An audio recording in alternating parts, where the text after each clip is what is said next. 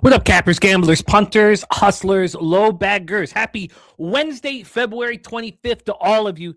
Thank you for watching Betting with the Bag right here on Pub Sports Radio. Man, we have a massive, massive show for today. And I'm pumped up.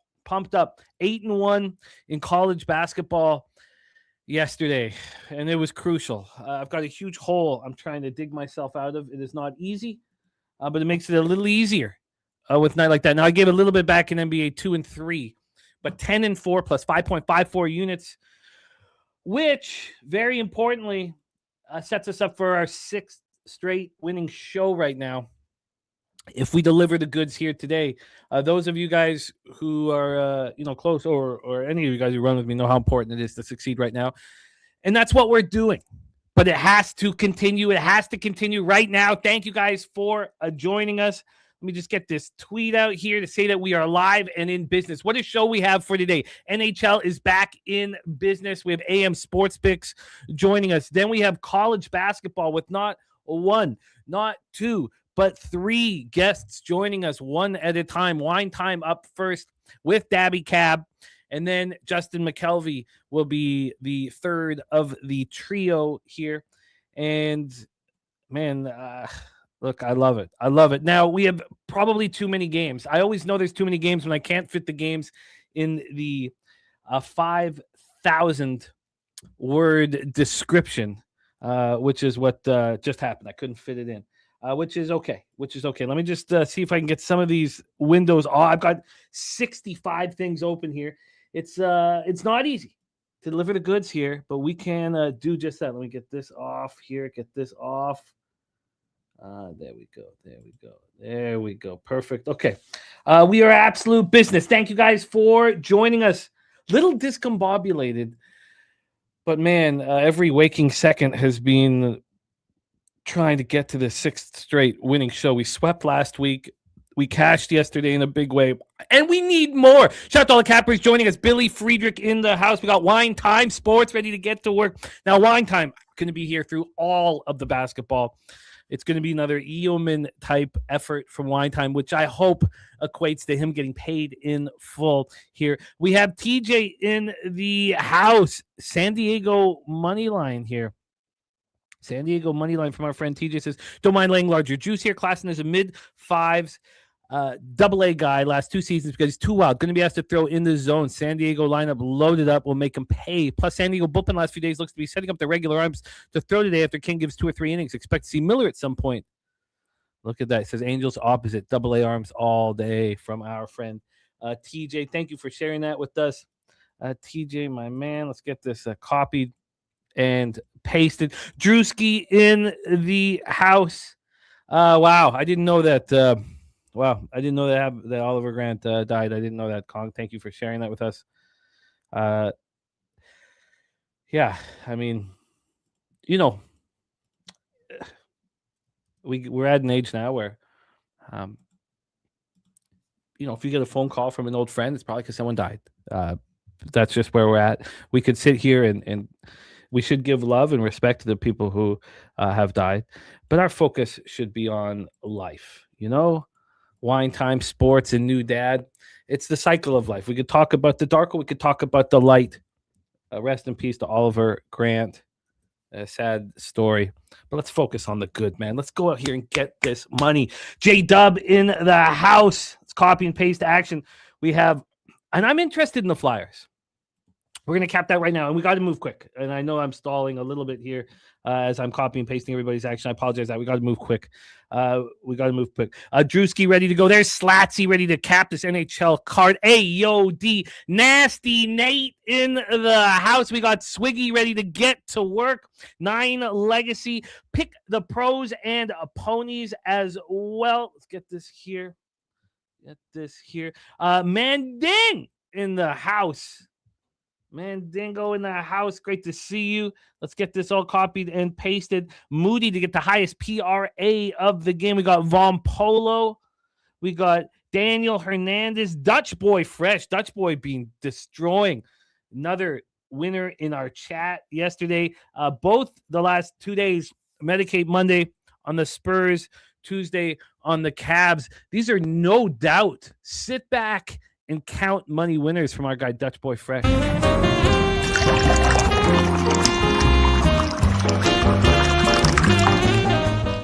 Chappie Funk in the house. Get this all copied and pasted. I think we're ready to rock. We got lots of moves to make here. We have an enormous card, 5,000 words. I could not fit the schedule in the description. Let's go get this money, man. We're going for our 6th straight winning shows. I don't need to hammer again how important it is right now to succeed, but all I can tell you is that everything is on the line. Let's go. Let's get into the National Hockey League. It's back, baby. It is back. Please welcome our star of Wednesday's NHL programming. Brian Watson, I will copy and paste that. There's Morgan Spooner in the house. Please welcome our guy, AM Sports Picks. AM, how are you, my friend? I'm good. Yeah, definitely interesting to look at some of these games today. So let's get at it. I'm excited. I've made 4 bets. I'm not averse to moving on more of them. I'm not afraid. I'm afraid of totals. Very afraid of totals. So, but sides here, I'm not afraid to attack some of these spots. There's a lot of moving parts here. We know that the Americans were at the White House celebrating their gold, and all of the players on that team will not be in the lineup tonight. But it turns out a bunch of Canadians aren't going to be in the lineup. There's injuries, of course. Fiala done for the year for the Kings. But there are Canadians that may or may not be in the lineup. At this point, we don't think McDavid's going to be in the lineup. We're still waiting to hear about Vegas. The line's telling us that almost no one's going to be in the lineup there. So we've got a lot to figure out. Not too much here in our first game, 7 p.m. Eastern. Buffalo Sabres 32-19-6, 15-11-3 on the road. New Jersey Devils 28-27-2, 13-12-2 at home. Prudential Center in Newark, New Jersey. The Devils are selling. I'm going to easily cash my season win point total under on them. And Buffalo wants to get to the playoffs for their starving fans in upstate New York. And I am on Buffalo. Now, TJ gave out Buffalo in our Discord, in our NHL section at plus 100. He gave that out, 24 hours ago or more. So we started expecting variance these first few days back of the season. Yeah. Well, okay. Well, here, let's just quickly talk. Well, no, we can talk about it in each game. But psychologically, the teams who were horrible are not fades coming back. They got a break. They got to recharge. They got to get away from the losing. So that is a key proponent for me. I'm not sure exactly who to bet on, but I know in my mind exactly how I'm going to utilize who not to bet against. But let's roll here. Billy Friedrich says if Sabres make the playoffs, that's not a team you will want to play. I agree with that. Coin saying it's UP Lokinen and Allen confirmed here. So let's set up this line history here. I have also moved on these Buffalo Sabres. Let's get into it. Let's get into the injury report, the line combinations, the starting goaltenders, all of the pertinent information. So let's roll here. So up at the start here, we will talk about the goaltenders. So interesting is UP Lokinen. We expect him to be the starter going down the stretch, even though Alex Lyon has very good numbers this year. Markstrom's trash. I said it when he was signed. not trash. I said it when he re-signed that he was trash, but he was just an average goaltender when the Flames signed him off the Canucks. We were happy that they were going to pay him because we weren't going to pay him. And then when the Devils traded for him, that was questionable. And when they re-signed him to a big contract, well, that was just a clear mistake.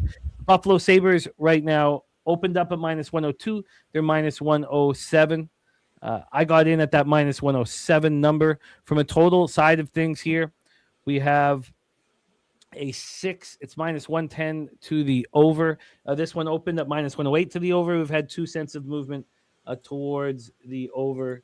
When we get to the injury report here, it's not so bad here for the Buffalo Sabres. Of course, Rasmus Dahlin was not on the ice when America scored in overtime to take them out in the corners. Why was he not on the ice? The line decision-making by the Swedish coaching staff was questionable throughout the entire run here. It's the same group that's been on the injury report for a long time. Players that I don't deem too important. Kulik, Greenway, Benson, Timmins, Danforth. This is a pretty thick Buffalo Sabres team. And I'm not concerned at all with that injury report. They've been dealing with it all year long. For these New Jersey Devils, they are going to not have Hughes in the lineup. They don't have either of the Hughes brothers in the lineup. Stephen Mason out of the lineup and Zach McEwen out of the lineup. For Buffalo, as we talked about the injury report, and this is not going to last long, but let me just, God, I got too many things open. Here we go. Let's just talk about this lineup because it's the question marks around this team have never been defensively. This is as tough as a defense as you're going to see. We've had question marks around their goaltending, and then we've had question marks around their forward group. Tage Thompson's not going to be there at this point. There's no Tage Thompson. The question is, could Josh Norris be in the lineup? We have not seen him in a long time, and he's going to be important. Ryan McLeod has taken the next steps as a center. I'm going to get this Josh Norris information, but let's hear from AM. I moved on the Buffalo Sabres at minus 107. In-house. It doesn't have Jack Hughes. It doesn't have Jack Hughes on the injury report, but we know that because of them going to the White House, that there's a rule in the NHL that those players need to have a full day off. Today, Wednesday, is the day off for all of the American players that went to the White House. So despite Hughes not being there listed on the injury report, we know he's not going to be in the lineup tonight.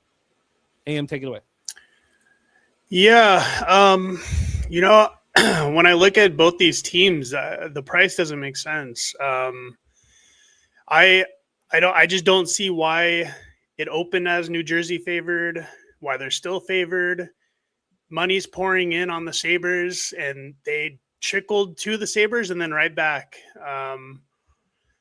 The Sabres were one of the hottest teams going into the break, playing extremely well over the last month or two.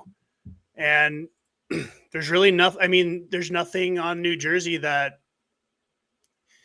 there's no reason why they should be commanding this price. I am honestly more interested in buying into kind of what the books are telling me here. I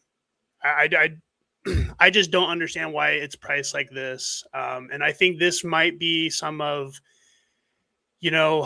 coming off of this break. I think games are going to be a little bit more of a coin flip.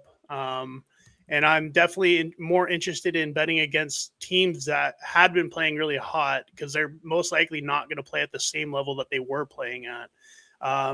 So I am actually interested in the Devils here. I'm going to be moving on them at it looks like I could get a minus 110.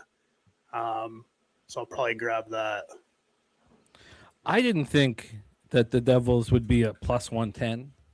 At the very max opening line, you could have had the Sabres minus 120 and the Devils plus 100, but even that might be a little too much. Yeah, I just I look at Circa and they opened them at a minus 114, got down to a minus 110 at the most, and now they're a minus 113. So, and this is with them taking heavy money and tickets on Buffalo, and for I get it for good reason. Buffalo, if we were talking before the break, this would be an instant bet on the Sabres. I think that because of this break, and the line is set like this, I do think that this might be one of the games where, just some of these hot teams, like I said, I don't think they're going to be able to play at the same level they were playing at. So they're going to come into the second half of the season, maybe just a little slow, just a little shaky. I think a lot of these games are going to be a little bit messy. So anyways, like I said, I'm going to move on the Devils here. I'm going to buy into, the books hanging this line for a reason, really showing no concern about all the money they're taking in on the Sabres. Yeah, it's no, I get it. I get it. I mean, here it depends. We don't trust the Action Network. They're telling us that it's 56% of the tickets are in on the New Jersey Devils. I can explain the line personally, and I can completely understand why you want to go up against this here. But you have the Devils have been playing without the Hughes brothers. They were playing without the Hughes brothers for a month. The Sabres have not been playing without 6'6" number one center Tage Thompson. So Josh Norris is back. So Ryan McLeod and Josh Norris are going to play a ton. Could Josh Norris get hit or hurt on the second shift of the game? Absolutely. So I'm comfortable with this line. I completely understand market-wise why you would feel like, because I mean the Sabres are 15-11-3 on the road. If you had no Tage Thompson in the lineup, you think they're over 500 on the road? Maybe not. I mean, Tage Thompson's a great player. But I mean, I don't know. You look at what these teams have done on the season, just head to head, and the opening line for the Devils being favorites and staying as favorites is crazy. I mean, I think we're seeing some real confidence on the, Devils position here, from the books, at least. Even if I don't, and I agree. I mean, I don't trust the markets too much when it comes to the NHL, but the opening line does tell me a lot. I mean, this Devils team is just a 500 team. I mean, they've been garbage. I mean, and then for them, I just don't understand how they command this favorite price. Earlier on in the season, sure. But this price seems fishy to me. I mean, I have this closer to Devils being like a plus like 115, 120 at home. I think that's more reasonable. As Buffalo being slight favorites, I think Buffalo being dogs, even money is suspicious. Yeah, I mean, the Sabres minus 140 on the road without their superstar first line center. But I hear what you're saying, and everything you're saying is legit. There's no Jack Hughes too, so I don't know if Hughes hasn't been there for a month, 6 weeks, 8 weeks, right? He's been there for 2 months. He cut his finger in God. I mean, that was in December. But I hear what you were saying. It was all completely legitimate. We have AM on the Devils minus 110. I'm on the Sabres minus 107. Let's roll into. Let's get this off. I don't got too many things open up. Okay, let's roll on to our next spot on the board here. AM 7 p.m. Eastern. The Philadelphia Flyers 25-20-11, 12-11-4 on the road at the Washington Capitals 29-23-7, 17-10-3 at home at Capital One Arena in Washington D.C. We got the respect play of the day here. It is whiskey first half minus 2.5. Let me make sure I got this copied and pasted here right under Brian Watson's action on Navy. Let's get this all up here. And I got J-Dub's action. Yes. Okay. All right. So let's roll on. Here we go. So Rick Tocchet, of course, was a part of the staff for the gold medal winning Team USA. And he runs a tight ship. Very tight ship. Irish King on the Capitals minus 1.5 here. Boozin says seems like an under game here. Again, I'm going to try very, very hard to stay away from totals. This total did open up at 6.5. Now, it wasn't a real 6.5. It was plus 106 to the over, minus 122 to the under. It moved to a 6. it pretty much was a 6 then. So it's a 5.5 now. So it's a big move towards the under. From a money line standpoint, we have Philadelphia plus 130. They opened up at plus 123. Now they are sitting here at plus 130. Slatsy says Cap 6-1 last 7 versus the Flyers. Flyers 1-5 last 6 games. Getting to get away from Rick Tocchet is clearly going to be very helpful for these tired Flyers. I mean, that guy will browbeat the shit out of you. And that's what he's been doing. Let's take a look at the injury report here for both squads. For Philadelphia, we have Urson dealing with this lower body injury. So we should probably start, in fact, with the starting goaltenders. Vladar versus Logan Thompson is expected. Is that what you've got here, Am? Oh, you're muted, my man. Yeah. Sorry. No worries. Vladar 17-8-6, 2.47 goals against, average 904 save percentage. Logan Thompson certainly had the most difficult month and a half or more in a Washington Capitals uniform. 19-16-4, 2.45 goals against, average 912 save percentage here. The Flyers are a healthy group. The big story here for the Capitals is they are getting healthy. Connor McMichael, is he going to be back in? And John Carlson, are they both going to be in the lineup here? But Pierre-Luc Dubois is back, and that's going to be very helpful. He's been much better than I expected him to be as a Washington Capital. Here is a game where I have no action on. I wanted to break it down with you guys. TJ says, will Wilson play? I mean, we do not know what Canadians are going to be in the lineup at this point. It's a very uncomfortable situation. And we'll get more into it, as we go through, but it's very, very uncomfortable here. I'm going to see what information I can scoop up. Want to hear from you guys as well. But at this point, will Wilson play? I don't know. I mean, it's not, we talk about Tocchet running such a tight ship. It's not like Carberry doesn't.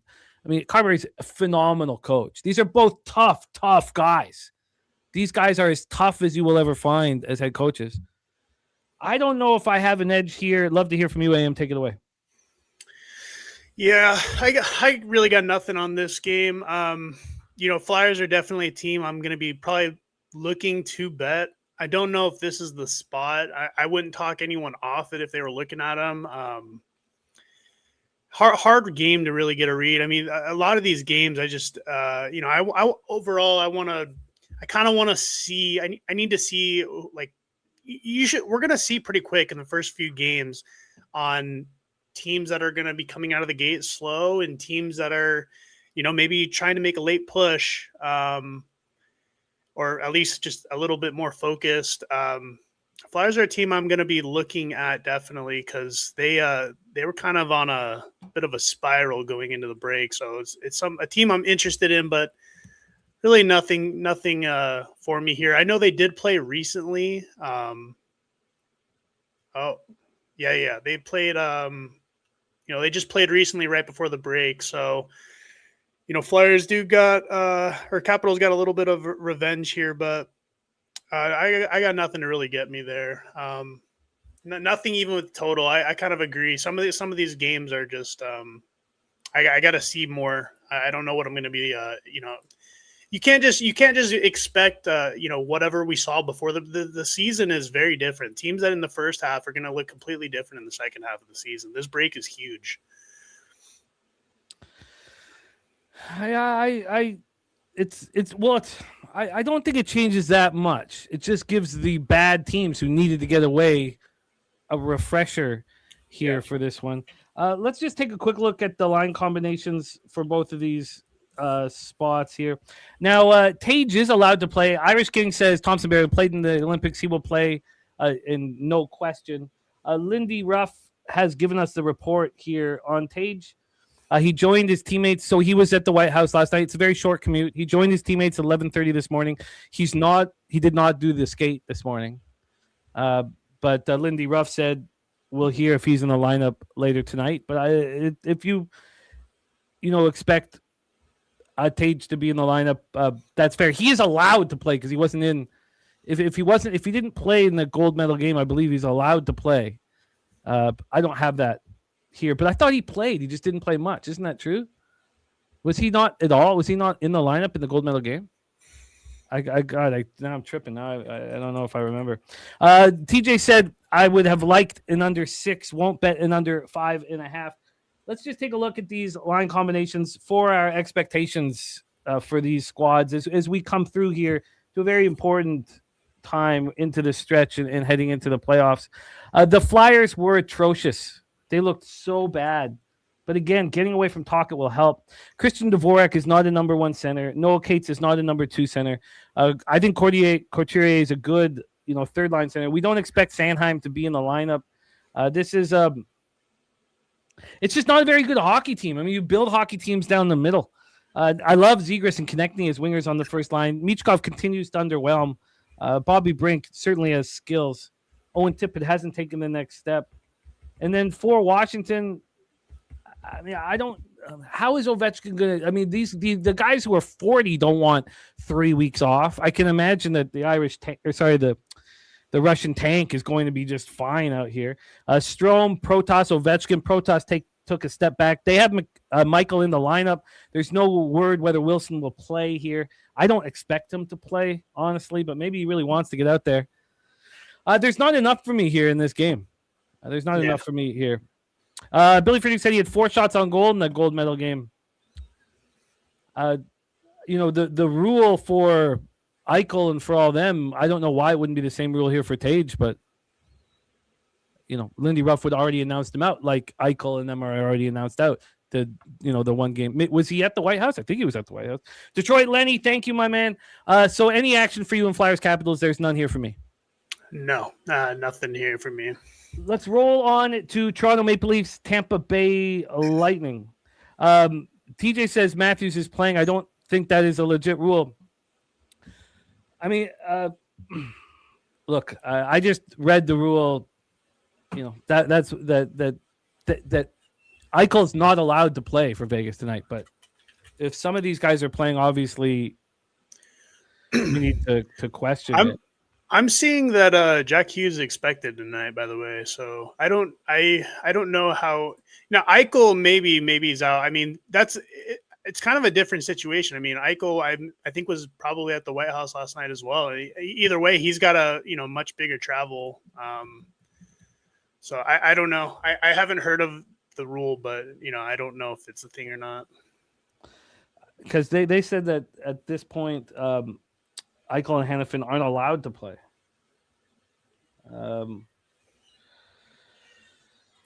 Okay. Look, I'll keep looking into it, but this is crucial information, obviously, that we are trying to. The Devils beat reporter has said that Jack Hughes is expected tonight. So maybe it's just the Capitals who didn't have. Yeah, Gorky. Look, I didn't make the rule. That there is a rule that when players come back to the NHL. From international play, that there has to be a full day off. I'll pull up where I read the rule here in a second. So I thought all the Americans, I was under the impression that all the Americans were going to be in the lineup here, but sounds like some guys will be here as well. Mark Staszowski yes, by the NHL. They're the only one, of course, by the Player Association. But let's roll on. Toronto Maple Leafs, Tampa Bay Lightning. Let's get into our next spot on the board here. So Matthews is not supposed to play, but maybe all of this is changing now. There has been a move towards the Lightning finally. There had only been a 5-cent move. There was a 10-cent move an hour and 15 minutes ago. So the word out of Toronto is that they're giving these 2 games against Florida and Tampa. And if they lose these 2 games, they are sellers. And we don't believe it. We think they're just sellers. Now, if they win these 2 games, there could be a difference if they win tonight, but I don't see why they would win tonight. Braden Point back in the lineup here. I was told that here, Boozen saying he kind of likes Leafs at this number, that Austin Matthews was not already officially not in the lineup, and I'll double check all of that. But the Tampa Bay Lightning were a wagon. We have Vasilevsky with a lot of time off. He probably needed it. And I'm back in the Tampa Bay Lightning. Irish King on the Lightning -1.5. I took the -1. It was expensive, possibly a mistake. I took it at -146. But that's my action here. You know what? If Nylander is going to be in, Nylander is kind of the guy I kind of don't want in if I'm going to be betting unders in Toronto, Tampa, because there's a heightened defensive intensity. But this 6 is just sitting here minus 113 of the over, and I'm not betting totals. Billy Friedrich says I think the Bolts smash here. I'm on the Bolts -1. Take it away for us here. AM Leafs, Lightning. Yeah, I think this is priced pretty accurately. It is interesting. The Leafs have had the Lightning's number, so I really have no interest in betting this game. I think it's definitely the Lightning or pass. It's just too expensive. I think it's priced correctly, but nothing for me here. Not even. I kind of think the over is let me double check something.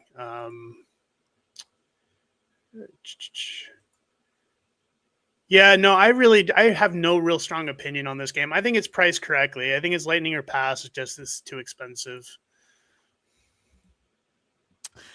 Yeah, I'm comfortable. So that's this point back for Tampa. Kucherov rested. Bolts team total over 3.5. Steve G saying Matthews, Hughes, and Thompson all in tonight. I'm trying to get the information on maybe it's just the drive or the flight back to Vegas, but I apologize for having the wrong information there. It's annoying here. But I'm on the Lightning -1. The Leafs, it could be a horror show down the stretch, especially when games aren't important. And this is not one of them, but especially when games are not important. Got to keep an eye on this here. Let's roll. Wager Detectives to Lightning 24th strength of schedule. NHL Maple Leafs 11th. Total disagreement in pricing of this game. Wow. Yeah, I have no disagreement. The Leafs looked so bad down the stretch. Their power play stepped up a little bit. But of course, you're to each their own. But Billy Friedrich, Irish King, and myself all on the Tampa Bay Lightning here. Let's roll on 8 p.m. Eastern. The Seattle Kraken 27-20-9, 13-11-4 on the road. Dallas Stars 34-14-9, 16-7-3 at home. American Airlines Center in Dallas, Texas. Here for this one. TJ says if Wool was in net, he might take a stab. Stolars needs to step up here. Matty Ice in the house. Great to see you, Matty Ice. Let's talk about this spot here. It is very, very interesting. We have real injury issues for the Dallas Stars. Casey DeSmith is confirmed in net. At this point, we expect Joey Decord, who's just been average or a little bit below average, in net for the Kraken. Robert Cherry in the house says they're tanking the rest of the season for specific draft reasons. I imagine that. And Eichel on the IR, says Steve G. So that means he needs to be out for how many days? Is it 3? I'm surprised to hear Eichel on the IR. But let's set up this one here. I'm not entirely sure what the Kraken are going to give us down the stretch. They're trying to stay within playoff range. They've been very, very streaky this year. Obviously, Matty Beniers is not taking the next step, but I think Jared McCann's a very strong player. Chandler Stevenson, we expect, is up for grabs right now, and some team will make a move for him. He does have some years left on the contract. Shane Wright, Capo Kako on the third line. Shane Wright's just going to be a disappointment, I expect, and Kako the same. We have Irish King. Oh, we'll get to the LA game here shortly. But I am on the Kraken. This took me a while to get to the Kraken, but I just felt like this would be the time to fade Dallas here. Rantanen is out. I'm getting a big price. Robertson, Johnston, Maverick Bork, that first line. The second line, Duchesne, Ben, and Steele. And then it gets pretty weak. There's not much depth at this point. I mean, who are the guys? Obviously, Wyatt Johnston's a beast. Jason Robertson is so talented. But when I think of the players in the playoffs that are going to hurt you, of course, Wyatt Johnston, one of them, Robertson's a sniper. But it's Rupi, Hintz, and Rantanen who are both not in the lineup. And I felt like this was the right time to fade. I got plus 148. It's a great price, and I took it. We have a 5.5 right now. It opened up at minus 111. We have minus 120 now to the under, so a 9-cent move towards the under. And then on the point spread, or sorry, on the money line here, we have Seattle plus 147. This just moved to 147, 11:14 a.m. I got 148. I'm comfortable at this price backing the Seattle Kraken. Let's hear from you, AM. Kraken, Stars, American Airlines Center, Dallas, Texas. Yeah, it's just another game where I really need to see, what to expect coming out of the break from these two teams. I think I'm going to move on. The only thing that I think is interesting is, I've talked about it before. It's not like it's a guaranteed thing, but we don't often see 5.5 juice towards the under. And when we do, games are typically pretty low scoring and go under. Just because you don't see juiced under 5.5 very often. So when the books have that, it is probably a good sign. If you do like the under, it's probably a pretty solid bet. Nothing on the side here for me. I think it's priced pretty correctly. I think Stars probably handle business. I mean, it's I think there's just a lot of uncertainty coming out of the break, so I'm staying away. Coin, it was announced 14 minutes ago. Rupee Hintz is not going to be in the lineup tonight. So he's still sick. Stars radio analyst Bruce Levine announced it 14 minutes ago. So Hintz, don't listen to Left Wing Lock. There's no Rupee tonight, unavailable at this point. I took the shot. I took the shot here for a plus money score. Anyone wanting to take a shot on dogs coming out of the break, I would not talk bad about that at all. I mean, if they're going to catch the Stars sleeping, this is it. I mean, there's a lot of, you don't know that's the thing that's why I'm trying to be a little cautious. You don't know what you're going to get coming out of the break, especially these first few games are going to be pretty surprising. It'll be interesting to see what happens. Let's roll on to the next spot on the board here. Colorado Avalanche at the Utah Mammoth, Delta Center, Salt Lake City, Utah. Mammoth 17-8-2. They being a wagon at home, and Avalanche are just a wagon everywhere they go. In my head with my Avalanche plus 900 futures, when I watched McKinnon and Makar watch the Americans celebrate, I was just hoping they were like, we just want the cup. Just give us the cup.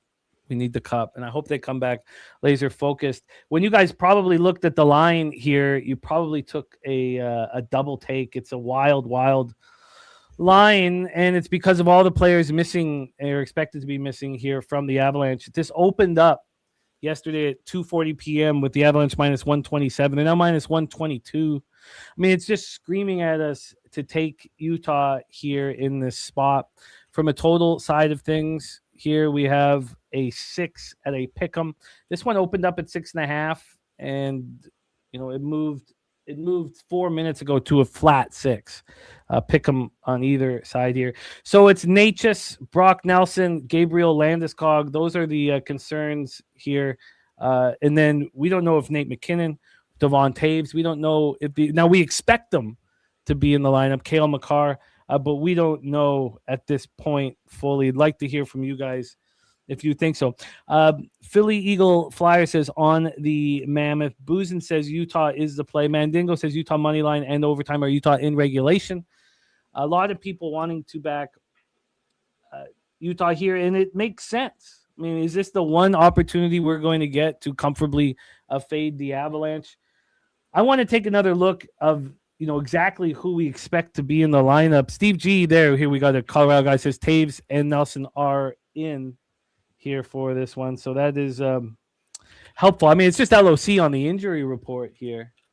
So Nelson will be in here. So then if Nelson's in and Taves are in, the line's telling us that it's, McKinnon and Makar who will not be in. This is these are tricky things here. I think that it's probably best to sit back and wait. But everything's telling us that the Mammoth are the bet here. Take it away, AM Avalanche Mammoth. Yeah, I don't know who's in or out, but this is a line that's going to make me bet the Mammoth here. this is almost begging you to take the Avalanche. I think this is probably the cheapest they've been all season. Oh yeah. And just if there's any Avalanche are as elite as they come. I just don't know, if they were to drop this game coming back from the break, I don't know. Anyways, I'm going to be on the Mammoth. This price, maybe I'm walking into the trap, but at this price, I don't know. I can't get myself to bet the Avalanche. Their books are making it almost too easy to bet them. So I'm going to take the Mammoth at plus 109. And Steve G saying McKinnon, Natchez, and Makar are all in. That's what I was seeing. Yeah, I wasn't. I just took a quick look. I didn't see anyone out. But if that's the case, I mean, the line even more so looks suspicious. Makes me want to bet the Mammoth. So. Yeah, I don't mind doing that. I just want everything on the table. And Steve G's the guy for us to give us all this info. So McKinnon, Natchez, Makar are in. So then everybody's in.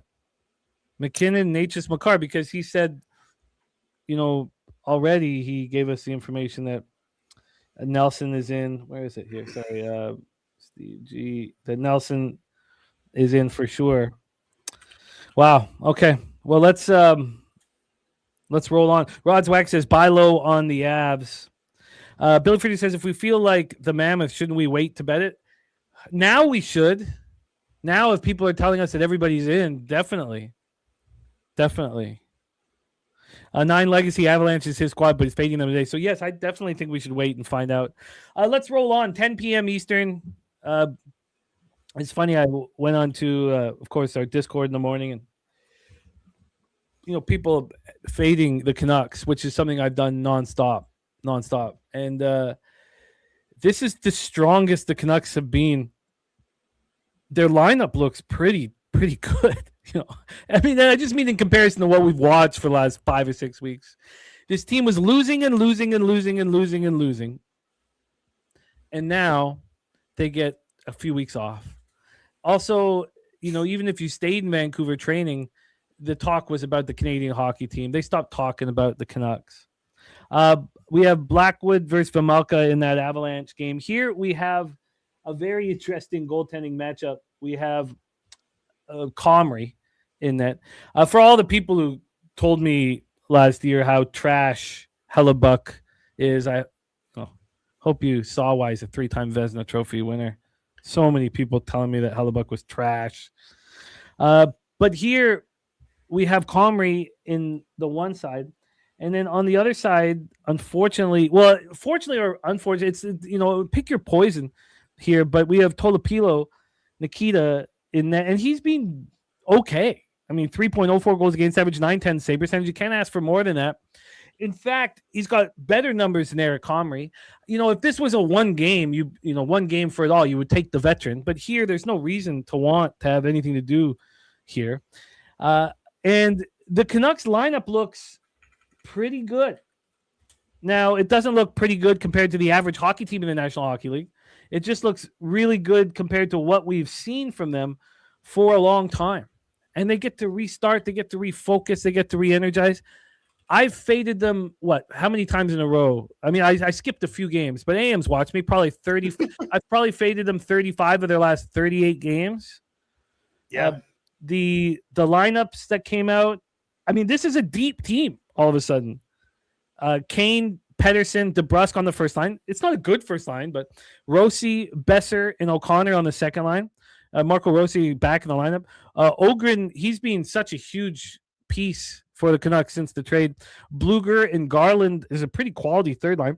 Camp, Linus Karlsson, Niels Hoglander for a fourth line. I mean, Hoglander's not your fourth line. The guy you kind of won on the fourth line. You put it all together with this. So I'm saying all these good things about Vancouver. And listen to this. The Winnipeg Jets are playing without their top 4 defensemen. So Pionk, Morrissey, Hayden Fleury, and Colin Miller out.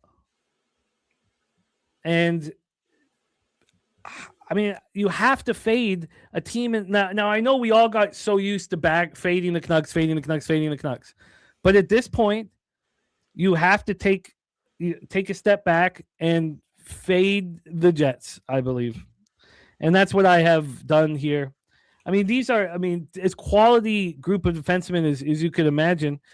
And now, look, Logan Stanley, Dylan DeMello, they're not bad. Sandberg, Salamonson, then Luke Shen and Heinola. They hide Luke Shen. Luke Shen's there just to protect people. So, look, the Canucks, I got them at plus 117. Let's take a look at who they are, what they are right now. I think this is a great price for them. This total's a 6. It's minus 124 to the over. There's been a 10-cent move to the over. And then from a money line standpoint here, we have the Canucks at plus 115. They opened up at plus 102. I don't mind the line move. I don't think it goes any further. Yeah, I'm on the Vancouver Canucks. AM, take it away. Yeah, this is a pretty suspicious line. I don't know if I can pull the trigger here. I mean, the Canucks have, they've been atrocious. I mean, there's definitely certain spots, but I think it's not that I'm afraid to bet them, but I want to get rewarded when I bet on, the worst team in the league. So I respect everyone anyone on the Canucks tonight. I can't get there. I think Canucks is probably the correct look. It's not like the Jets have been anything to write home about either, but yeah, this price definitely says Canucks are going to at least be competitive. So, but I got nothing for me here. Yeah, it feels so strange watching this game tonight and cheering for some fucking guys that I just despise. In our owner Aquilini, in Alvin the Buddhist, Rutherford sitting there, tearing apart a team that was overtime away, from the Western Conference Final. It's trash. I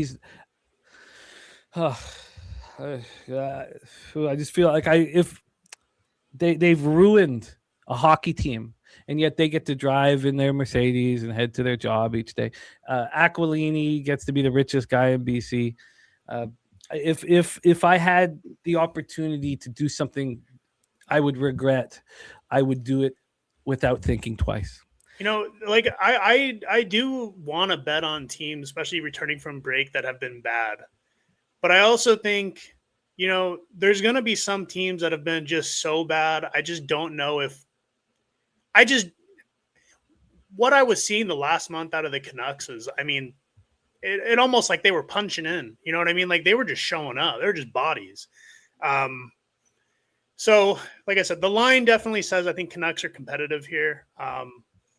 I got to see it before I can. I mean, I for me to bet the Canucks, I'm usually getting like plus 200 kind of lines. And so to get, just a little bit over, even money is, I respect it. I mean, I respect everyone going on them. And I think they're going to be competitive. Well, we'll see what happens. So nothing for me though.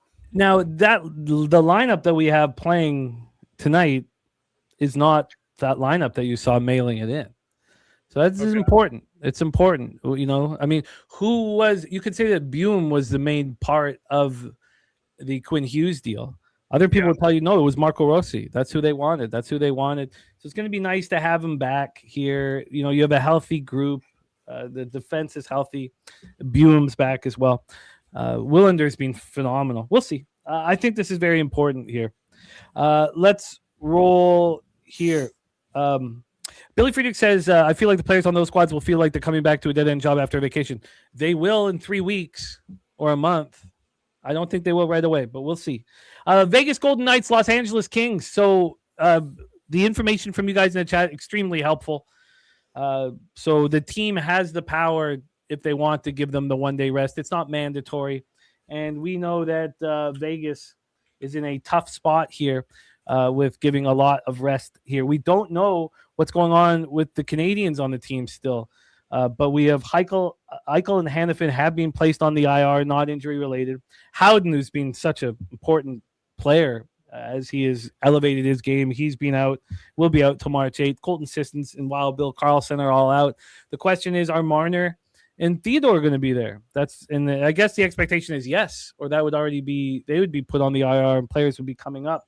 We know that Fiala is now out for the LA Kings. Who would you rather have, Kevin Fiala or Temi Panarin?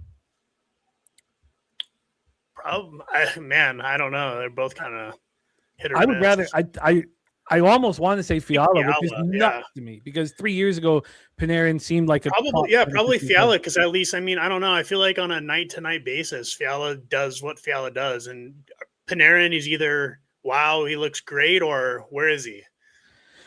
Yeah, no, it's and also we have a Kings team that's won 8 games in regulation out of 26 home opportunities.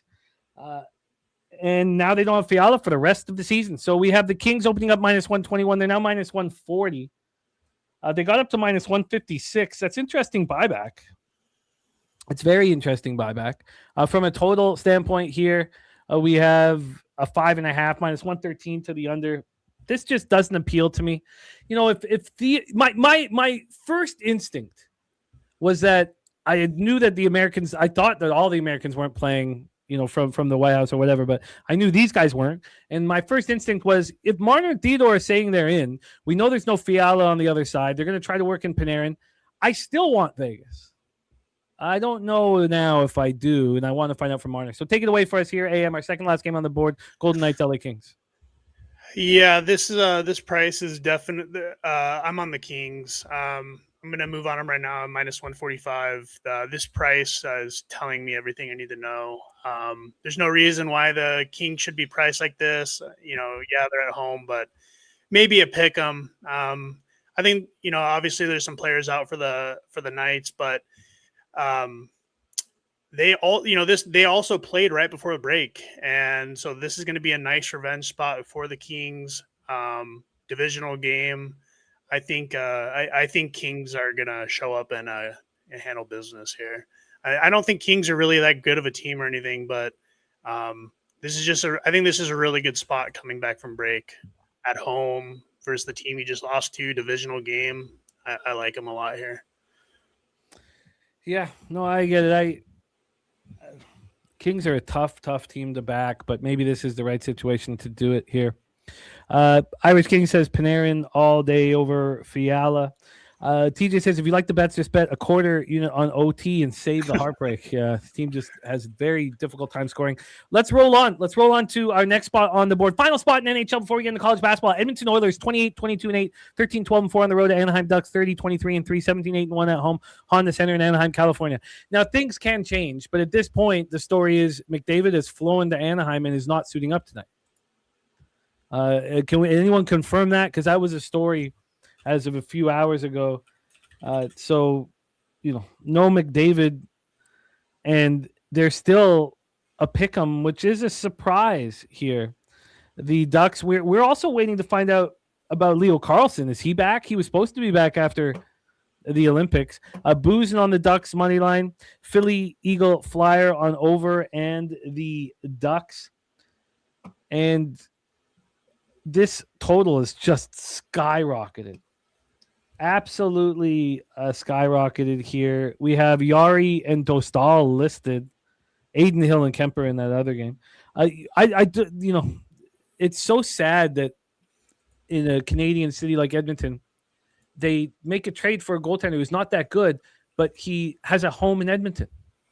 So, like, at least this guy's going to show up to our city and not hate every second he's in there. And now there's better opportunities to pick up a goaltender than Yari. I mean, come on, all this talk about, you know, how tough it was with Pickard and Skinner, and now you're going to have Ingram and Yari. The Skinner trade was so short-minded, and it seemed like an emotional decision. Like they wanted just someone to blame, and were very just not like. This is the goalie that, I mean, yeah, you guys didn't win the Stanley Cup, but got you to there twice. I mean, to just trade him for a bag of chips is crazy. I mean, Jari's never really been that guy. So I think trading for Jari was kind of a joke. Oh, man. I mean, I'd rather have Binnington. Yeah, I know. That's what I'm saying. Like, That's why I said it felt emotional. It felt like the struggles on the season. They wanted to point the finger at Skinner and just get rid of him, and now they're left holding the bag. So Nuke says that McDavid props are available here. I'll see if I can get more information on this spot. And again, we're waiting to see if this Ducks team is going to be healthy. I mean, that is an absolute phenom, Leo Carlson, who's been out. Frank Vetrano's been out as well. Take it away for us, our final spot on the board here, AM. Any interest here? Yeah, I mean, this is a tough read. I mean, just because no one knows if McDavid's going to play. I mean, if McDavid's out, I think Ducks are probably a pretty good bet. If he's in, I kind of want to think he's going to get in there. I just don't know. They say, sorry, the last information from Edmonton Journal is that it's not ruled out. It's not. From what I read, it looks like the Oilers want him out, but McDavid's gonna be the ultimate decision maker here, and I think McDavid's probably gonna want to get out there just because I don't think he's gonna want to get back to just getting I think that loss in the Olympics isn't gonna sit well with him, and he just want to get back on the ice. The line doesn't really say that. I don't know. I guess it's hard to. This line would say that he's in. Exactly. Yeah. I mean, I think if McDavid's in, this is probably Oilers minus 140-ish, 135 at least. I don't know if we go that far personally. Maybe not. Yeah. I mean, on the road, it's just Ducks are 17-8-1 at home. This is the line I think if McDavid's healthy and in. Yeah. I mean, I wouldn't see it being too far off of it. I mean, if that's the case, I mean, I think this is probably a pretty fair line to play the Oilers. I just, without knowing for sure, I'm going to stay away. I kind of agree. I mean, the total also, 6.5, this probably says McDavid's also in as well. If I was going to play this game, I think I'd rather just avoid who's in or who's out and just take the over. I think we're going to see goals here. So, but nothing for me official. Well, if McDavid is announced in, I'm going to want the Oilers, I think. I need that information here. Yep. Let's do a review here of action, AM. I've got you with two bets. Devils minus 110, Kings minus 145. And Mammoth plus 109. Oh, yes, of course. Sorry, I don't know why. Let me get back to the Mammoth. Mammoth plus 109. So of my bets here at this point, I think the best thing to do is just wait. My man BJ in the house. BJ, what's happening? A lucky lefty saying he's getting the Oilers. I'll copy and paste that, BJ. But at this point, I've got my 4 bets locked in, and I'm comfortable with them. So I'm heads up with AM in the Sabres Devils game. I've got the Sabres at minus 107. I got the Kraken at plus 148. TJ joined me, got a plus 153, a beautiful number there. I have the Lightning minus 1 at minus 146. Irish King going for the puck line. I probably should have done that as well. I'm on the Canucks at plus 117. I really like the spot. I really like the psychology around it. And then with Bume, Rossi, these guys back healthy, Garland back healthy. I'm excited to see it all. Now, if Avalanche get all their players announced in, then I might want to move on to Mammoth. So that's Avs in and Mammoth. I guess I don't know if it's been confirmed. I'm seeing projected lineups for them already, though. I'm not seeing really anyone out. So, but yeah, we'll see. A lot of changes from what my head came in expecting here. And then if McDavid's in, I'm going to have interest in the Oilers. It's heavy interest in the Oilers. I just want to know he's announced. And I do think if McDavid strolls in and says, look, I know that I want to play. I'm going to play tonight. I think it'll pump up the whole Oilers squad. It's possible, yeah. I don't know. It's going to go one of two ways. He's going to come in pissed off, and they're going to look great. I honestly, just watching him, he seems like he's just kind of tired of – it seems like he's always on the losing end, the big moment, losing end. Man, it's got to get old. Yeah, he's still got a lot of career left in him. But, lost Game 7 Stanley Cup Finals, lost Stanley Cup twice in a row. He did, score the winning goal in the Four Nations. It's tough. just tough. I don't know. Just seeing his look on, sitting on the bench after that Olympics game. It's like, feels like he's a Groundhog Day.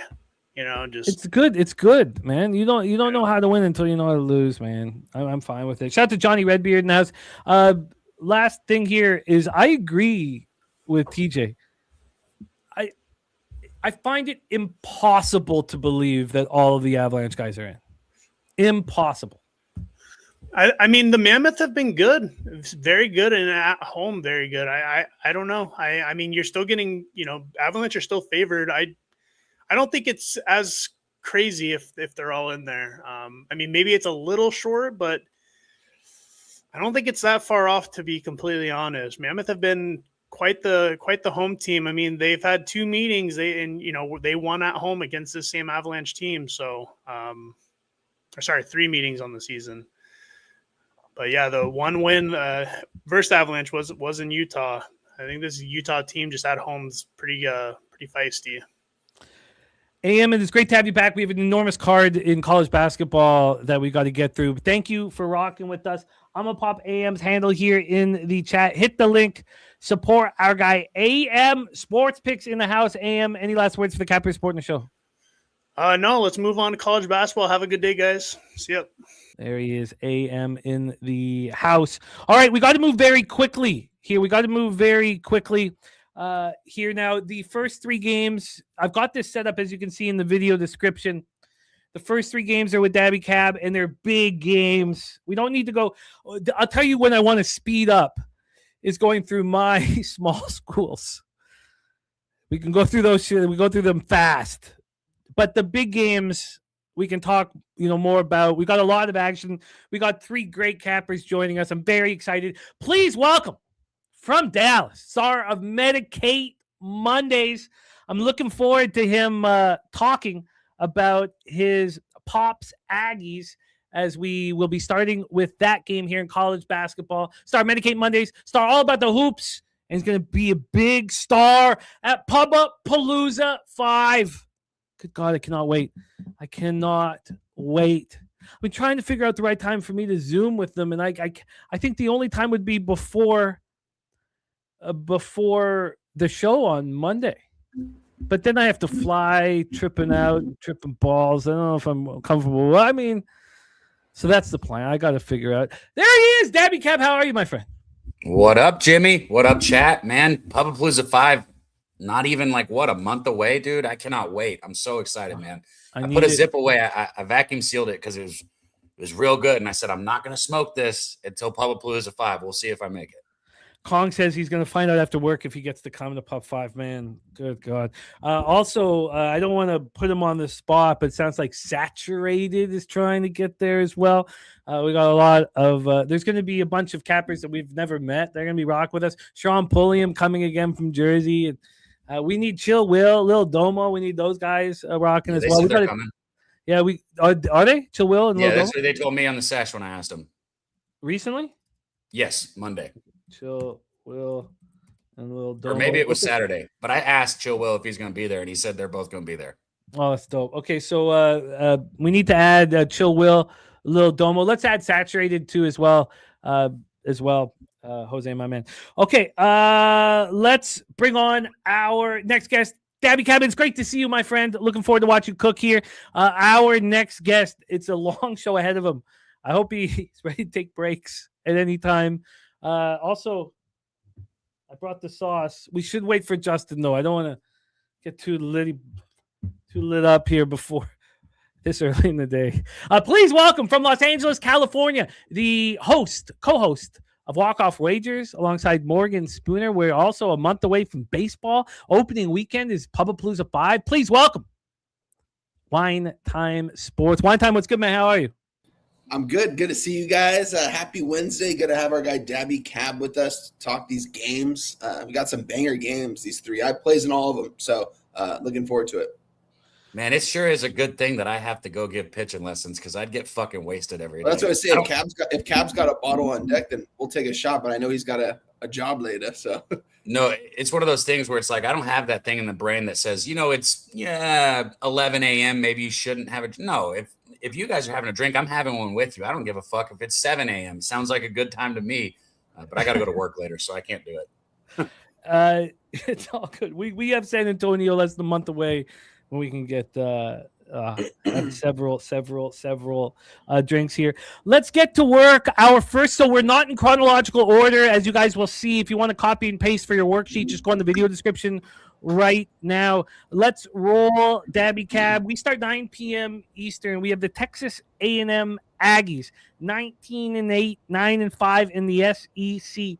At the number 20 ranked Arkansas Razorbacks, 20-7, 10-4 in the SEC. We're at Bud Walton Arena in Fayetteville. What I did was I went through every single game on the card except for a few of these games that you guys were on, because it's just to go through 85 games. Like I maybe slept for 3.5 hours. It's such a battle here. But we have Texas A&M. They've snapped that losing streak. That the loss at home to Florida was uncomfortable. Maybe the double-digit loss at Vandy was not very good. But they were tight losses. The win over Ole Miss, 80-77, and the win at Oklahoma, 75-71. We cashed with OU on that one. I mean, those aren't that impressive. The Aggies are having a tough time right now. So that was a 4-game losing streak. Then they got cash a couple. Look, the Razorbacks are a dangerous squad. There's no doubt that this team could be playing here when we're all together for the Sweet 16. This is a team that can score. Cuff is a beast. The 49 he put on Alabama, I mean, he's just such a monster. The question is, do they have enough depth here? Do they have enough depth other than him? So let's roll. Let's pull up the line history and the cash flow and then hand this over to Daby Cab to get us started. And we will I'm going to talk about the odds logic, but I'll pull up the action so we have that here as well. So sorry, let me just quickly move over to the college basketball odds page. And let's roll. Again, this one is popping off at 9 p.m. Aggies, Pigs. We have Arkansas -8 right now, -8 at -110. They got up to 8.5 after the line had been available for 25 hours. It lasted there for an hour and 20 minutes before the Hogs got back to -8 at -110. So we've had no movement. It's a big line. We have a lot of these 7s and 8s. I told you guys how nervous I was about those 7s and 8s last night, and they all cashed for me. And so I've moved on a few more here. It's an uncomfortable number, but it's a number that tells you that there's a belief that the 8 or 9 point favorite is in a smash and grab type situation. This total's a 170.5, opened up at 170, a half point move towards the over. And then when we get to the cash flow here, here we go. The cash flow for this 9 p.m. start, we have 50% of the tickets, 67% of the cash on Arkansas. I see a 7.5 at FanDuel, an 8.5 at BetMGM, an 8.5 at ESPN Bet, 8.5 at Fanatics, an 8 at Circa, and the 8 is juiced towards the Aggies. 94% of the tickets, 91% cash on the over. It's a very high over. It's only moved a half point. Take it away for us, Daby Cab, our first spot on the board of many. Aggies, Razorbacks, SEC action at Bud Walton Arena. You know, I got a lot of thoughts on this game, but none of them have led me to a bet yet.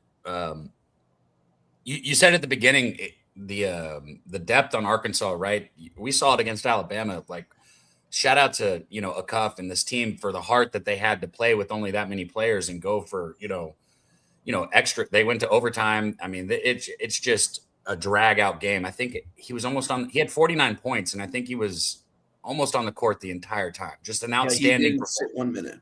Yeah. Okay. So he was the entire. That's fucking wild to me. You see somebody like Peterson who can't make it through 20 minutes of gameplay, and then you got somebody like him doing this. Just wild. My concern for Arkansas in this game would be obviously Bucky McMillan's defense. We're talking about a team that doesn't have a ton of depth right now coming off the bench. And Bucky's going to be on them the entire game. It's going to be a full court press. He's going to run multiple presses. That's what Bucky does. This Texas A&M team is not good as far as talent goes, right? They have won basketball games, and they've done it because of the way Bucky runs this pressure, because of the way they get after the basketball. But as far as talent goes, Arkansas is a far more talented basketball team. As far as size go, A&M is undersized. And anytime they go up against a very physical team like Florida or Arkansas, I worry about them.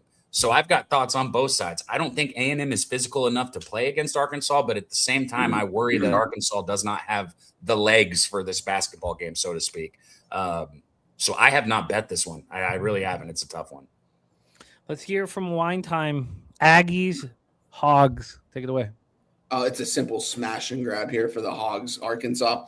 Darius Cuff, I mean, this guy's going top 5, top 10 in the NFL draft. If you're looking at draft boards right now, he's projected to go like 8 or 9 to a lot of spots. My opinion, I think he is a top 5 player in the country as of right now. I mean, who can stop this guy when he's coming at you in the paint?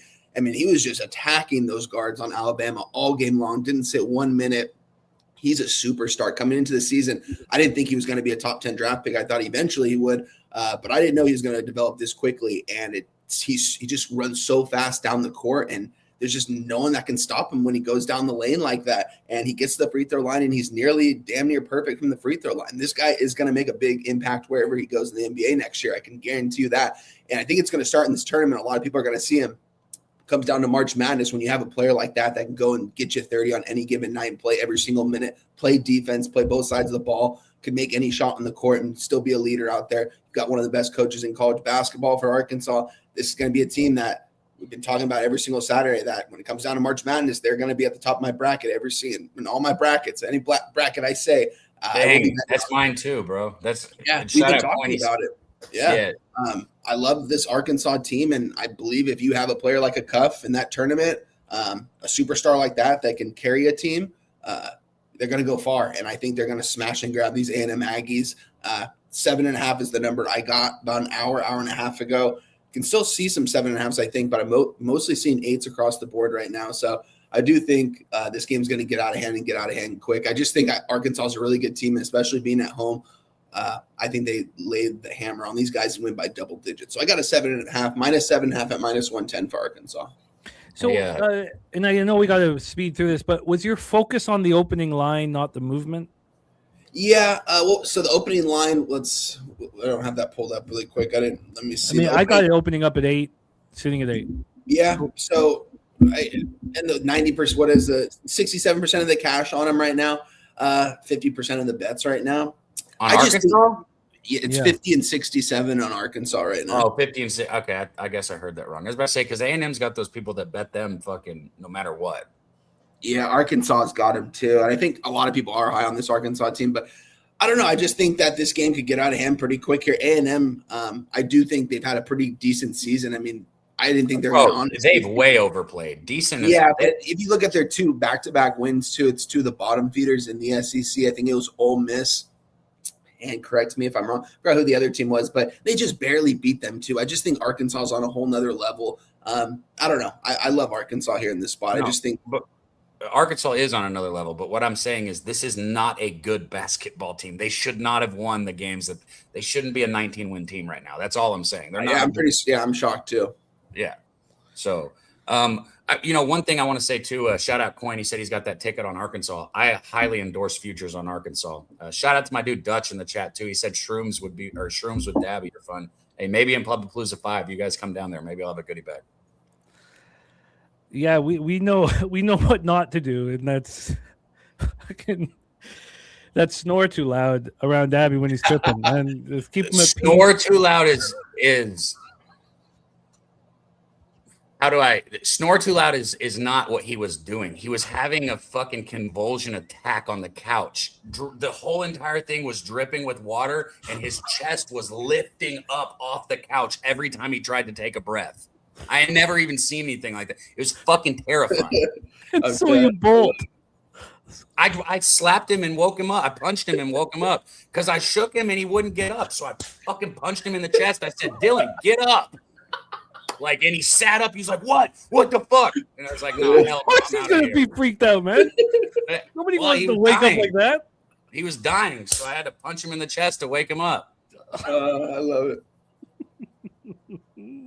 Okay, let's roll on. He hit pretty hard, too. I was scared.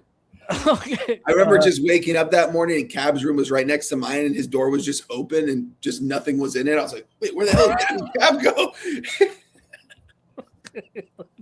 Let's get back to work.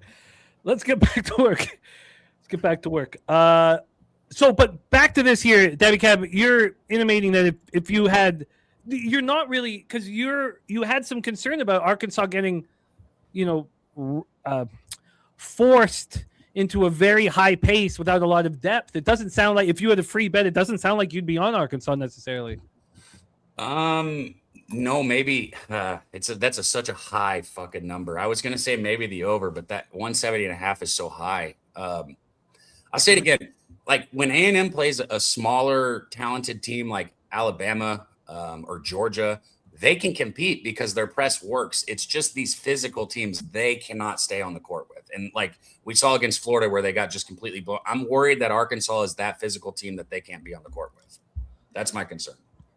I'm gonna try not to think about Dylan, the sounds that Dylan was making. I'm gonna try so hard.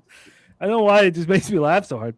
Shout out to Kristen Hess in the house. Great to see you, Kristen. Let's roll on to our next stop. We have wine time. So we have our first official college basketball bet in. Razorbacks -7.5, -110. We move on to wine times, Iowa Hawkeyes, Carver Hawkeye Arena, Iowa City, Iowa, where the Hawkeyes are 19-8, 9-7 though in the Big Ten. Buckeyes 17-10, 9-7 in the Big Ten. Ohio State coming off the 66-60 loss at Michigan State. Was on Sunday, right? Because 21st was Saturday. Is that right? And then Iowa coming off the loss, 84-71. Yes, this is on Sunday. At Wisconsin, 84-71. So they've lost 3 of 4 games. And when we look at the last few home games, they lost badly to Purdue, but they bounced back by beating Nebraska. They scored 57 points in their bounce back spot. It's an offense that you can't always trust, and I think you could say the same thing about the Buckeyes. We also have a number that would appeal. It's a big, big opening number here. The Hawkeyes, sitting at 7.5. We'll go over the exact line history here. These teams have not met this year, so this is the lone time they're meeting. We are not talking about any kind of rebenga. Let's get into the line history. AM says Ohio State covers this. So line history-wise, we'll start with the total. And this total sitting right now at 141.5. Juice to the under. It opened up at 142. And when we get to the point spread here, when we get to the point spread, we have this point spread sitting right now at -7.5. So this opened up at 6.5, and then this was a 6. This was a 6 from 7 this morning till 9 this morning. Got back to 7. Now we're at 7.5. So now, depending on when you were looking at this, now we have a distinct line move towards Iowa, where earlier you could say the line move was towards Ohio State. Stephen Fehrenbach in the house says Ohio State had me so pumped up early in the season just to rip my heart out again. Said I miss having a team playing in March. Take me back to Conley, Odin, and Lewis days for my guy, Stephen Fehrenbach. Let's get to the cash flow for this one. We have 72%. Oh, just changed. Wow, big change. 66% of the tickets and 57% of the cash on Iowa. Another game where we have heavy action on the over. 89% of the tickets, 91% of the cash on the over. 7.5s across the board at all of the legal books. Wine time. I know you got action here. Take it away. Yeah, no surprise here who I'm on in this game. I'm on the Iowa Hawkeyes here, -7 at -110 here. This place is going to be rocking and rolling here, even though it's a Wednesday night. Iowa City, this is an 8 p.m. start time, local time for them, and this crowd is going to be rocking. We saw what happened after the big letdown against Purdue. They were at home, a +1.5 point dog. We were on Iowa in that spot. One of the rare times we've been wrong about them this season, and we backed them immediately against Nebraska at home.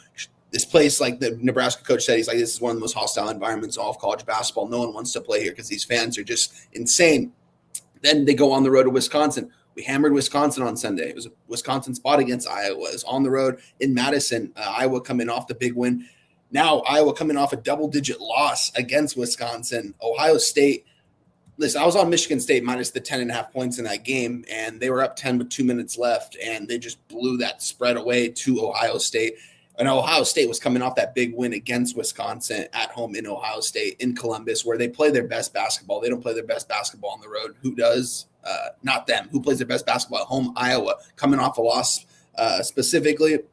So I'm on Iowa here. I'm on the -7, -110. I'm also on the money line in a 3-leg parlay that we're going to be talking about. If you guys want to look at props, look at Bennett Stritz. His point prop is at 24.5 points tonight, fellas. He is getting a 30-piece tonight. He's going to be by far the best player on the court. This guy can make any shot on the court. He makes logo shots. A lot of people say Thornton might be, but I think this kid is. I think he's the real deal. Iowa's going to be a March Madness team when it comes down to it. Ohio State, I was saying it. I mean, if they would get this win here, they are 100% going to be going dancing in March. 100%. They're already almost in, I believe, the mix, especially with that with a couple key wins for them. But they still need to play better basketball. They're not in yet. Iowa is, but Iowa's going to blow these guys out coming off the loss. It's high for a reason. I saw AM said the projection was 3.5, and that's probably where it should be. But like the fact that it's an 8 now, or 7.5, I should say, and it's probably going to get to an 8 at some points with people coming in. And let's look at what is it, 66 and 57 on Iowa, and this line opened up at a 5.5, and we're seeing 7.5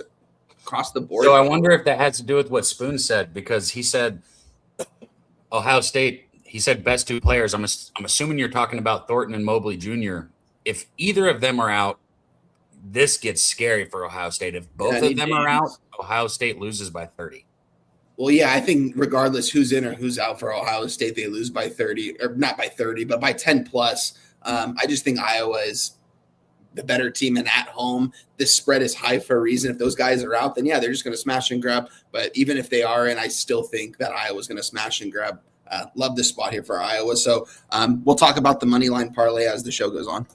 Iowa -7, -110 for wine time. Daby Cab, Buckeyes, Hawkeyes. What do you think? I hate whenever I don't hate it, but it's like I got to bet something here because I saw it as we were breaking it down and I didn't have anything on it. I was looking at Sturts too, wine time.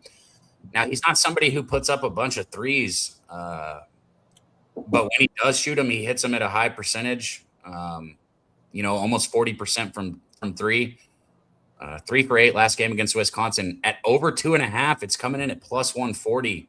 And he's hit 6 out of his last 10 games. It's just one of those things where it's like, at plus 140, and I'd say there's a 50-50 chance he hits it. It's real fucking hard for me not to bet it. So Sturts over 2.5 threes. Jimmy, I can see the numbers on certain books, but I can't bet it on mine yet. My book is an ass, and sometimes the one that I use for the props. So I'm gonna bet it if you want to make it official, but the bet's not in yet, and I like to wait till my bet's in to tell people. I can't put it in. I just tried to. Okay, no worries. We'll keep an eye on the X, and it'll be official then when it's up and at 'em. Let's roll on to the final spot here, and we have a game here where I think both of these gentlemen have action. Wisconsin Badgers 19-8, 11-5 in the Big Ten. The Oregon Ducks 10-17, 3-13 in the Big Ten. We're at Matthew Knight Arena in Eugene, Oregon. Oregon coming off a big win at USC, 71-70. They've won 2 of their last 3 games, and here they are hosting Wisconsin. This is the lone time that they will meet Wisconsin this season. The 2 of their last 3 they have won, sure, but that is on the heels of a 10-game losing streak. A lot of those losses were by double digits. In fact, only 2 of them were by single digits. Not only that, but all of those losses at home were by double digits. They lost by 10 versus Ohio State. They lost by 10 versus Michigan. They lost by 16 versus Michigan State. They lost by 16 versus UCLA. They lost by 18 to Iowa. They lost by and then they beat Penn State, and then they lose by 17 right after at home to Minnesota. Clearly a not untrustworthy Oregon Ducks squad, but has won 2 of their last 3. Wisconsin bounced back off that loss that was predicted by our Matty Ice, 86-69 loss at Ohio State, by beating Iowa 84-71 in their last game. Let's pull up the line history. We have Oregon opening up at +5. They moved to 5.5 5 minutes before the show started, and then just a half point move there.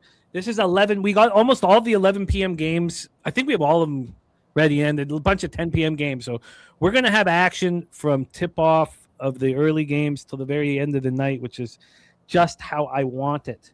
This total is a 151.5. It opened up at 153, and it stayed there for 18 hours.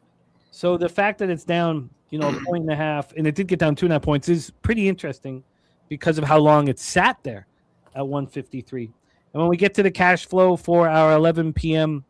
banger, we have 75% of the tickets on Wisconsin, but just 60% of the cash. It's 5.5's right across the board.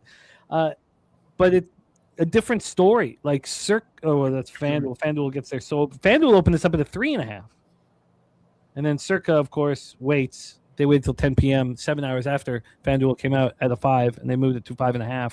So they're moving it where the money is, 72% of tickets, 65% cash on whiskey. Here we go. Daby Cab, Badgers, Ducks. Take it away.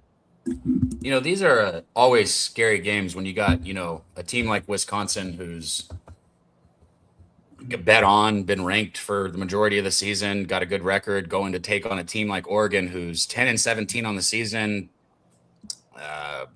got nothing to lose, so to speak. They're at home right here. Against USC, they had that comeback win. That was a big comeback right there at the end of the game to win that. So there's a lot of things here in college basketball that I know the majority of the time work out for Oregon. I see that and I get it. So why did I take a ticket out on Wisconsin here? It's the matchup in this game for me. I think Wisconsin, and this isn't, going to be a shock to anybody, but with their 2 7-footers down low, I think in the paint, Wisconsin is as tough as it gets. I don't know if they'd match up against let's say a Florida or something, but Oregon is going to need Biddle, their best player, to have a huge game here. And even though Nate Biddle can, he can shoot from outside a little bit. He's a center, guys. He's a down low paint type player guy, and I think Wisconsin can shut Biddle down. And if they're able to shut him down, it's gonna put a lot of pressure on Evans Jr., their guard, who had a big game against USC. 21 points, outstanding for him. He's shown that he can do it before. He put up 24 against UCLA.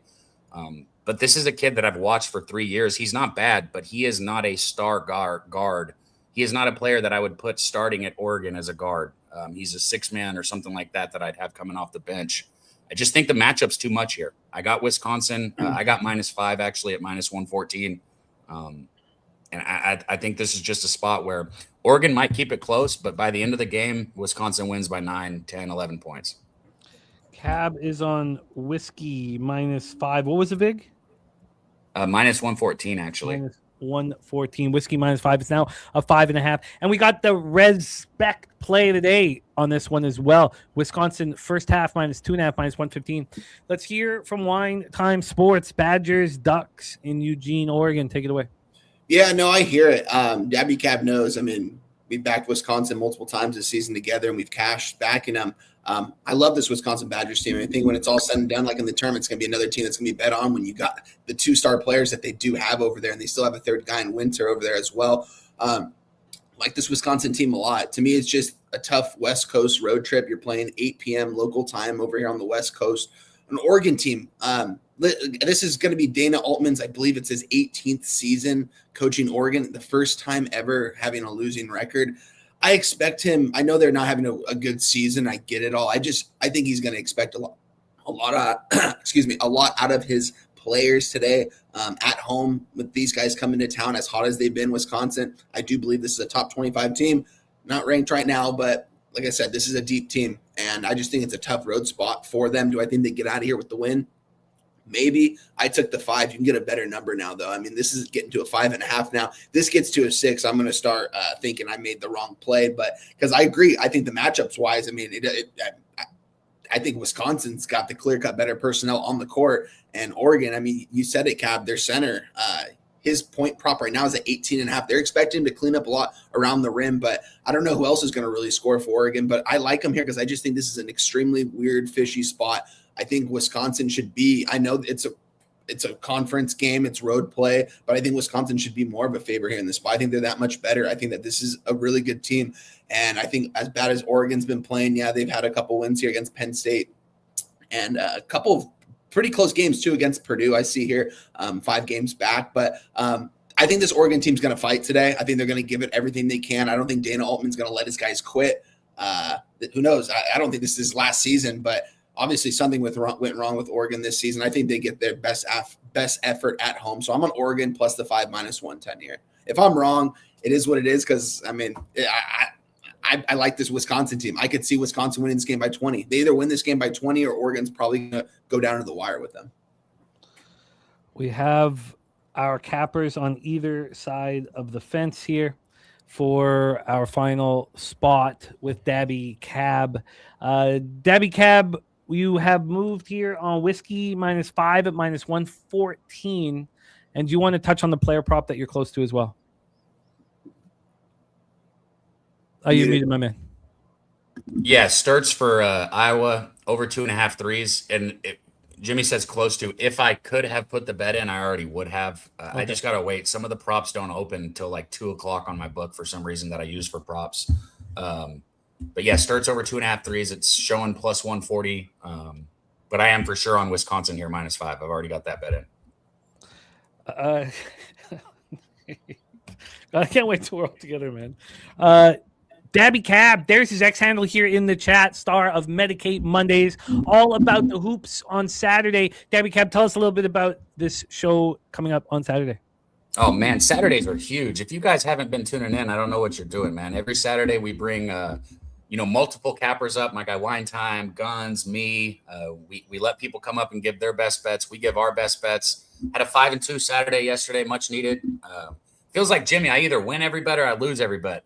I won 7 in a row, and then I turned around and lost 8 in a row, and then I turned around and won 6 in a row. Jesus. So I'm good. But God damn it, can I have a 3-2 day instead of fucking 5-2 or fucking 0-3? Coaster ride. Yeah. There is no in between for me. And right now, guys, I'm up, so hopefully it stays that way. But thank you for the chat. Wine Time, Jimmy. I love you guys. Let's get paid today, man. Respect. There is our guy, Dabra Cadabra, in the house. Let's roll on to the spots for me. Now, some of these spots are also for a Wine Time, but mainly these are mine. We also have some of Wine Time's games with Justin here. I think there's a couple spots. I didn't even put Stanford into this in our show today. And I guess I can cut Oakland as well. I was waiting for this line to drop. I saw one book that I don't have an account with who dropped it first at 4.5. And it was juiced towards Oakland, but I was like, oh, okay. When this drops, I'm going to bet it. It dropped at my book at 5.5, and it sat there for a while, and I didn't move on it. It moved to 6 a little bit before the show started, and now it's a 6.5, and it's juiced to Oakland. And I'm not going to bet it now at this number. It's frustrating that I didn't, trust here. AM saying under here in this spot. The Golden Grizzlies are sitting here right now, 2 games out of the Horizon League leaders, which are Wright State. Robert Morris, Detroit Mercy there. We're going to be talking about these teams today. Oakland looked bad there. Now, this was against tough teams in the conference. I mean, we've watched. I mean, if you think about who stepped up, the Colonials have stepped up. They're playing good basketball. Green Bay's playing much better. Youngstown State's playing much better. Cleveland State even had that run. Detroit Mercy's playing much better. A lot of these teams are improved. IU Indy's improved. It was 4 straight losses for the Golden Grizzlies. They lose by 13 at Cleveland State. They lose by 4 at home to Youngstown State, who's playing good ball right now. They get drilled by Robert Morris. Robert Morris playing very well right now. They lose at home to Green Bay. That was a bit of a surprise, but we were on Green Bay in that one. And then they take out their anger on Sunday at home versus Milwaukee and beat them by 11. The thing is that, and I kind of struggled with this. If this was cut and dry, I would have moved on the 5.5. But they lost 103-85 to IU Indianapolis on January 21st, and you feel like the Grizzlies want to let them know that the loss bothered them. They were 14.5-point favorites, and they lost by 18. I mean, it's just nuts. But this line's got away from me, and I'll just let it get away from me, unfortunately, which was disappointing. So as I said, we have a 6.5. It's even juiced right now. The problem with a line like this, to me, Wine Time, is if it was to go back to 5.5, I'd be uncomfortable. I'd be like, why is it going back? Like it's just gotten away from me here. and there's really nothing I can do about it. This total's dropped heavily. Opened up at 172.5. We're now at 167.5. And I'll pull up. I expect there to be no information here on odds. Oh, there is. 65% of the tickets, 73% of the cash on Oakland. Interesting. The Circus still hanging a 6. I mean, I guess I wonder what it would cost for a 6 here at the books I'm using. I should have just trusted it, I guess. Take it away for us here one time. Any interest in this Horizon game in the jungle? Nothing for me in this game. I would probably look at Oakland. I can get you a 6 on a -120 right now. That's probably the best I can get you for Oakland. Pretty much 6.5 across my board right now for them. I'm off this game. Nothing for me in this. Yeah. It's disappointing. I mean, the market's telling me that Oakland's going to it's hard. It's they really didn't look very good over those 4 losses, getting destroyed by the Colonials. Like I'm gonna still look at Oakland when the show's over once again. Kong's Clips has another game like that today.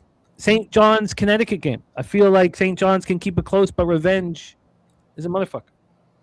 We also have our guy Matty Ice here in this one. Matty Ice. Taint play of the day is right here, right now.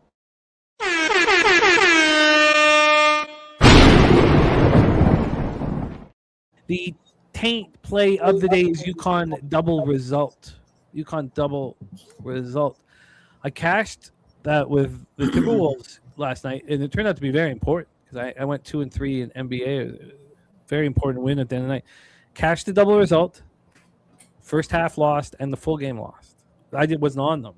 But that is a rarity, which does show the appeal of these double results, even though they are a little bit more expensive at times. UConn double result at -125 for Matty Ice.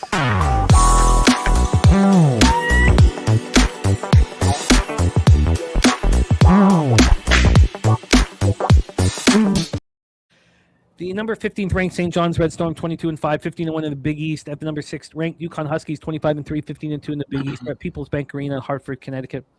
So, I'm very lucky, and a lot of you guys are, that I have Spooner's voice in my head when I look at some of these teams, because we've had conversations about these teams, and there's certain teams I have Wine-Time's voice in my head, certain teams I have Justin McKelvey's voice. It's fun. It makes it part of the fun here. But I remember when St. John's, we moved on St. John's, and there, Wine Dime and others on that show were on UConn, and I had when I looked at the game at first, I wanted St. John's, and then I capped myself onto UConn, so I was like, you know what, don't move on it. Then we capped it all together, and in the end, I moved on St. John's. And I remember, thinking of the game and the way it was broken down by Spooner, and he did such a great job on that game. But the idea was that this team, St. John's, was built to beat UConn. It wasn't built to win championship. It was just built to beat UConn. And that was in my head as I was studying this game and also getting over this Rebenga thing that's such a big part of my capping. It always is. And so when I was studying this game, I couldn't help but understand that this St. John's team is playing at a very high level. I could understand having a future of some kind, maybe Final Four or Elite Eight or something like that with the Red Storm. This team is winning and winning and winning. They haven't lost since January 3rd. These are impressive victories that they now have, under their belt. And the most impressive here of their 13 victories, was taking out UConn, 81-72. That was a very, very impressive victory. The longer I sat with it, the more I thought, this doesn't sit well. That UConn is going to have this game circled, and they're going to want to hurt St. John's. It took me so long to get there that I got a -6. But I had to go through this whole, diatribe to get there. And then again, and I don't think long, think wrong, or all of those, paralysis by overanalysis. Yes, the Georgetown game was in my head. They didn't look very good at home when beating Georgetown by 4. Then they lose to Creighton by 7. They beat Villanova. We've seen Villanova really elevate their game. This game means a ton to them. You think they care about Seton Hall or Marquette to finish off the year? No. They want to beat St. John's here right now. So I moved on them. -6 at -110. I'm on UConn Huskies. Robert Cherry on St. John's money line. And I get it. And you don't talk a friend off of a dog. I get it. But for me, I decided to back Big Brother here. This total's a 145.5. It opened up at 146. It got up to 147.5 at 9:30 this morning before this drop. And then on the point spread here for this one, sorry, here we go. On the point spread, I want to see. Show me a 6.5, so I'm not so jealous of Justin's number. And we have Justin on the 5 with UConn. Beautifully done. Oh shit! Back to 5.5. Yeah. Damn. So this opened up at 5.5 and it moved to 4.5. And that scared me. I wanted a sign. I thought we were getting the sign by the 6. It's a juiced 5.5, and I still see one sharp book at the 6. It's not what I want to see here. And this was a late edition as well. This was the 4 bets that I made late. 63% of the tickets, 57% of the cash on UConn. It does make me feel comfortable that the -6 is juiced to -115 over at Circa for UConn. Here we go. Wine time. Take it away, my man. Yeah, this is a tough game here. I mean, UConn coming off. I was on UConn in that spot, and they were on the road in St. John's, and UConn still kind of needs that key victory here at this point. It's kind of crazy to see them ranked this high. I mean, coming off win against Villanova, probably the 3rd best team in their conference. I don't know. UConn needs this. They absolutely need this game, not just to win this game, but to blow these guys out. That's what I exactly think what will happen in this game. I think UConn probably win this game by double digits. Circa has us at a -6 right now. All my books have a 5.5 currently, so I can still get a 5.5. If I want to pay for a 5, I can. And I might. I haven't pulled the trigger on this quite yet. I want to be on UConn here. There's no way UConn loses to these guys back-to-back, or not back-to-back times this season. And I just think UConn kind of needs that key win here. And I think they're going to be angry being at home. And I think there were what was the spread in that game, Jim? A 1.5? Was it St. John a 1.5, or was it UConn 1.5? I think it was UConn -1.5. Now they're laying 6. I think that they're going to smash these guys. I think this is going to be a smash and grab. UConn wants to win this game. They want to win this game by margin. They kind of need to. I want to be on UConn. I haven't pulled the trigger quite yet. I'm kind of going to let the market marinate a little bit more because I was seeing 6s, and now that I'm seeing at the same book that I'm seeing 5.5. So I'm kind of treading lightly so far. I've got so much action today pretty much, so I don't want to get too carried away in this game because, again, this is the game everyone's going to want to bet today. I usually want to be on the side that not everyone's going to be on. If we're looking at the market right now, what are we seeing here? Currently, we've got UConn, 63 and 57 right now. So, I mean, yeah, I could see that. But I'm going to be off it for right now, Jim. We'll circle back over this game at the end. You know, if St. John's can beat UConn twice, this team will have single digit by their ranking here. Oh, yeah.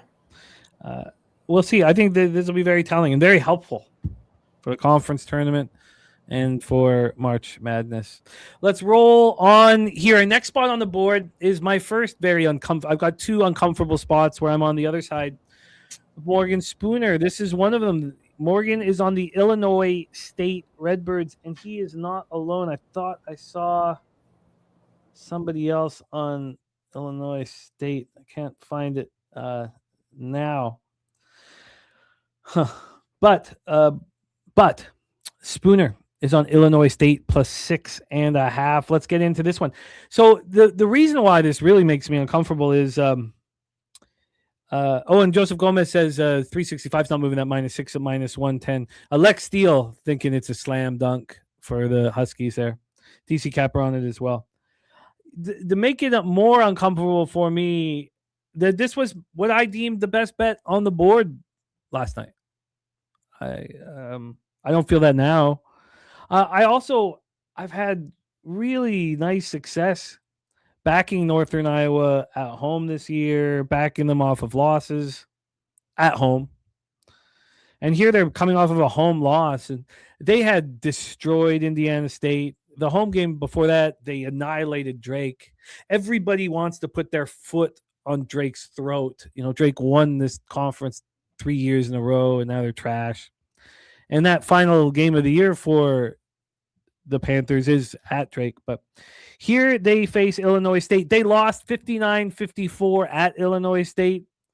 The Panthers did, and in that game, the Panthers were 6.5-point dogs. So, it's extremely fair to say, is this line insane then?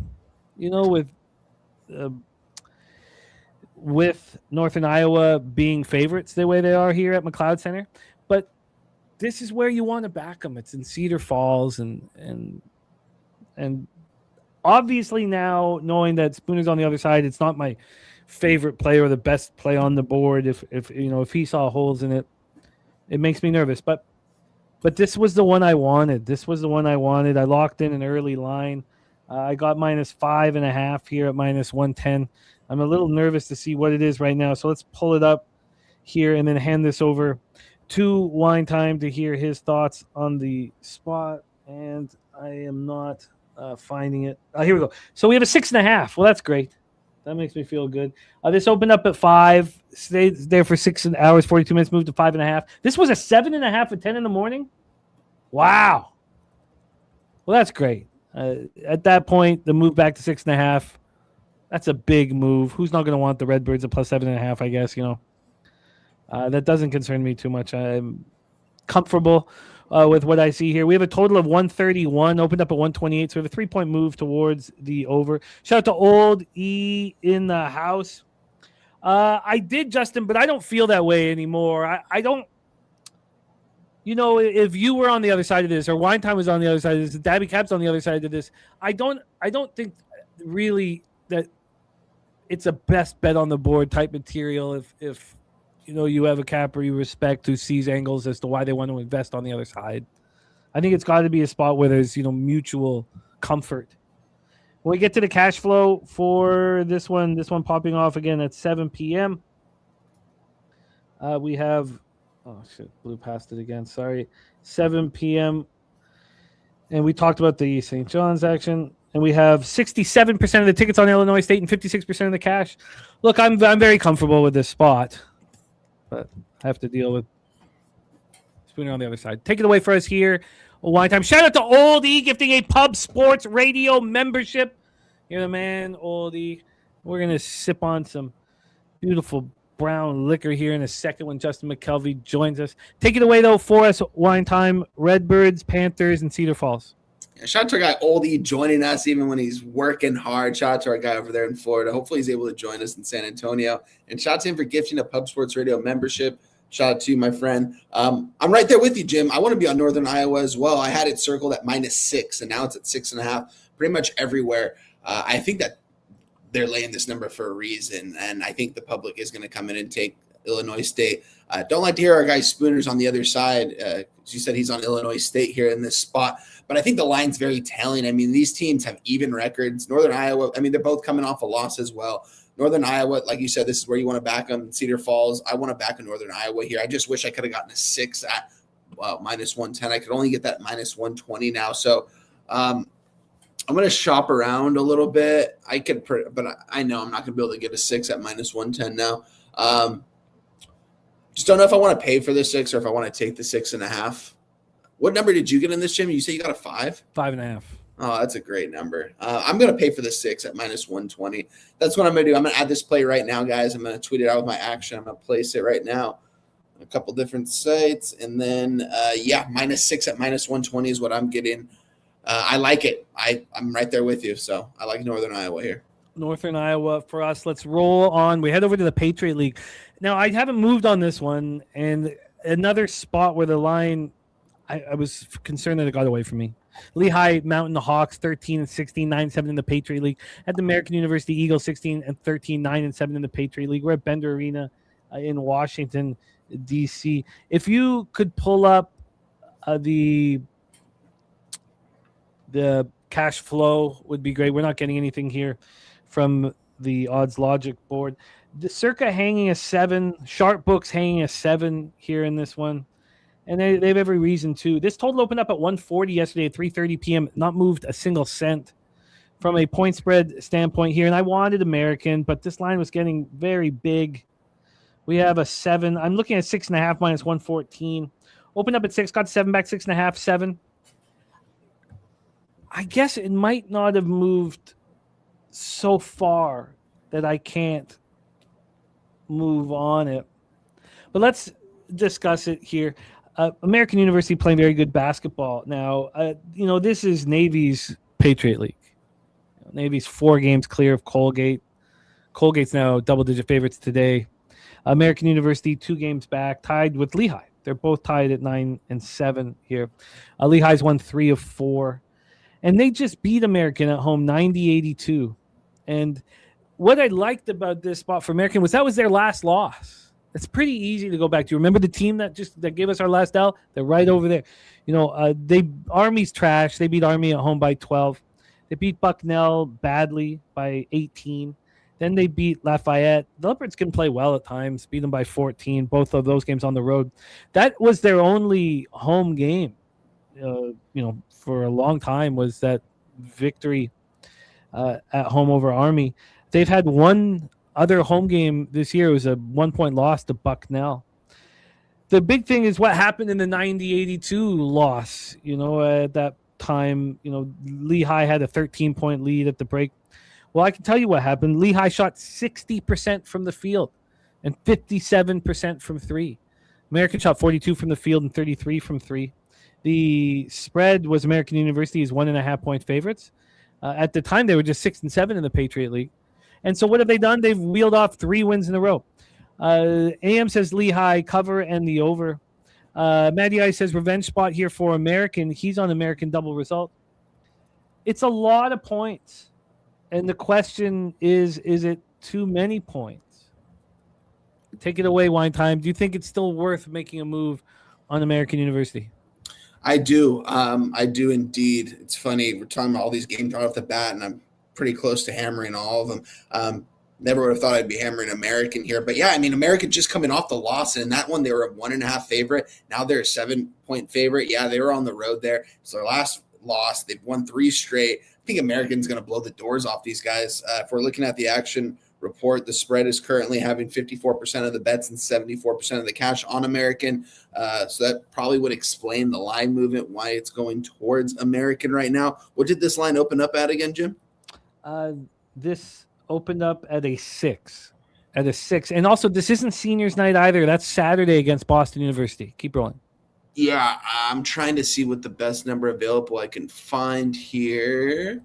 I think the best number I'm going to be able to find is probably a 6.5 or a 7. I'm going to have to pay for a 6.5. But I want American here. I think they're going to smash and grab here. I think Lehigh's probably feeling good about themselves, coming off a couple straight victories. They got blown out by Navy. Kind of everyone's getting blown out by Navy. They're a 9.5-point dog, but they lost by 20-something in that one. So give me American.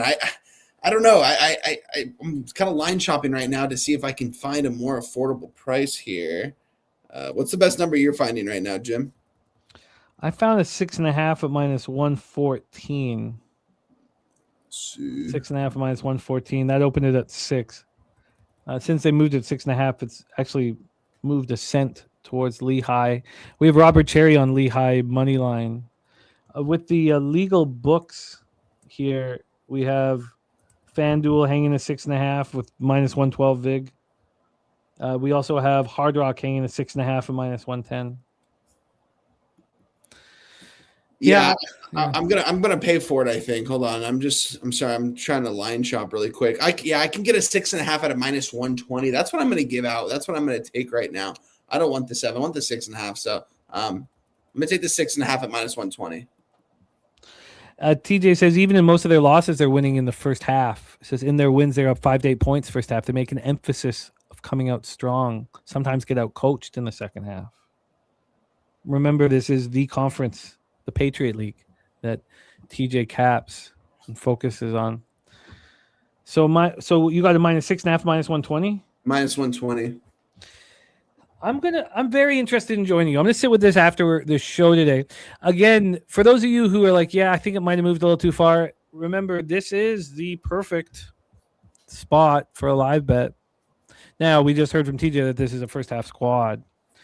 Matty I says, love betting double result with home teams in a revenge spot when the line's between 5.5 and 7.5. Makes sense to me here. ton of sense here. The Eldorado Custodian looking at Lehigh Valley.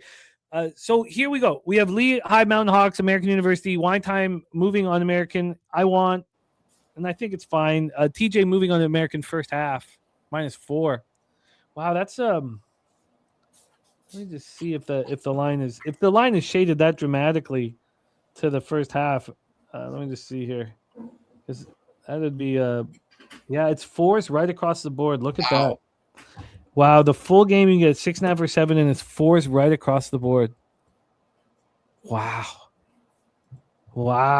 Someone say they have double result in this. Matty Ice. That's a good bet. I think they're going to smash the grab from the start.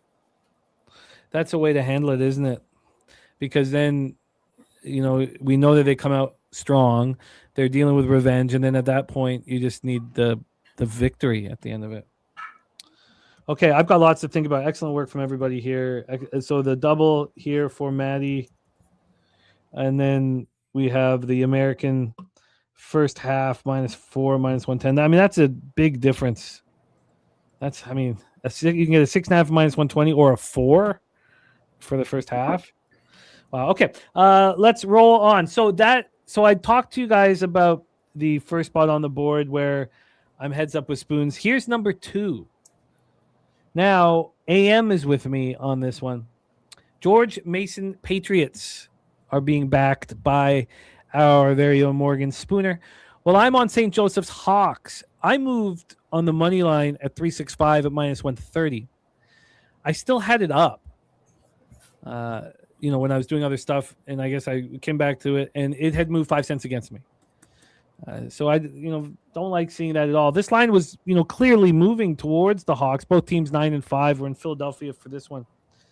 Let's roll into the line history and set this one up here. Sorry, give me a second. And let's get into the plan of attack here as I did. So this was part of that final group of 4. And I'm on first half, so let me move full game. Final group of 4 bets that I made. I've made 8 bets so far on today's card. We're coming off an 8-1 Tuesday. We're looking for our 6th straight winning show, and it's extremely important right now for me to deliver. So this opened up at +1 at -105. Fast forward to in 19 hours later, this is a -2, and it's juiced to the Hawks. So at that point, you have a 3-point swing. Well, there's been buyback. It's now 1.5. Still, St. Joe's has gone from dog to favorite.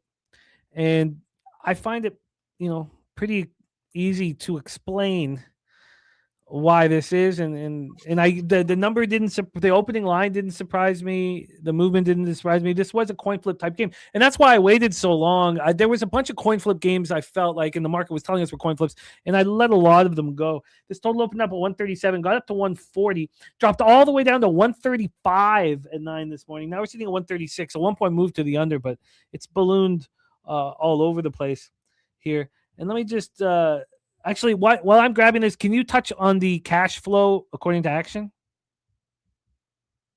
You're muted, my man. Apologies. Yes, let me pull this up here really quick. I just had it. Yeah, here we go. An interesting game here. I'm right there with you. I want to be on St. Joe's as well. Currently, according to Action, we've got 47% of the bets and 52% of the cash on St. Joe's. On the money line, it's 52 and 55, so it's very similar. The only thing that's keeping me off this game, Jim, is when I capped this game earlier, very close to moving on the -2 for St. Joe's, really close, and now it's pretty much 1.5s everywhere on the same books right now, so it's coming back. That's what's ultimately, I think, just going to take me off this game completely. I think that this game could go either way. I wanted St. Joseph's in this spot, but I don't know. Circa right now has a 1, Jim. So it's like some of the sharper books are bringing it back now. That's the only reason why I'm off this game. Currently, according to Odds Logic, 56 and 56 on George Mason. So they're pretty much telling you the opposite, but it's pretty similar. So it's pretty much a 50-50 from what they're telling us. But yeah, here we are. St. Joe's opened up as a dog. Now they became the favorite. Just don't like that it's coming back down towards a 1. If we're seeing 1s across the board here in an hour, I will stay off it entirely. As of right now, I'm off. But if this gets back up to a 2 or just stays at a 1.5, I might get back on St. Joseph's. I won't be on George Mason for sure in this spot. It would be St. Joseph's or pass, but I'll end up staying off this one. when they first met, and this is George Mason's last victory. They've lost 3 straight. When they first met, George Mason opened up as 8.5-point favorites. At the time, George Mason was 9-2 in conference. Closed as 6.5-point favorites.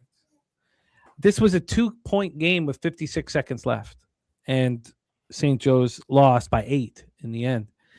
In that game, they got to the foul line 4 times. Got 4 foul shots. That's crazy. They shot 31 from the field and 27 from 3.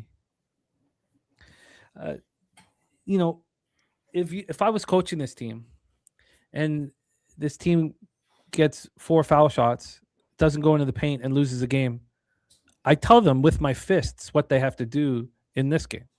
With open hand slaps, I tell them what they have to do in this game. You got to go into the paint and be men. You got to go into the dirty areas and attack them. You have to attack them and attack them and attack them. You can't play on the periphery. We've seen what that did for you. This is 2 teams at 9-5. They're a half game back at Dayton. They're 3.5 games back of St. Louis. So Rod's Wacky says AM, as I said, on St. Joseph -2. Kripke on St. Joe's. Rod's Wacky says bet on St. Joseph's on the first half line against conference opponents. St. Joseph's record on the first half line during 2026, 14-0 against the spread. Now I'm on the Hawks money line -130. At the time, the sharper offshores were -134s and -135s, and then I told you it went back to -125. But I'm on St. Joseph's. Let's roll on. Let's go back to the Patriot League for our next spot on the board. So really want to hear TJ's thoughts on this spot because I haven't moved on it. Holy Cross Crusaders 10-19, 5-11 in the Patriot. At the Boston University Terriers 13-6, 8-8 in the Patriot. We're at Case Gym in Boston, Massachusetts. I'm not going to get taken to the cleaners by college basketball. Like I can't almost every waking second, I'm sitting here trying to figure out how to climb my way out of this hole I put myself in. And I'm not just going to sit back and go, okay, well, college basketball beat me and I should just shut the hell up. And so I went through every single, the history of the conference tournament for every single conference up until, 3 a.m. And seeing what teams needed this the most and who needs wins and who's going for it here. Boston University right now, 7 games back of Navy, but they're right in the thick of things. The Holy Cross, a half game up on Army right now. Holy Cross also just beat Bucknell on the road. They coming off 3 straight losses. Some of them they played pretty well. They played Colgate tough, losing 74-70. And then the thing that I really liked about Boston University is they're coming off of a loss. It snapped their 5-game winning streak. They had seemingly put it all together. They also beat Holy Cross 72-64 at Holy Cross 23 days ago. That maybe gave me a bit of a pause, because they did play pretty well in that game. Shot 54 from the field and 56 from 3, more than enough to deliver. They opened up as 1.5-point favorites. They're now 2.5-point favorites. The problem is here, they're enormous favorites here. AM has Holy Cross to cover and the over. I was concerned that this was just too many points. So let's go through the line history here. If you could also give us the cash flow when you break it down, that would be very helpful. We have a total of 142. It's juiced to the under. This opened up at 145. So we had a real move towards the under. And then for the point spread here, Boston University is -8.5. 8.5. So they open up at 7. 10 minutes later, it's a 7.5. 11 minutes later, it's an 8.5. Since then, all that's happened has been a 5-cent move towards Holy Cross. Does that mean that 8.5 is sort of out of the budget? Or does that mean that people wanted immediately, or the sharpest bettors, to be on Boston University here to slap the Crusaders? And the question is, why wouldn't I? And it was the amount of points. I was very concerned that this was just too many points here. This is seniors night for the school. I imagine it's going to be jammed. If you look at what this team has done in their last few home games, they beat Colgate by 27. They beat Bucknell by 13. They beat Loyola Maryland by 9. So Navy took them out. But the 3 games since Navy, They're winning by margin. It feels like they're going to open hand slap the Holy Cross Crusaders. Shout out to my guy Gavin Henry in the house. Says love the 7 in Tampa's 8th boxing exacta and try with the 1-9. 7-1-9 for our guy Gavin Henry, man. Respect. I miss the ponies. But right now we're focusing on the horses. But my man Gavin Henry makes me want to bet horses badly. Wine time, take it away. Crusaders, Terriers, Case Jim, Boston. I think it's a clear-cut Boston smash spot, which we're seeing from the line. I mean, who's really betting this game, Jim? It's a lot of sharp cappers. According to Action Network right now, 43% of tickets and 50% of cash on Boston. This line has moved up to an 8.5. I think it's very telling. I'm not going to take this game personally. It would be Boston or pass here. I think it's telling us everything we need to know here, that they're going to smash these guys by double digits. Looking at the money line, I guess we don't really need to look in that. And then at the total for this, a 142, there's currently 29% of bets and 35% of cash on the under in this one. I'm going to be off this game entirely. I could definitely see Boston coming out here and beating these guys by double digits. I mean, the odds makers moved this line for a reason. There's not a lot of people betting this game right now.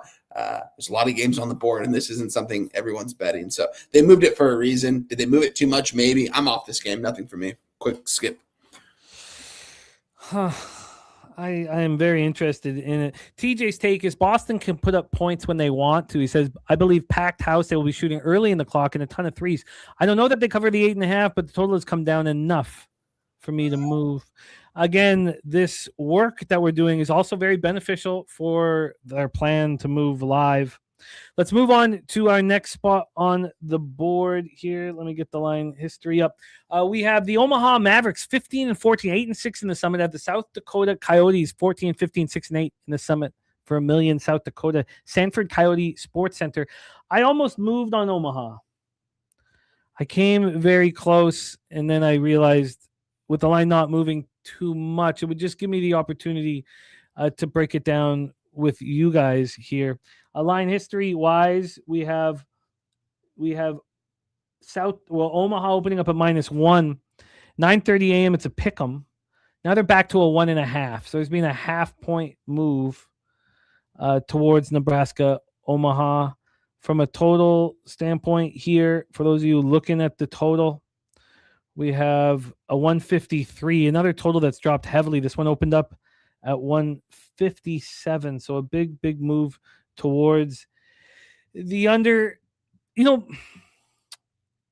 South Dakota has a lot of rivals in the Summit, and I don't really consider the Omaha Mavericks one of them.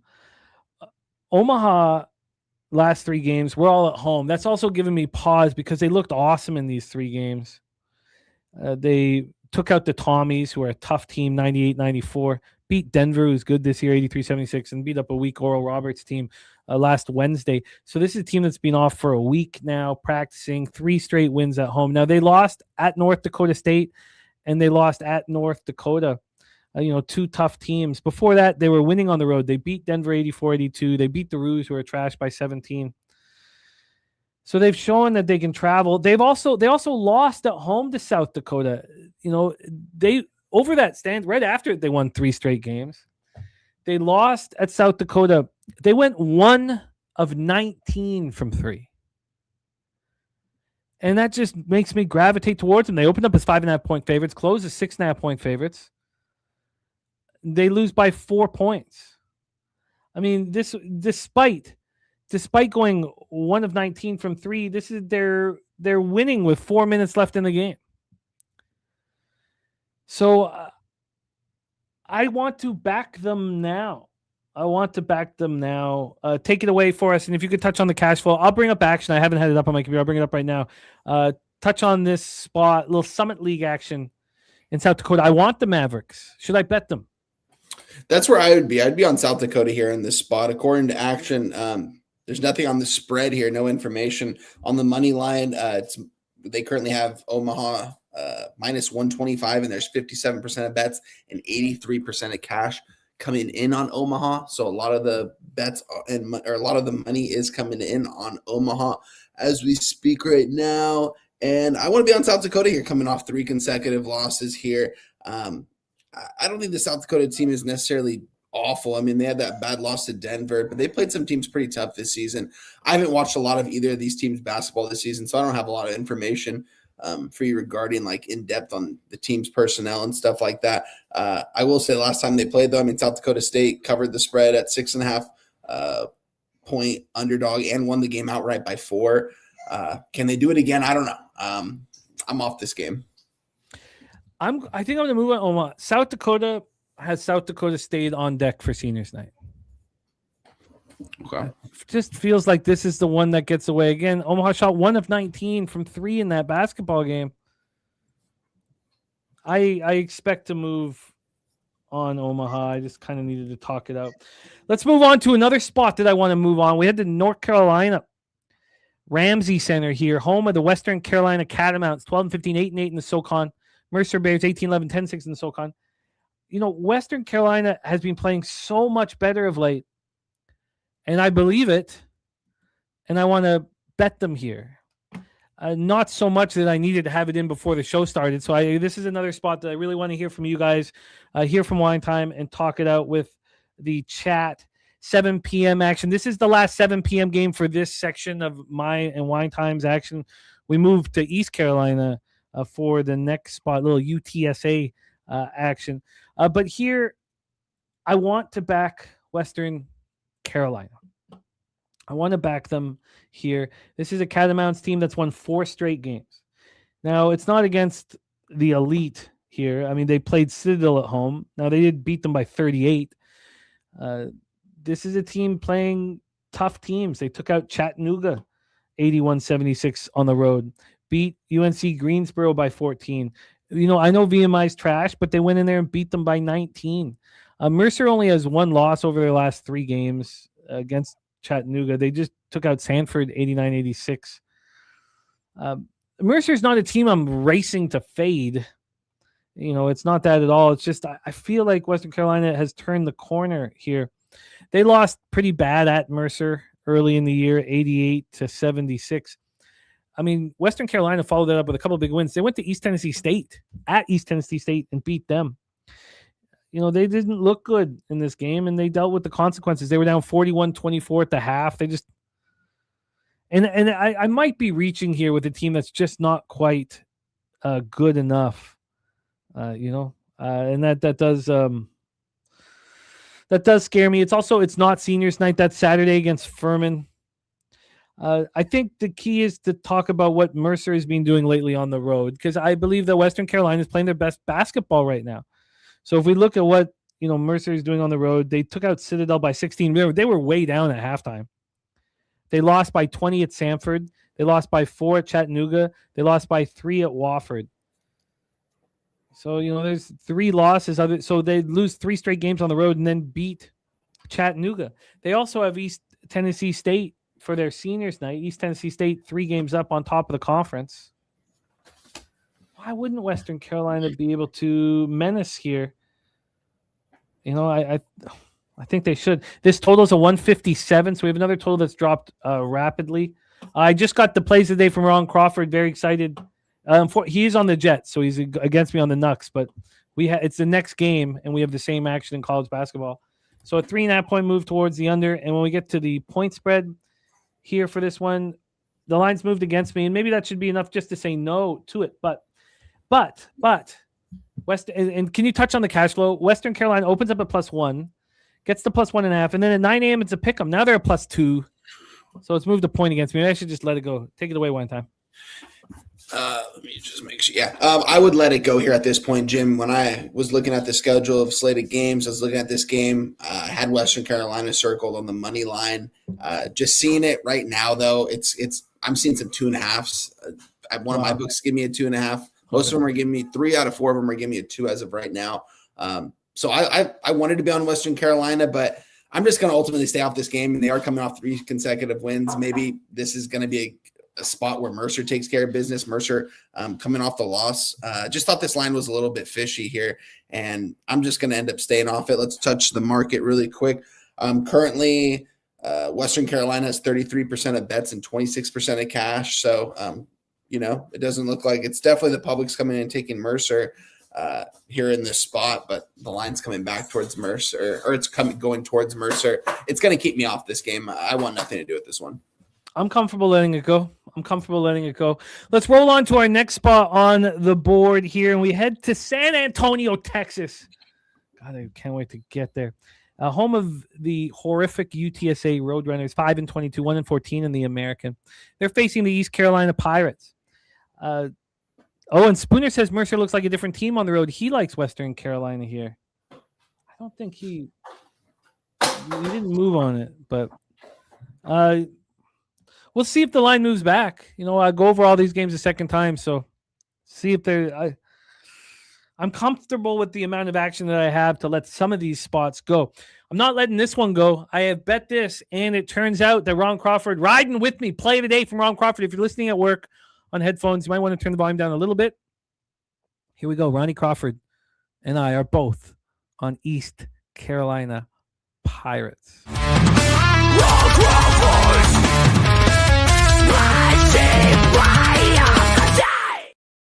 East Carolina coming off a home double overtime loss to Wichita State, followed up by a real poor performance at Charlotte. They only put up 56 points. Real ugly performance. UTSA's used to ugly performances. They just lost by 26 at Tulsa. And I wanted them against FAU at home. There's been time. So you guys know how I work with the worst team in the conference. Are you going to get accountability from the better team?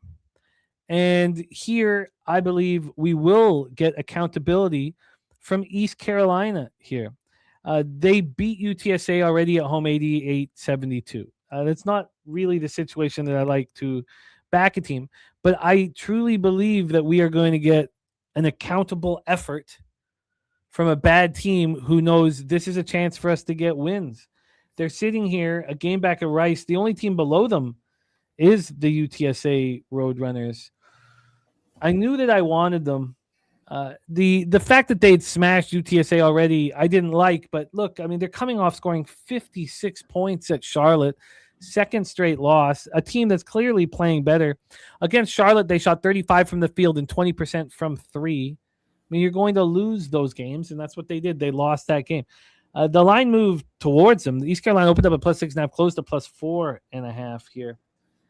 So I got a great number and moved on it. I got -4 at -115 and took advantage of what I think is a team that I expect accountability, not to overlook UTSA. UTSA will want revenge, but they're just so bad they won't get it.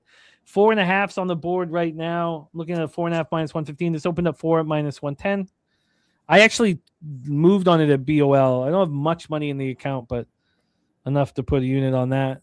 When we get to the total here for this one, it was more expensive at 365, more expensive at Penny. And from a total standpoint here, we have a 152.5. Finally, a total that's climbed. This one opened up at 149, now at 152.5. I'm on the East Carolina Pirates here alongside Ron Crawford. What are your thoughts here? Wine Time, take it away. I'm not going to play this game personally, but yeah, I think I would lay it here with East Carolina too. I think I've watched UTSA play one game this season, and these guys are god awful. East Carolina too. I mean, a 9-18 team going on the road in conference play, lane points. There's probably not going to be much of a crowd here, I'm going to guess.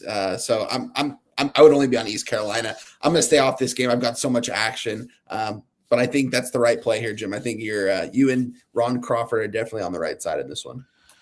East Carolina Pirates here. We're going to head over to the Sun Belt, the Fun Belt, where DJ Big Boss does it.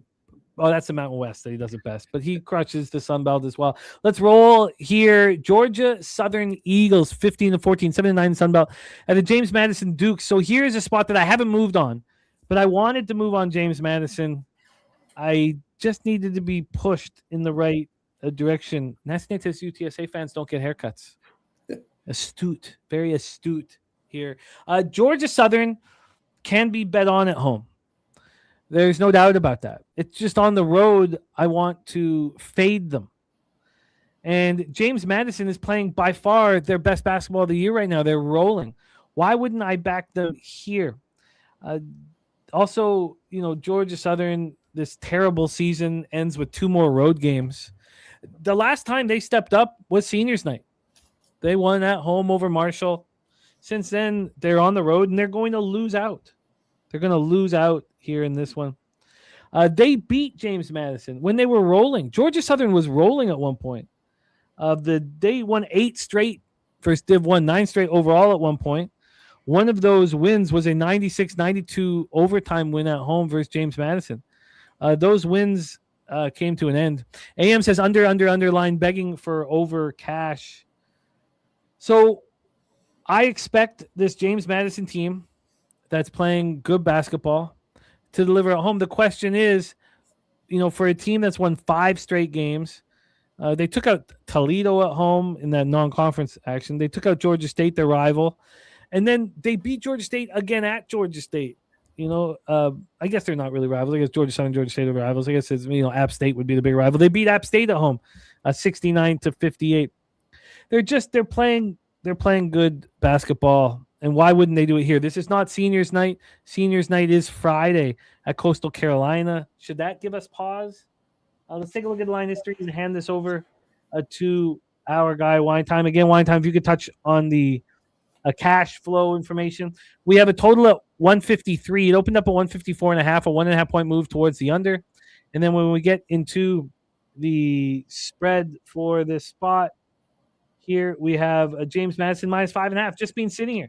It's just been sitting here. It's not moved at all. Not moved at all. Opened up at 321 at minus 5.5, minus 110, and it's just been sitting there, which obviously tells you the books are very comfortable with the money that they've had bet on this game. And that's 80% of the tickets and 93% of the cash on Georgia Southern. I don't know why I'm not already on James Madison. They should be bet here. Take it away, Wine Time. Your thoughts? Yeah, if you've been betting James Madison on this run that they've been on, covering the last 4 out of 5 games, winning 5 straight up. This team's rocking and rolling right now at home in Virginia. Georgia Southern coming to town.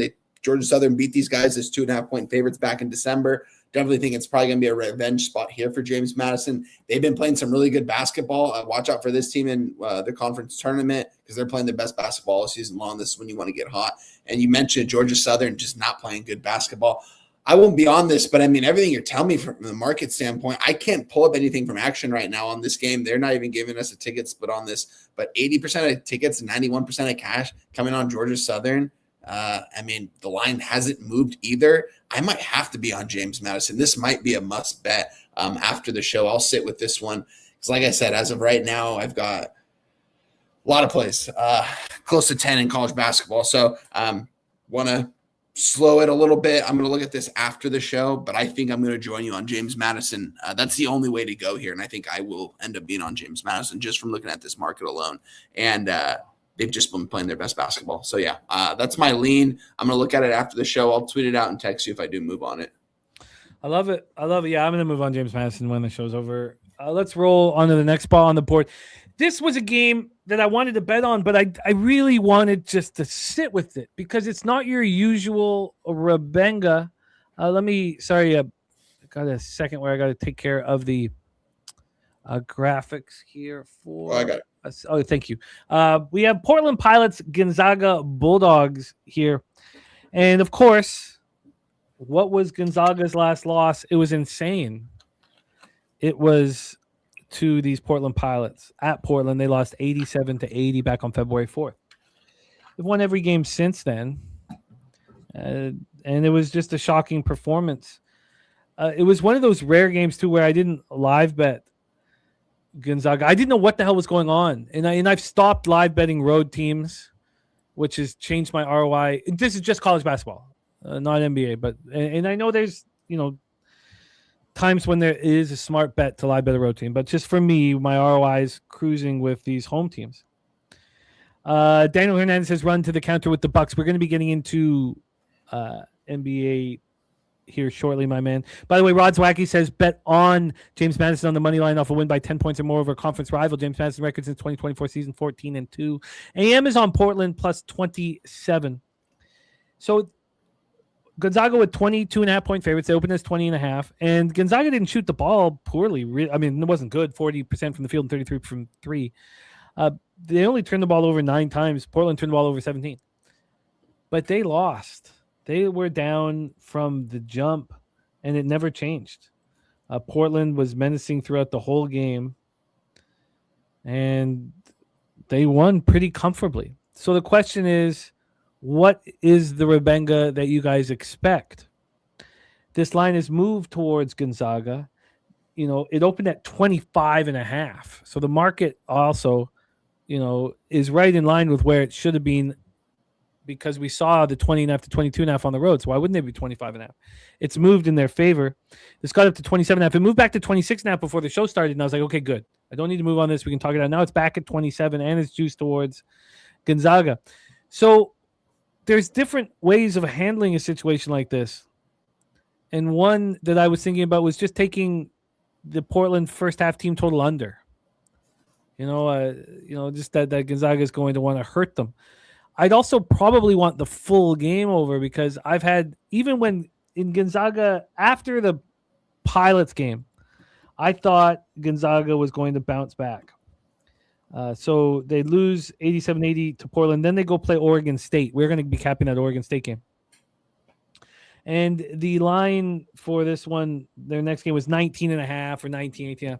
And Gonzaga, and I had Gonzaga first half and full game.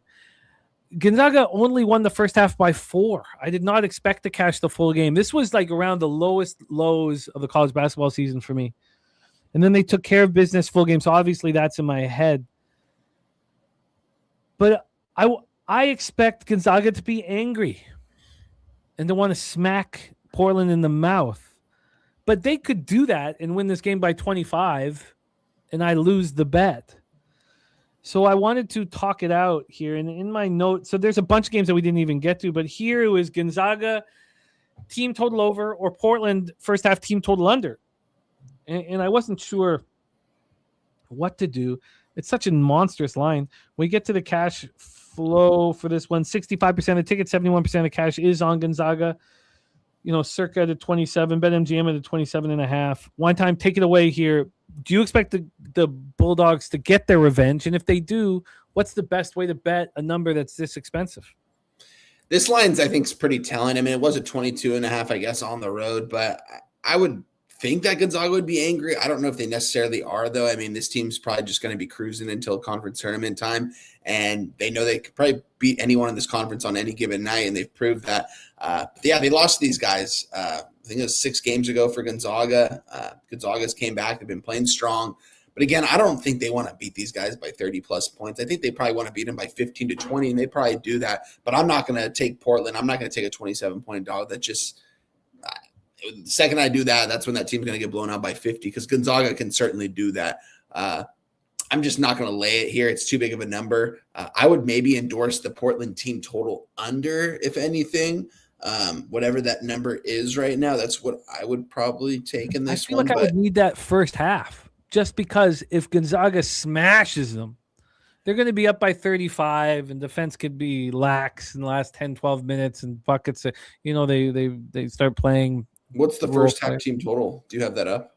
I don't have it up. I'll grab it right now here. What up to? So I guess that's what I would want. I mean, and then of course, because they didn't cover the first half in that Oregon State game, that was the last game I bet Gonzaga in. That's in my head, which is a 28. That's Portland's team total. 28 minus 115 both ways. God, that's low. Yeah. That is so low. And I just want to see what I'd be getting here on this one. Maybe it's I don't want to leave cash on the table, and that was my concern, that I was leaving cash on the table here. Let's go to the half team total. Wow. I'm getting 27.5 here, but it's juiced heavily to the over. And then the first half's 15.5. Okay, this is going to require more time here for this one. So let's roll on to a bet I have made. Next spot on the board, Mississippi State Bulldogs, 13-14, 5-9 in the SEC. At the number 17th ranked Alabama Crimson Tide, 20-7, 10-4 in the SEC. We're at Tuscaloosa. We're in Tuscaloosa, Alabama here. Mississippi State, looked good. They took out Auburn at home, 91-85. That was on the heels of taking out Ole Miss on the road by 12. They look good in those 2 basketball games, and then they came back to earth at South Carolina, losing by 8, 97-89. They also played Alabama early in the year. They were in the midst of a losing streak, and it's too bad because it came on the heels of they had a 6-game winning streak. Then they lose badly at Kentucky, and then they lose to Alabama. That's followed up by 3 more losses before they seemingly turned the season around. So the first time these teams met, Alabama opened up as 7.5-point favorites, closed as 4.5-point favorites. And Alabama barely got through the first half, 36-34, and then put up 61 points in the second half and took control. When I've been watching Alabama play, and I think we certainly felt that when they barely got past LSU, who I think is just, as weak as a team. Well, we know they're the weakest team in conference here. They beat them by 7. They took out Arkansas at home by 2. Yes, they beat South Carolina by 14. That's a little better. They beat Ole Miss by 19. But then they beat Auburn on the road by 4. They beat Texas A&M at home by 3. They lose to Florida. I mean, there's very few of these games where they're actually winning by margin. Rod Zwacky says Portland averaging 30 points in the first half. Is it 30 point something? How many more is it than 30? Because if they're only averaging 30 points in the first half and now they're playing Gonzaga, who is angry at them, then I would bet the 28 as soon as I could. It must be 30, plus a lot more.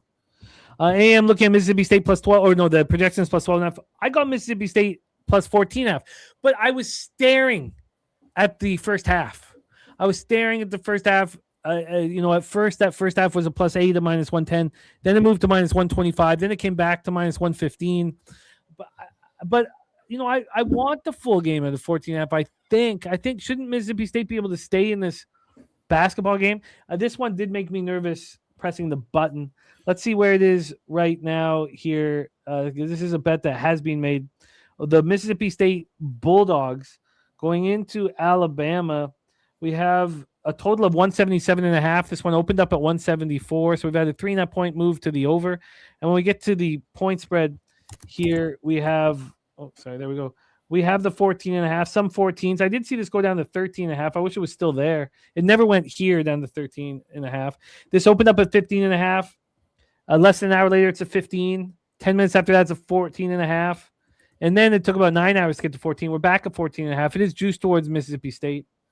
And then when we get to the cash, 32.6. Thank you, Rod, my man. I mean, I think it should be tougher to score points in this one. I find that appealing, but when we get to the cash flow for Alabama, Mississippi State, here we go. We have 54% of tickets and 91% of the cash on Alabama. 91% of cash on Alabama. Circa opened this up at 14.5 at 10:07 p.m. It hasn't moved it a cent. I didn't want to double down on it. Take it away for us here, Wine Time. Bulldogs, Crimson Tide at Coleman Coliseum. It's Mississippi State or nothing for me. Josh Hubbard, I mean, if you guys watch this guy play, this guy can definitely put the ball in the bucket. There's a reason why his point projection's 23.5 right now. I think he's probably going to be able to score at will because Alabama, we know they don't like to play a lot of defense out there. There's probably going to be a lot of back and forth going on in this game, and I think Josh Hubbard himself can keep them within 14.5 points in this game on the road. And seeing 90% plus of cash on the side, I mean, and the line's not moving. If I was on that side, I would always be in fear. So I would only be on Mississippi State. I haven't pulled the trigger on it quite yet. This is another game I'm going to write down and look over as the day goes on. But I really like Josh Hubbard. He might declare for the NBA draft this year. So he might these might be his last couple games in a Mississippi State uniform. He's from the state of Mississippi. He's the all-time Mississippi scoring leader in points as a high schooler. So I definitely think he's going to go out there and give it everything he's got. And if he does that, I think they can stay within these 14.5 points. But as of right now, I'm off it. It's Mississippi State or pass. Let's roll into the next spot on the board here. And the line was slightly moving against me when I bet this. And I didn't care. Because I believe that this is where we can take advantage of the market. I don't think that any model... I know, how is a model supposed to decipher when a team is giving up on each other? They can't. They're using a year of statistical to put together the statistical profile. Kansas City Wildcats team has given up on each other. They just lost by 28 on the road at Texas Tech. You think they want to go to Colorado, play basketball here tonight? No, they do not want to. Colorado sitting here off the win against Oklahoma State. They're 5-9, and they're now playing better basketball. They went to BYU and lost in overtime. They got destroyed by Texas Tech as well. They at their last home game, they beat Arizona State. I mean, when you look at what the Buffaloes have done, if you focus on any road games, you're not going to want to back them. But look at the last 3 home games. And look at when they played Texas Tech at home. They lost by 2. But look at the last 3 road games. They beat TCU by 26. They beat Arizona State by 8. And they beat Oklahoma State by 14. And, Kansas State plus 2.5 is AM's projection. This team is the fucking Lion and Wizard of Oz, man. They have no heart. They don't care. They don't want to be there. They don't want to go to Colorado after getting waxed by Texas Tech. And so I didn't care that this line wasn't moving, and I know that who's going to possibly want to back Kansas State. I did pay for the 6.5. I paid 4 cents. I got -6.5 -114. The wonderful part about this is I finally get to be, and I wanted this. There was no opportunity for me to do this yesterday, but this is the corner of Spoon and Bag Boulevard. Spoons is on Colorado State -6.5. Colorado. I love the way Colorado State's playing there in my mind.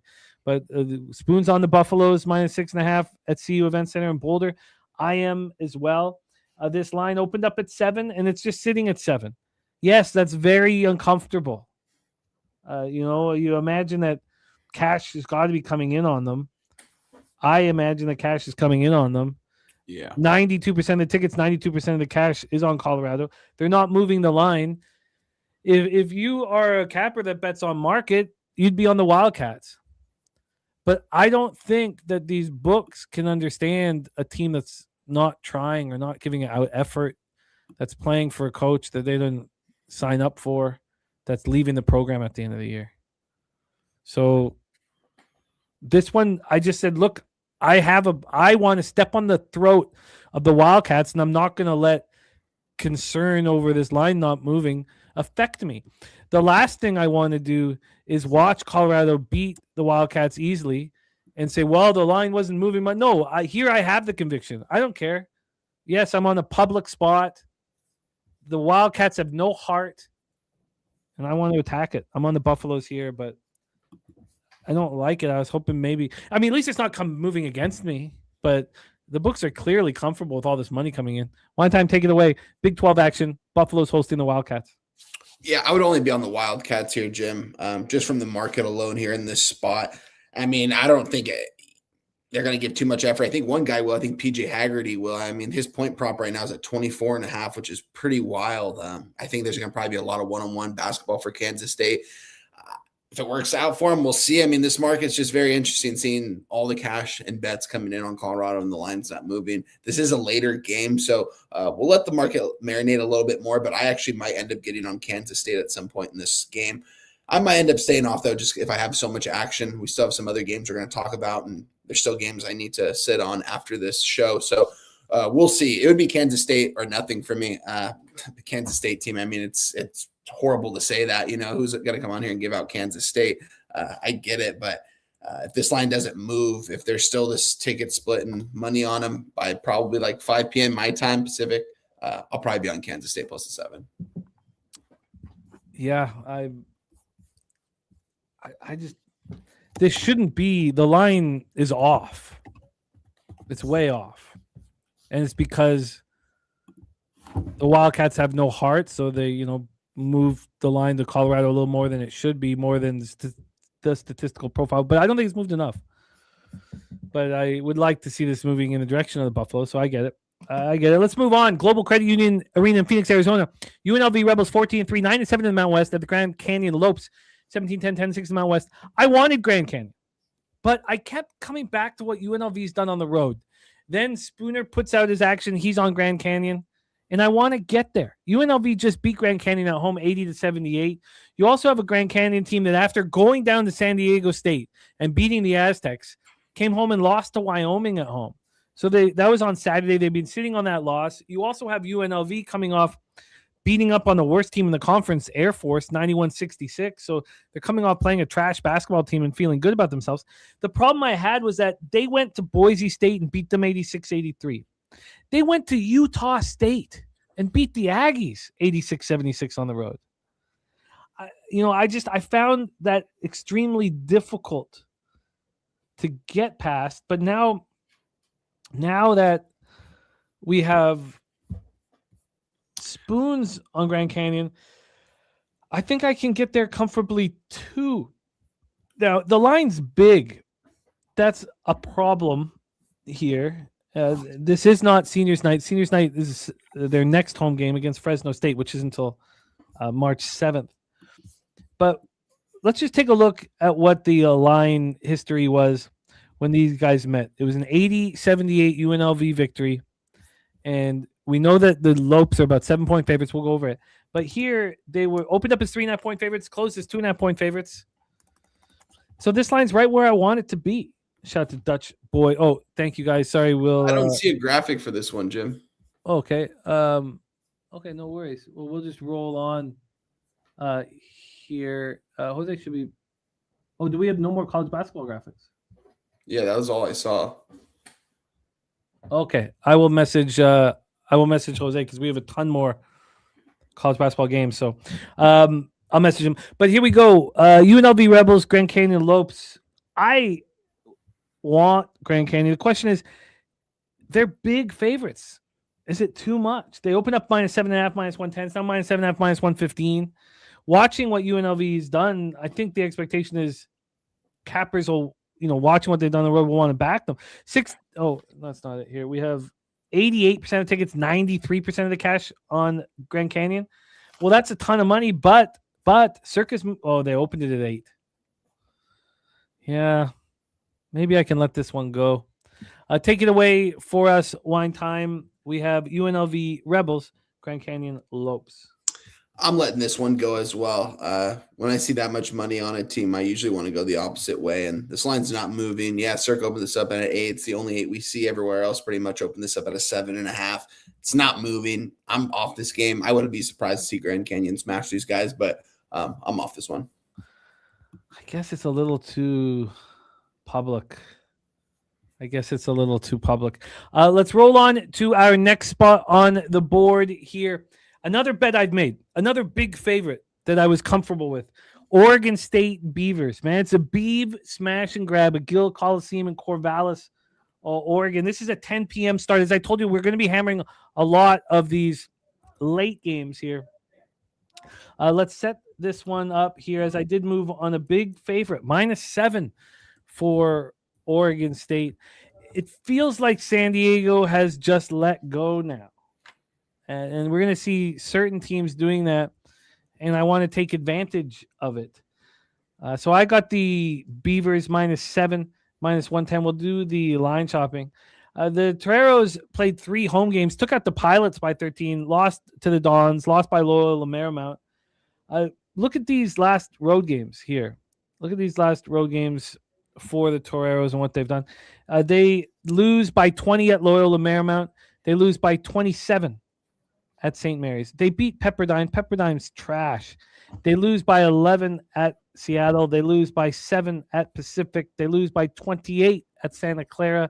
They lose by 10 at Gonzaga. So we're sitting here and the Toreros have 1 road win against the worst team in the conference. That's it.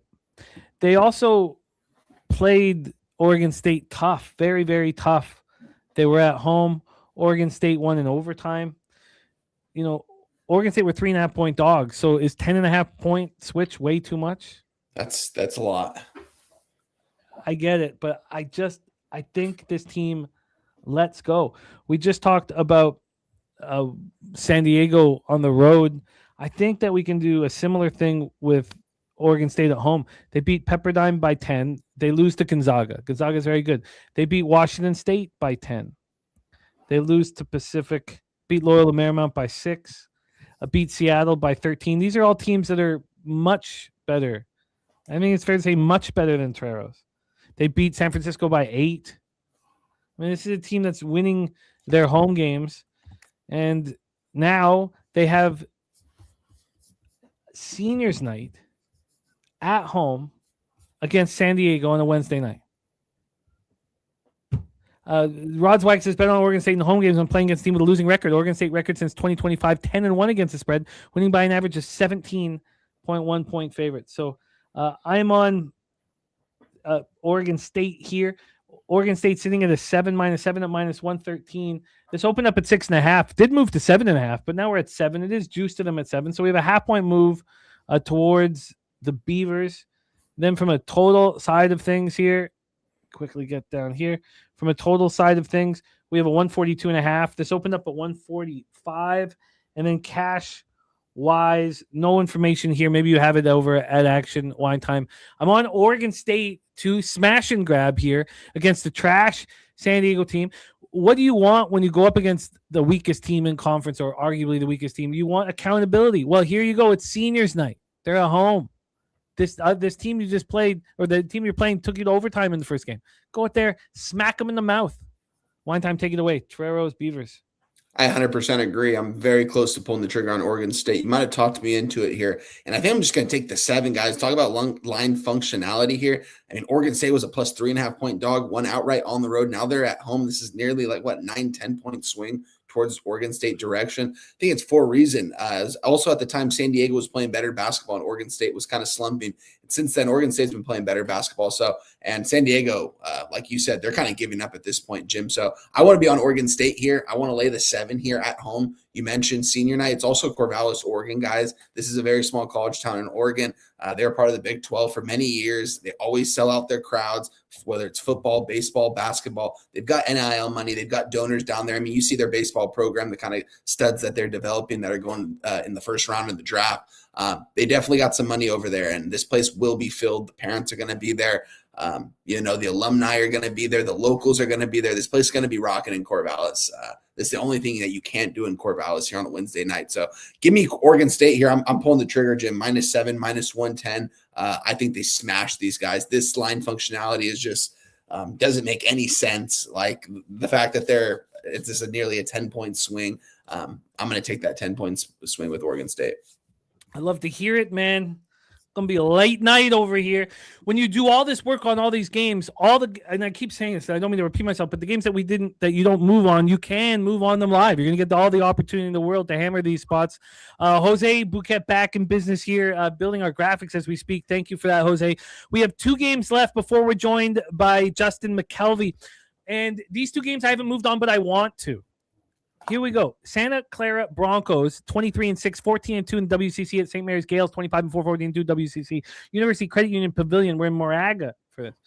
St. Mary's is rolling, and they're playing good basketball. Last 3 wins have all come on the road. We'll talk about what they've been doing at home because they've been playing very well. Look, the Broncos are no joke. I mean, you harken back to the Steve Nash days. This team is winning. They have lost 2 games in conference, and they've both come by way of the Gonzaga Bulldogs. Look, the Gonzaga Bulldogs are a very good basketball team.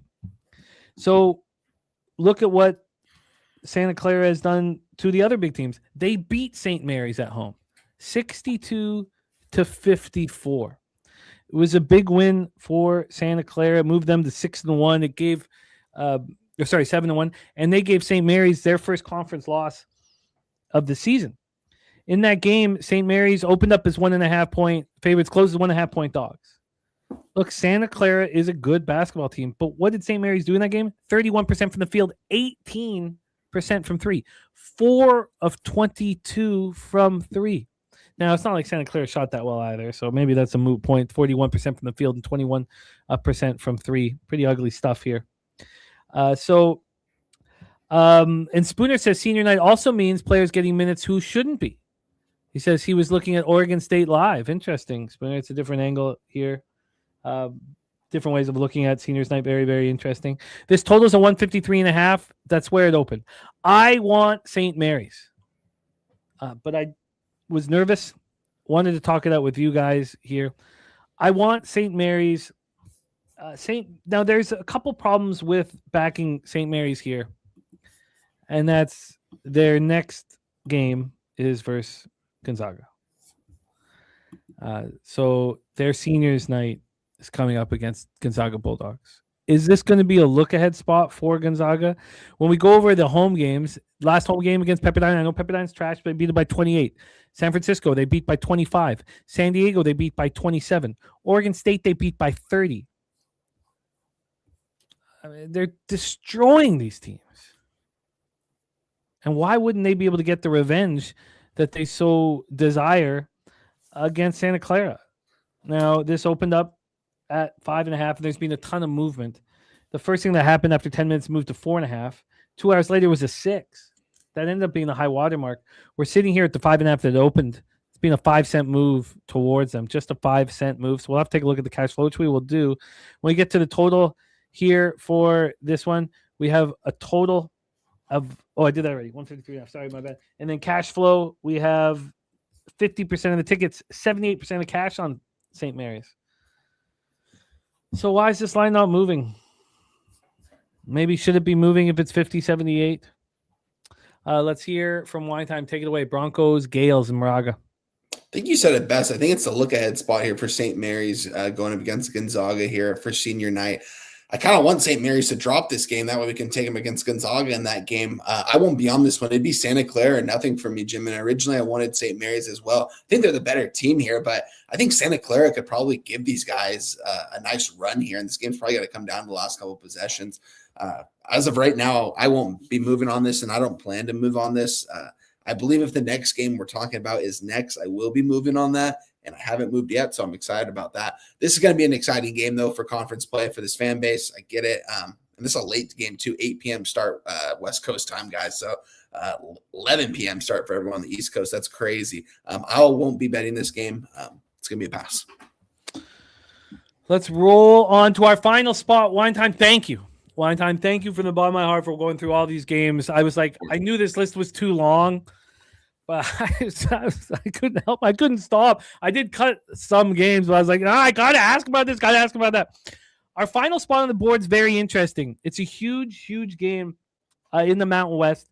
Utah State Aggies, who have looked so good at times. I mean, the way they went into the pit and waxed the Lobos was so impressive. Facing the San Diego State Aztecs. Now, I came extremely close, queued up. Of moving on the Aztecs. And I didn't. Then we have Spooner coming to our chat, and he is on Utah State here. So now the question is, do I have the conviction to still move on the San Diego State Aztecs? And I don't know if I do here. We have the Aztecs coming off of 2 straight losses. They lost at home by 10 to Grand Canyon. That had to upset them. And then they lose at Colorado State, 83-74. I think Colorado State's playing very good. The problem here is Utah State just lost at Nevada. So it's not like, Utah State's coming in, smiling and feeling good about themselves. The Aztecs are just a team that I want to back. And they went to Utah State, and they gave the Aggies everything that they could handle. 71-66 win for Utah State, loss for San Diego State. In that one, San Diego State were 6.5-point dogs. Opened up as 5.5, closed at 6.5. And they played good basketball. And I wanted to back them here. To me, this is it's not seniors night, but it's a crucial, crucial game. The problem is when I looked at that San Diego State Aztec schedule, they've lost 2 straight, and now they have Utah State, New Mexico, Boise State, and UNLV to close out the year. Those are tough, tough teams. So I don't know if I'm going to get there. By the way, Dimitri moving on, Maryland plus 8.5 there. Thank you for sharing that with us, Dimitri. Utah State, San Diego State, total opened up at 147. It's now 146. And from a point spread standpoint here, we've earned that shot when we drink it. It's going to taste delicious. Oh, yeah. We have San Diego State opening up at a pick'em. They moved to 1.5 at 11:35. Now they're sitting here at a 1. It's a 1-point move towards them. And then when we look at the cash flow for this spot, we have 58% of tickets, 61% cash on the Aztecs. Line sitting at 1.5. Now, that's a line that Circa opened up at Pick'em. So they have 83% of the tickets, 65% cash on San Diego State, and they're respecting it. Now we have Spooner on the other side. This is the final spot of all the games I wanted to ask you about. Wine Time, Aggies, Aztecs in San Diego, California. I wanted to be on the Aztecs here. I mean, are there chances of going to the NCAA AA tournament over if they lose this game, losing 3 straight? Yeah, they've had some tough opponents. It almost seemed like their last loss was a get-right spot for this spot. And then you look at Utah State, and they're coming off a loss. And you look at that game, it seemed like a letdown spot for Utah State in that spot as well. So it's just who do you think is the better team here? I mean, San Diego State's at home. I like the San Diego State Aztec team. I want to back them. I don't know if I'm going to yet. This game's not for a long time either. I'm going to sit with this one, kind of let the market marinate. But I think it's telling that San Diego State is the favorite here in this one. Some spots open this up at a pick'em. They're at 1.5 now. So 61% of the cash is on them, and the line is moving towards San Diego State. It's definitely not moving towards Utah State. I mean, if we're looking at Circa, they opened this up at a pick'em at -110, and we are seeing them now lay 1.5 at -110 for San Diego State. So it's all interesting. I think I'm going to be on San Diego State. When it's all said and done, this will be a late night spot, but I want to let the market marinate a little bit and see what happens in this one. But San Diego State are nothing for me. I find it hard to believe that this team's going to lose 3 consecutive games as it gets to the important time of the season when you're supposed to be winning these big time games. San Diego State, I think as of right now, I mean, according to KenPom, what are they, 43 right now? So, I mean, they're still valued pretty high. I just think if this would be a tough loss if they lose this game. I think it'll hurt them big time. So, as of right now, I'm off. It's San Diego State or nothing. Well, I will listen to you and hear if you do pull the trigger on it. That concludes my action. Now we have 5 spots here for our guy, Justin Mcelvy, who will be joining us. And that was a lot of work, man. We've earned this. We have earned this. Earned it. Gonna wait till I see him light up backstage with the camera on here, which will be on right now. Let's do it. Let's bring on our guy. I'm excited to rock with him today. We got a great group. This week. You know, we have a special guest, LJ from H-Town tomorrow as well. So Brizzy and LJ on Thursday, and then Wine Time and Justin back on Friday. And Friday is such a treat because I find it so difficult to go through 70 games and then pick out your best spots and then try to say, I mean, how long does it take? 12 hours, 18 hours? I mean, the time it takes is stressful, but we're coming off an 8-1 day. We're trying to climb out of this horrific hole that I put myself in. And these are the gentlemen I need to do it with to get to the bag. Please welcome the star of the Stacks play of the day, our guy, Justin Mcelvy. Stacks, stacks, stacks, stacks, stacks, stacks, stacks, stacks, stacks, stacks, stacks. Oh, Justin, we did work, man. Yeah, y'all definitely did. Oh. Yeah. I put it in the chat like one time look like he tired, like he need a shot. Like he need me to come on. I'm good. No, you don't look good. I've been there though before. I've been there with newborns though. I did it 3 times. So the 3-4 hours of sleeps. It can add up sometimes. Yeah, and then wait till you get to when they get old enough to have kids and they just drop the baby off. About that yet, Stacks. Yeah, that's true. That's understandable. But just know. Don't drop them off and be like, yeah, we'll be back in the morning. They're not coming back in the morning. Well, Ella better fly to Vegas. She wants to drop her kids off with me, man. So that's where I'm going as soon as they're out. Oh yeah, I'm getting out of Pittsburgh too. Like I got grandbabies now, kids is grown. It's time for me to go. Like these dudes still gangbanging out here. Like I'm cool. Well, I've been thinking about this toast for hours. Let's put it up in the air. It is Wednesday, February 25th. On March 25th, we'll be in San Antonio. Cheers, guys. Cheers, fellas.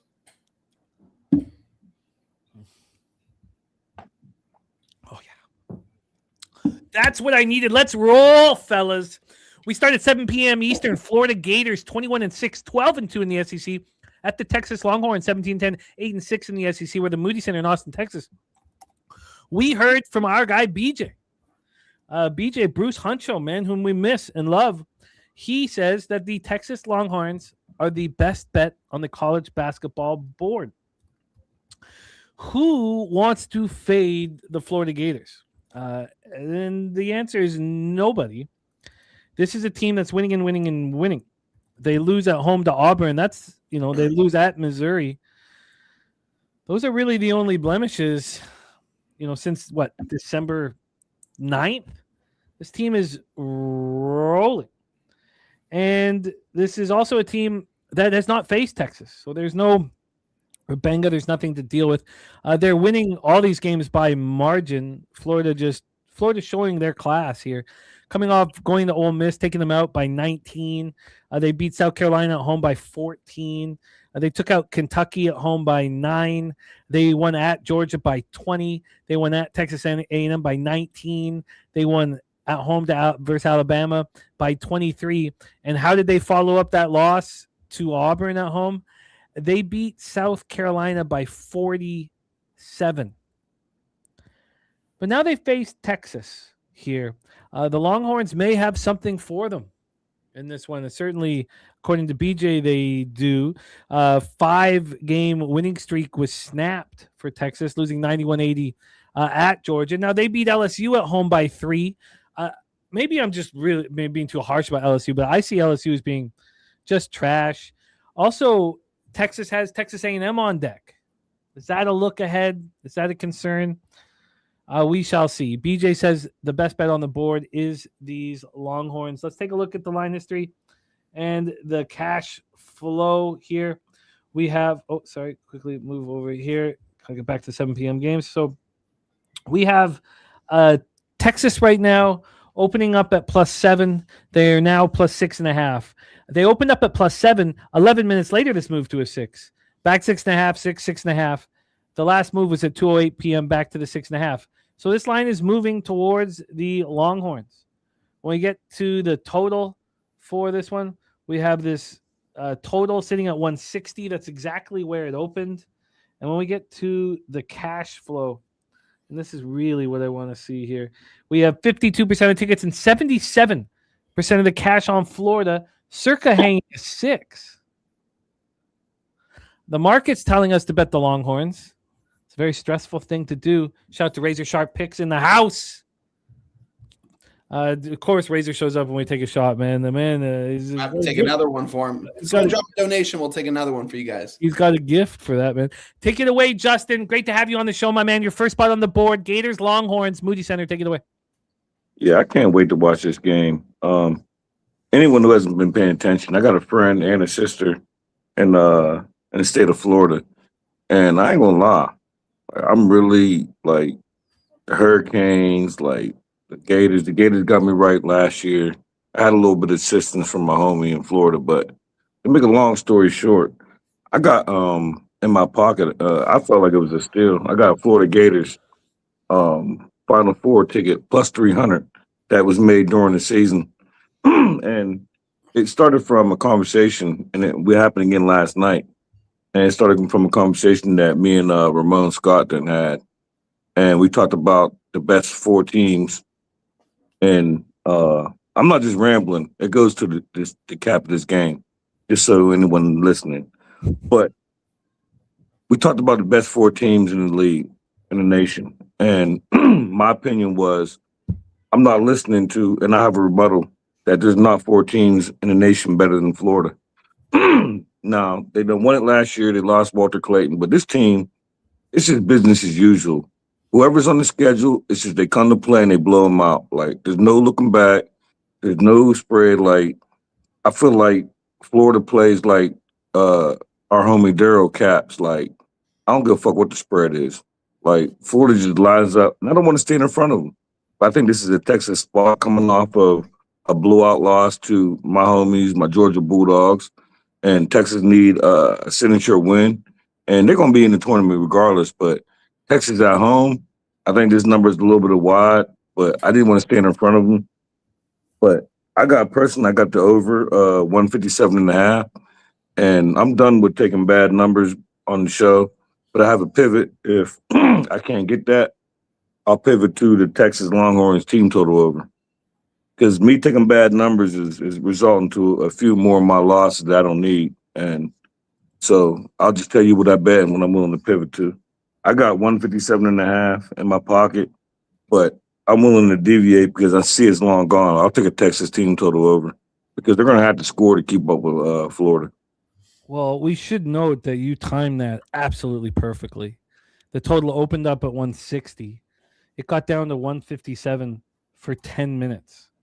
It stayed at 157.5. That's probably right around when you nailed it, because that was 157 from 1:49 a.m.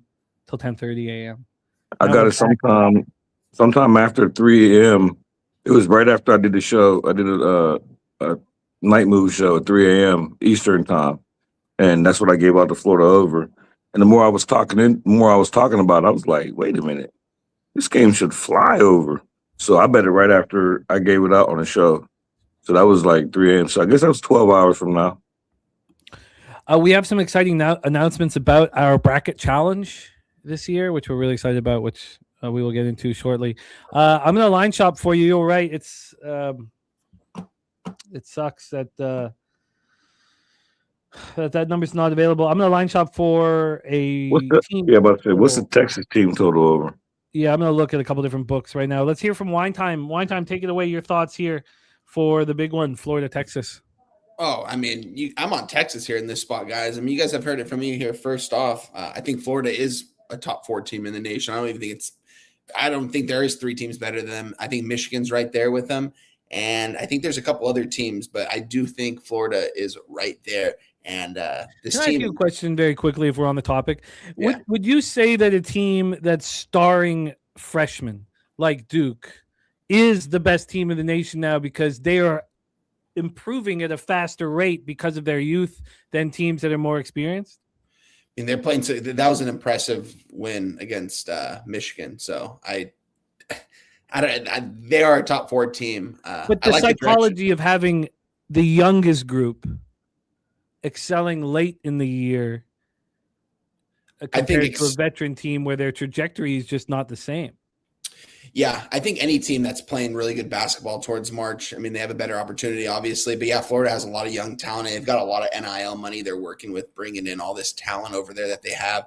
I think Florida is a really good team. I just think that this line, it's kind of telling here. I think Florida should probably be a double-digit favorite on the road here against Texas. I mean, look at them.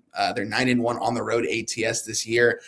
Florida they're playing some of their best ball on the road here. They're blowing everyone out on the road here. Here they are laying a short number against a Texas team that's coming off a disappointing loss to a Georgia team, another SEC team that's still fighting to get into this tournament.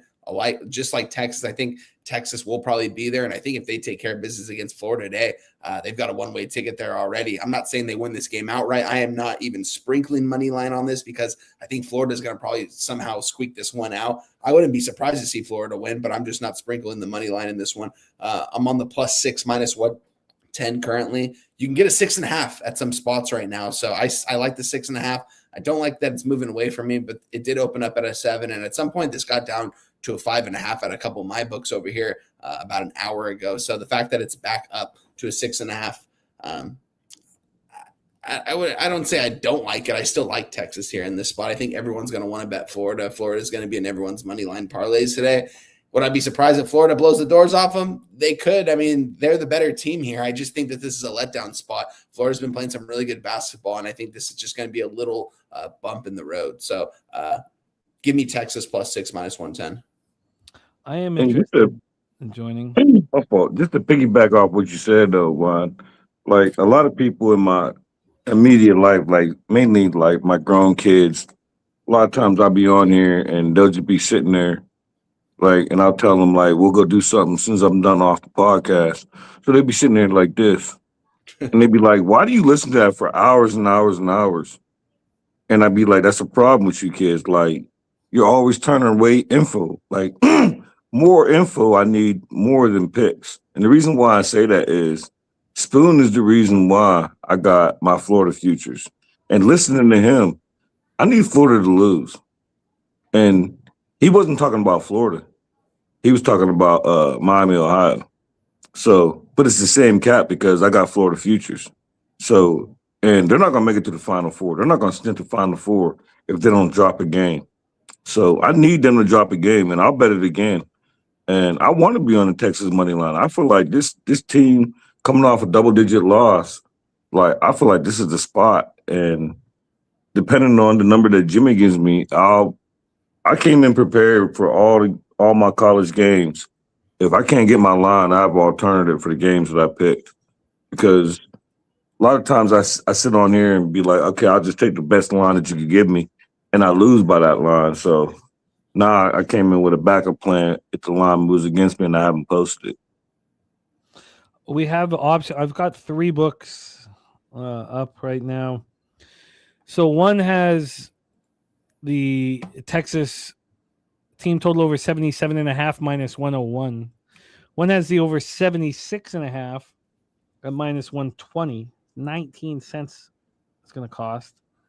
By the way, I don't know if you've bet it yet, Wine Time, because 365 is at 7 now, and BOL is at 7.5 now.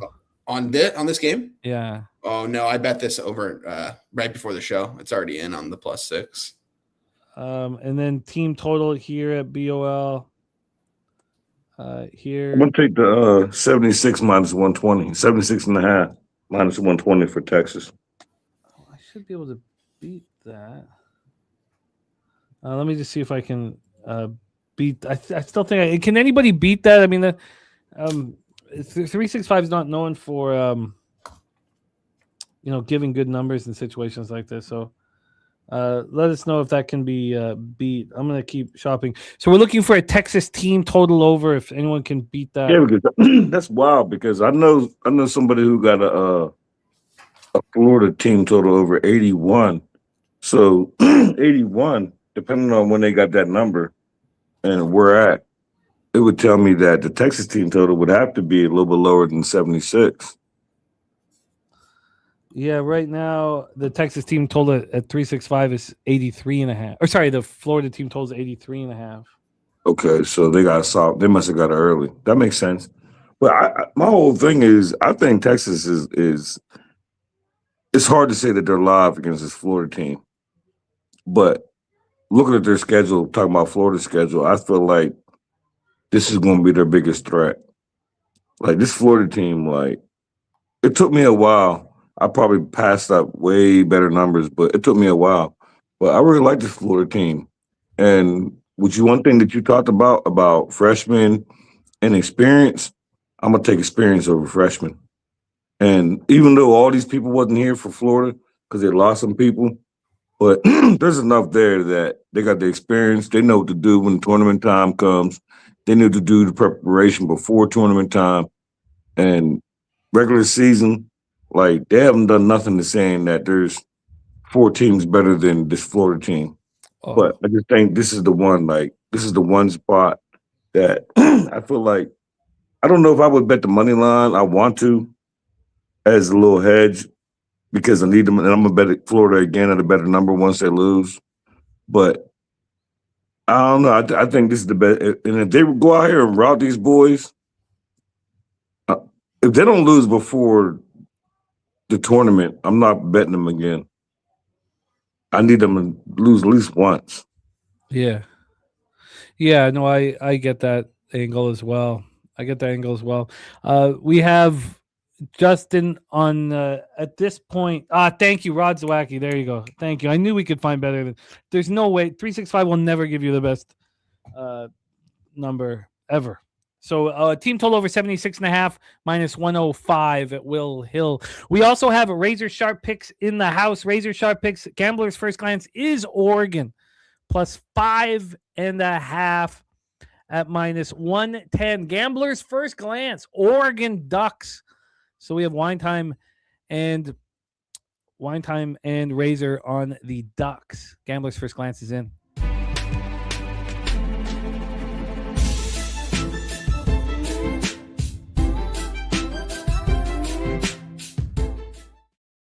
All right, let's roll on here for our next spot on the board. We have Butler Bulldogs, Villanova Wildcats, Finner and Pavilion, Villanova, Pennsylvania. I'm so happy that you had this game on the board because I came very close to betting it.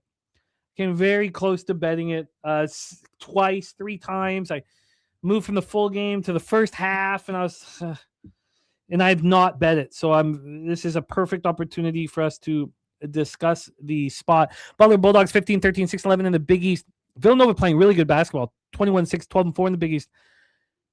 But I was very interested in Butler. This total's a 147. Opened up at 146. It's just moved that one time, 1 point. That's it. From a point spread perspective here, let's get this here. We have where did I do with it? Here we go. We have Butler back at 10. Okay, that's interesting. It had moved to 9.5. Spent most of the time at 9.5. I would have had a 9.5 had I moved on him. This opened up at 10.5 and moved to 9.5 immediately. Back to 10, the 9.5 back to 10. Overall, we still have had a half-point move towards a Butler. Let's just take a look at the first halves quickly here, because that was also something that really interested me in adding Butler. We have a 5.5 right now. So this opened up at 5, moved to 5.5 here. The only loss I had yesterday on the 8-1 day was that LaSalle first half. And it's so funny because T-Moss came in the chat. He's like, cut that bet. If I cut it, I would have gone undefeated, but I did not listen. So Butler Villanova here. Let's just pull up the cash flow. We just went over the line history. We have 66% of the ticket, 61% of the cash on Villanova. So we're sitting here back at a 10. This one, I'm going to break some stuff down here, but let's hear from Justin. I know this was a game that you wanted to talk about. So, Justin, set the table for us. Bulldogs, Wildcats, and Finneran. Who are you looking at? Yeah, this is another team that I ain't high on, but I feel like teams not talking about. Like this Villanova team, I feel like they're flying under the radar low-key, and no one's paying attention to them. And I'm high on them. And I want to get some futures for, like, I don't know, Elite 8, nothing crazy. They're not cutting the nuts down, but Elite 8 or plus money for Sweet 16. And they're coming off a loss against UConn, which is, in my opinion, that's very respectable. But Villanova off a loss this year is like a smash spot. And then one thing I started doing as far as college, and I'm only like 7 or 8 games deep into it, I started capping what was the spread the last time that they met, because I want to see what the projections was according to what the books think. And I got, no matter how many times I checked, I seen either Villanova was plus 1.5 or minus 1.5, and they dog-walled Butler by 18 in the first matchup. But I think they was plus 1.5 dogs when Butler was home. So either way, yeah. Now that they're I'm about to say 2 people that I trust, but they're free sites, so take it for a grain of salt. Well, in that game though, just to confirm everything, Villanova opened up as 1.5 point favorites. There was a 4-point move to Butler. Butler closed as 2.5 point favorites from opening up as 1.5 point dogs. So that's wild, because then they got, like you said, destroyed, annihilated. So keep rolling, my man. And that's what leads me to my pick, and which I'm not still done while I got there. I'm on Villanova minus 9.5, but 9.5 and 10, it would be a push if I take it. So if you give me a 10, I'll make 10 official, because I'll push on the show and win my bet, and I'm okay with that. But by them being a plus 1.5 or minus 1.5 when I was going into it prior to you telling me this, it just shows me that Villanova is still flying under the radar. But now, obviously, they're not flying under the radar by the books, because plus 1.5, minus 1.5 to minus 9.5 as a home favorite coming off the loss is probably added into that. But I don't think this Butler team is that good. And I have a street chat that I'm in with me and a couple of my homies from Pittsburgh, one dude from Indiana, and another dude from Detroit. And he wakes up every day and be like, Butler sucks, whether they play or not. Like, he just wakes up and texts Butler sucks. He's embedded in my head. And I tell myself he had a bad experience with Butler over the years, because it's consistent. Like, every single morning, like 5 a.m., whether they're playing or not, it'll text the group chat and be like, Butler sucks. So now it's in my head, and I'm like, you know what? They do suck. But even if they don't, Villanova off a loss, who I think that can make a run in the tournament, at least to the Sweet 16, possibly the Elite 8, like you lose 2 games to UConn, who I think is, I don't know, maybe a couple steps behind Florida. They're not better than Florida, but they're a couple steps behind Florida. So, and my thing is like, I want them off a loss. I want them off a loss over a team that you could beat. You beat them by, 18 the first time? You was dog, moved to favorite, or vice versa. So I'm on Villanova minus 9.5 or minus 10, whatever number you can get me. I don't want more than a 10, though. By the way, interesting. Oakland Golden Grizzlies down to a 5.5. It's interesting. At FanDuel, they opened this up at 11.5. It's down to a 9.5. But Villanova 9.5 is minus 120. 9.5 minus 120. A couple different books. So you can have a 9.5 and minus 120, or a 10. So 10 is minus 105. 10 is minus 110. I don't have those alt lines on those books, unfortunately. The interesting thing I did find was that at Peay, the sharpest in the game, their 10 is minus 119. So I had thought very hard about being on Butler. I'm not anymore. That Peay's like, for all of my bets, I go over, what is Peay doing? Before I bet it, that's part of the research. So Peay's here. I just need to know where they are. I think a lot of people do that with Circa. It's out of curiosity. It don't change how heavy I am, but what made you want to bet Butler? I liked Butler's last 2 games a lot. I just, this is a team that's still 6-11 in the Big East. There's so many teams in that group here at the, in the Big outside East. of the top 2 teams, every other team in this conference, it's pretty even, honestly. Yeah, but Villanova maybe is taking themselves out of that equation. So maybe there's 3, but Seton Hall, Creighton, DePaul, Butler, Xavier, Providence, Georgetown, Marquette are very close. I thought I was impressed with Butler. They go into Georgetown, they beat them, then they beat Xavier. So, who handled Xavier better, Villanova or Butler? Butler. Now, who handled Georgetown better? That's arguable. But you have Villanova playing great basketball, coming off of a loss. I just thought this 10 was too many. I was looking at first half. I'm not going to anymore, though. I'm letting it go. Every angle that I look at points to me at like a 16 or a 17-point win by Nova. I think first half, I know double result is money line, but I think this could be a perfect first half spread, full game spread. I know that's not double result, but I think they're gonna come out hot, probably be up 18 in the first half, and then slowly get walked down to 15, 16. Well, who knows? By no means do I see. I can't cap. That's why I asked you. I wasn't trying to put you on the spot. I just can't see, no matter how I cap this game, I can't see Butler staying within this number. Yeah, I don't know. When you talk about line functionality, guys, kind of said it stacks from a 1.5 to a 10. That right there tells you, I think, everything you need to know. I'm on Villanova here in a different way, guys. This is the second part of a money line parlay with Iowa. And because we have so many games to talk about, I'm going to just give out the other leg because we don't have that graphic. I forgot to tell Jimmy it was a game from yesterday. Got postponed today. We're going to Providence, guys. Providence, Rhode Island, where it currently is it snowed 20 inches of snow there the last couple of days. Nasty Nate sent me some videos. It's just crazy out there. And they are going to be playing this game here. And it's going to be a money line parlay of Iowa, Villanova, Providence at plus 110, 3-leg parlay. I find it hard to believe that Villanova is going to lose this game outright to Butler. Butler coming off back-to-back victories. I get it. Villanova coming off that loss. That I was on Villanova in that spot. It seemed like a spot for Villanova to continue to play the good basketball that they were. Fell a little short. They were in it the first half. I think they were down 2 in that game. They ended up falling behind in the second half. Lost the game by, I think, 9 or 10.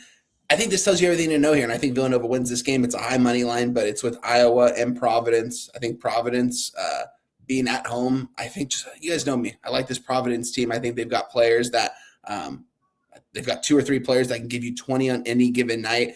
And anytime they're going to not play the top echelon of teams, I'm going to take them in a reasonable number. And I think putting all these in a money line parlay plus 110, I think it's good money, guys. I'll keep it short and sweet. Little 3-leg parlay for that. All right, we got Villanova for Justin, the 3-leg parlay here for wine time. Let's roll on. Head back to the American. Oh, yeah. What number did you get me at? I got minus 10 at minus 110.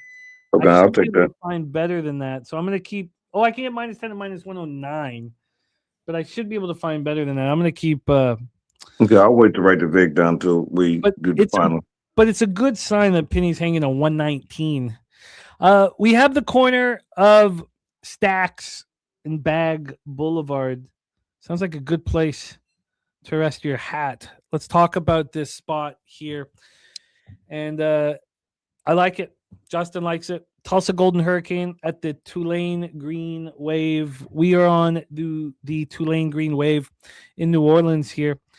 And I got +5 at minus 110. This team on a 4-game winning streak and playing good basketball.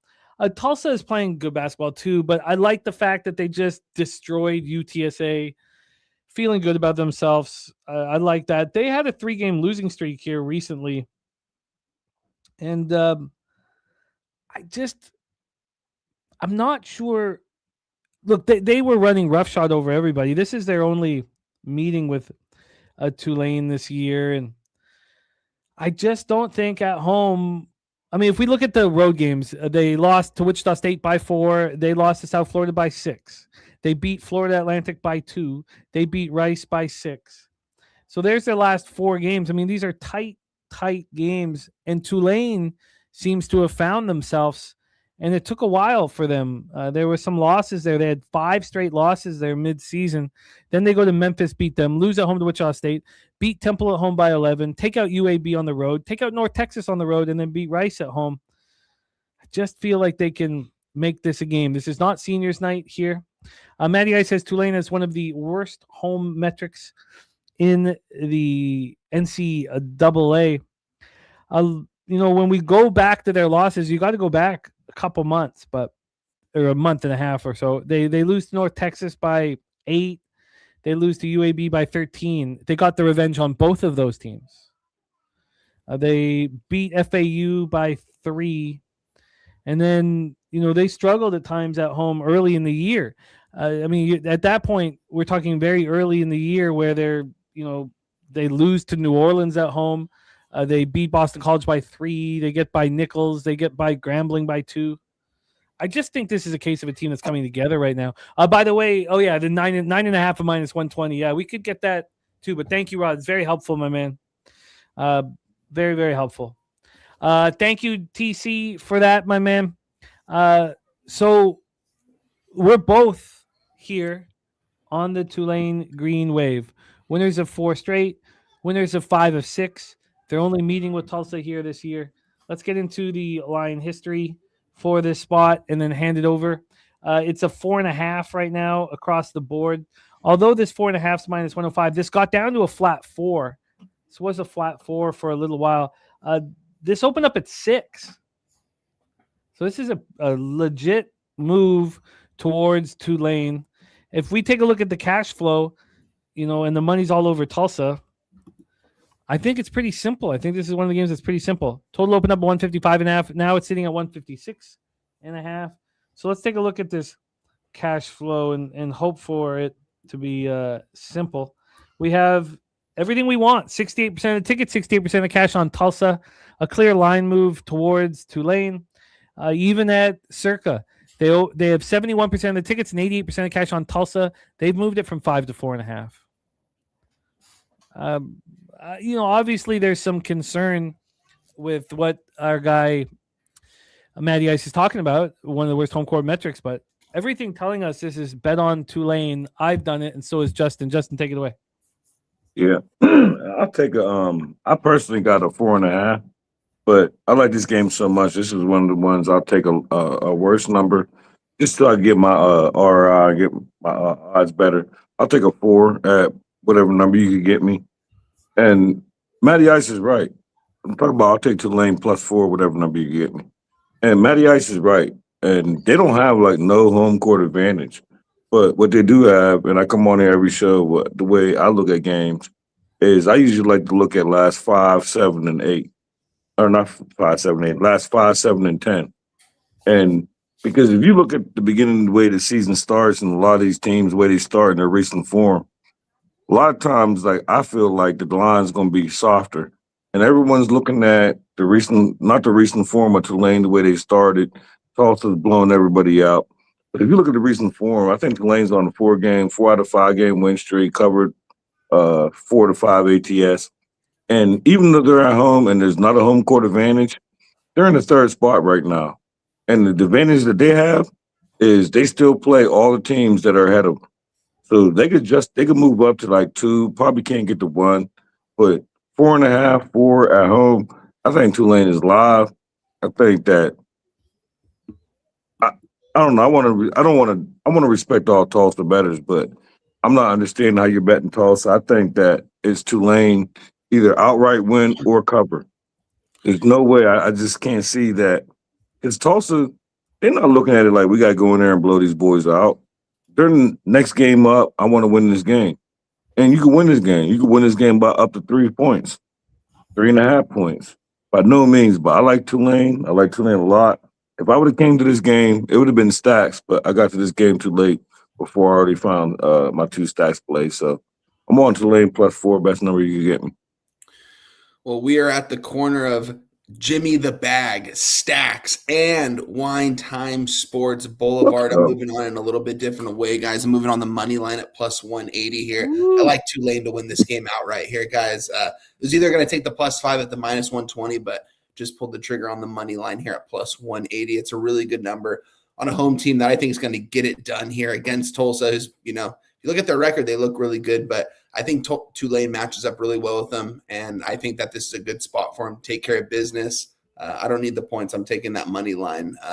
So I'm on the money line here for Tulane. This is going to be my biggest money line play of the day today, guys. So I'm locked and loaded. We're all in agreement on this one, so I don't have to touch on too many of your guys' points because I agree with you guys. So I'm on Tulane with you guys. And that's wild. Like I thought I was going to come on here and convince y'all of Tulane. I'm like, man, before I said this game to Jimmy, I was like, man, I'm about to convince them. They're going to laugh at me. People in the chat going to come for me. I didn't expect this. Yeah, I like it, though. I don't share the concern that Matty Ice says. Recent form at home and it opened at a 6. Says that's enough to keep me off either side. The line is predicated on your statistical profile. What is it? 95% statistical profile, 5% form? I mean, what would it be? 85% statistical profile, 15% form? We're talking about a Tulsa team that's 22-6, 16 games over 500. Tulane 17-10, 7 games over 500. 10-5 in conference, 8-6. To me, I think the line. What should it open up at? I mean, it at 5, 4.5, we thought we had value. I'm sure if this line opened up at 3.5, Tulsa would have been hammered. But I love hearing it, though, Matty Ice, and we want all the info from you that we can get, so respect there. And we're all on Tulane. This is the first spot on the board. The 3 of us are on one spot. Let's roll on. 8:30 p.m. Eastern. I was very happy that this game was on the board for Justin because I want to talk about it. Oh, once you open this time, let me know what you got the 4 for me for. I got -101.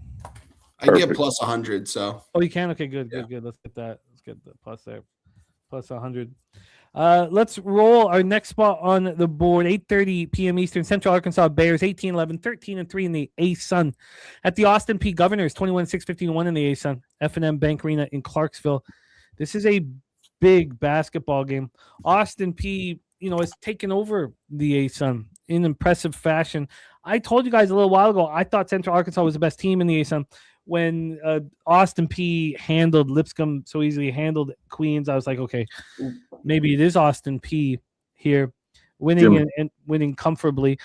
Central Arkansas coming off of an overtime loss at Florida Gulf Coast. Now, Florida Gulf Coast 8-8 in conference. They're not a bad team, and maybe that's part of the allure here that you got Central Arkansas off of a loss. I mean, this was a real legit winning streak, 11 straight wins. And when you look at, well, what the hell happened when they played Austin Peay? They haven't. So this is for all the marbles here, in the conference. Can Arkansas put that second loss on the Governor's scorecard? So let's take a look at the line history here for this one. Austin Peay coming off yet another win. It was a tight one. Both these last two games were really tight. North Florida and Jacksonville. Now everyone, treating Austin Peay like the toughest team here. I was on them when they went to Queens and beat them 95-87. So this is a Governor's team. The only loss was at Lipscomb by 4 points. And they're sitting here on a 10-game winning streak. So Central Arkansas's 11-game winning streak snapped. Austin Peay's 10-game winning streak. Now this is seniors night against Central Arkansas. It's a big game. Let's take a look at the line history. Nice job, Gorkel.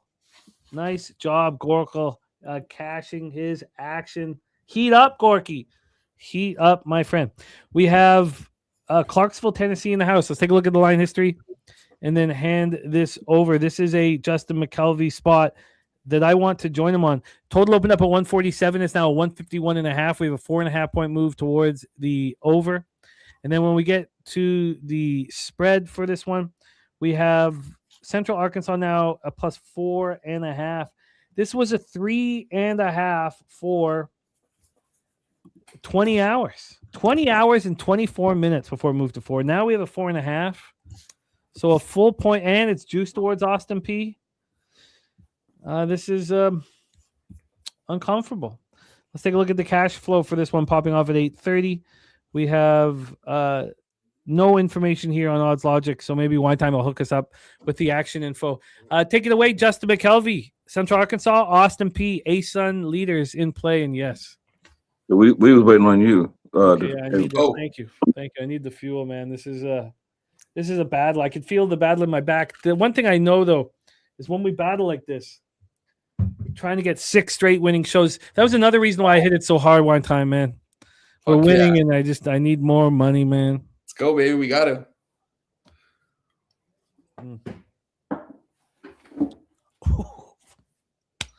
Justin, take it away. Bears. This is one game that I expected the line. I wasn't worried about what the line would be when we came on here. When I gave this out at 3:00 in the morning, it was one of the first games that I was very interested in before I even did anything. And I know a lot of people who follow sports, they don't really look at these type teams. But a lot of people don't realize is Austin Peay, however you say it, I call Austin Peay. And I'd be corrected all the time. But right now, they're the hottest team right now. They're on a win streak. They haven't lost at home. But one thing that I did look at is Central Arkansas is coming off a loss to Florida Gulf Coast. And it went to overtime. And they should have never lost that game. And I wasn't watching it, but I watched the highlights because I knew this game was coming up. And I knew that Central Arkansas was 2 games behind Austin Peay as far as the conference. Now, I think the overall Austin Peay already clinched this little division. And this division only gets one out the tournament. So either you win the tournament or there's nothing else for you. But I think Central Arkansas had this game circled. I think if you don't look at their record and their win-losses, if you look at their strength of schedule, I think that Central Arkansas is the better team. I think they had this game circled. That's why they dropped that Florida Gulf Coast. It was at Florida Gulf Coast, and they went to overtime, and they lost. But they didn't get blown out. They only lost by a few. But they should have won that game, but they didn't because they had this game circled. I think Central Arkansas wins this game. And however Durr would say, I don't give a fuck what the spread is. It's stacks play today, number 1. I got plus 3.5. I'll take the 3.5, whatever you get me for. I don't need the 4 or the 4.5. Just take the money line then, Stacks. Well, I posted it. It's stacks play today, number 1. Oh, yeah. So since I posted it, I'll take that number. This isn't one of those that I feel like that, oh, no, it's 4.5. No, I'll take the 3.5. I think they win this game. And even if they don't, I think it's a one-possession game. I like it, Stacks. I'm going to touch the market really quick here on action. I think I'm going to tell you here on this one, Stacks. I'm going to look at over this one still, but your team currently, Central Arkansas, is getting 26% of bets and only 17% of cash. This line is pretty much, I think, at a 4.5 everywhere right now, Stacks. So there's 4.5s available right now. I think you don't need the points. I think they're going to win this game outright. This line is a little bit fishy too, if I could say. I mean, I think that Austin Peay probably should be favored by a little bit more being at home. Is this senior night as well? Yeah. Yeah, it's seniors night, and they need one win to clinch. They haven't clinched. Because why are they not more of a favorite here in this spot on senior night against? I don't know. You know why? Why they're gonna lose? That's why. I think I'm going to be with you. I'm going to take another look at this game here in the next couple hours, but I love the cap, and I agree with you. Everything you said in this game, it definitely seems like a Central Arkansas spot. By the way, just before we move on to the next game, Rodzwacki did offer a really great opportunity for you, Justin. We got Tulane +4 at +100. You can get Tulane +4.5 at -105. That half point might be worth 5 cents. It's up to you, though. That's at BOL. I think it is, Stacks. I don't think the points is coming down. Okay. No, I'll take the 4.5 -105. I think when we're talking, if they lose by 4 and I could have got a 4.5, I'll break something. Yeah. I also think that when we're talking about a half point for 5 cents or less, now we're talking. Exactly. If you ever offer me a half point more for 5 cents or less, I'm going to take it almost every single time. It's usually 10 cents for me. So yeah, absolutely. I look at that plus sign, and I don't know that plus sign when I'm going to make a bet. That plus sign or minus sign on the VIG really determine. Like I chase that plus, but -105, it smells like a plus. So I'll take that. I've not handled VIG very well this year in college basketball, but still time. Central Arkansas +3.5 -110 for Justin McKelvey. Stacks play of the day here on the Bears, who I want to run with in the ASUN conference tournament. I can't wait for these conference tournaments, man. Central Arkansas Bears for Justin McKelvey. Stacks. Stacks, stacks, stacks, stacks, stacks, stacks, stacks, stacks, stacks, stacks, stacks, stacks, stacks. Let's roll. Nikolai back with us. Can't believe the show is still on. Not only is it still on, but we got big games. We only have 2 more games college basketball, and then we have our 6-game NBA slate. And then comes the most important part of the day, additions, and going over the notes. Next spot on the board for us of the 2 games left, 9 p.m. Eastern, LSU Tigers 14-13 overall, yet they are 2-12 in the SEC. At the Ole Miss Rebels, 11-16, 3-11 in the SEC. Oxford here for this spot. Let's get this one set up line history-wise, cash flow, and then hand it over to our guys. We have these Tigers in the throes of a losing streak. The last 3 games have been much better. Much better. This is a team I thought had just given up, but they lose at home to Alabama by 7. They lose at Texas by 3. They lose at Tennessee by 10. Those are not bad results here for a team that is clearly struggling down the stretch. Losers of 5 straight, losers of 8 of 9. That win was at South Carolina in overtime. The other one was at home versus Missouri, and that's it. That's their 2 wins in conference play. Facing the Ole Miss Rebels, I mean, you're not writing home about this season if you're an Ole Miss fan. This is being ugly. They are in the throes of a 9-game losing streak. And the only reason why these teams don't have an extra win on the column is because they haven't had a chance to play each other already. These are the weaklings of the conference. So let's take a look at the line history and hand this over to Justin. We have Ole Miss opening up at -3. They just went down to 1.5. This was all yesterday afternoon, while the line only being available for 30 minutes. It went from 3 to 1.5. Now it's back to 2.5. So LSU, a half-point move overall towards them, but there had been a 1.5 move. when we get to the total for this spot, oh man, drinking and talking college basketball, I can't stop thinking about San Antonio. It's still so cold and shitty here, man. I got to get there. It's still cold there. Oh, today's better than yesterday. Yesterday was punch you in the face, freezing assault cold. I woke up to 3 inches of snow this morning, and I was like, man, I'm so tired of this. Like, and it wasn't the 3 inches that would just go away. Like, luckily I got a snowblower, but I need to go to like Florida or Arizona. Like, who wants to deal with this? Like, nobody. It's almost March, and I'm out here snow blowing snow because it's so cold, and like I'm over it. Oh, I get it. I just keep my head down, be nice to everybody, get to San Antonio. Here we go. LSU Ole Miss. Let's take a look at the cash flow. We just went over the spread. 67% of the tickets on Ole Miss, 61% of the cash. Circa hanging at 2. They are the only book hanging at 2. Seems like there's a lot of respect for the LSU Tigers. Justin, I'm all ears. Take it away. I really like this game. And to be transparent, this will be the 6th time. Not that I bet them. 6th time that I've given out Ole Miss on these shows. And I'm 0 for 6 betting Ole Miss. But I just and I always tell myself, like, okay, this is the spot. So when I started capping this game, I put my gloves on, Jimmy, because once again, I'm gonna try to catch this falling knife. Because I look at this Ole Miss team and I see that they're favored.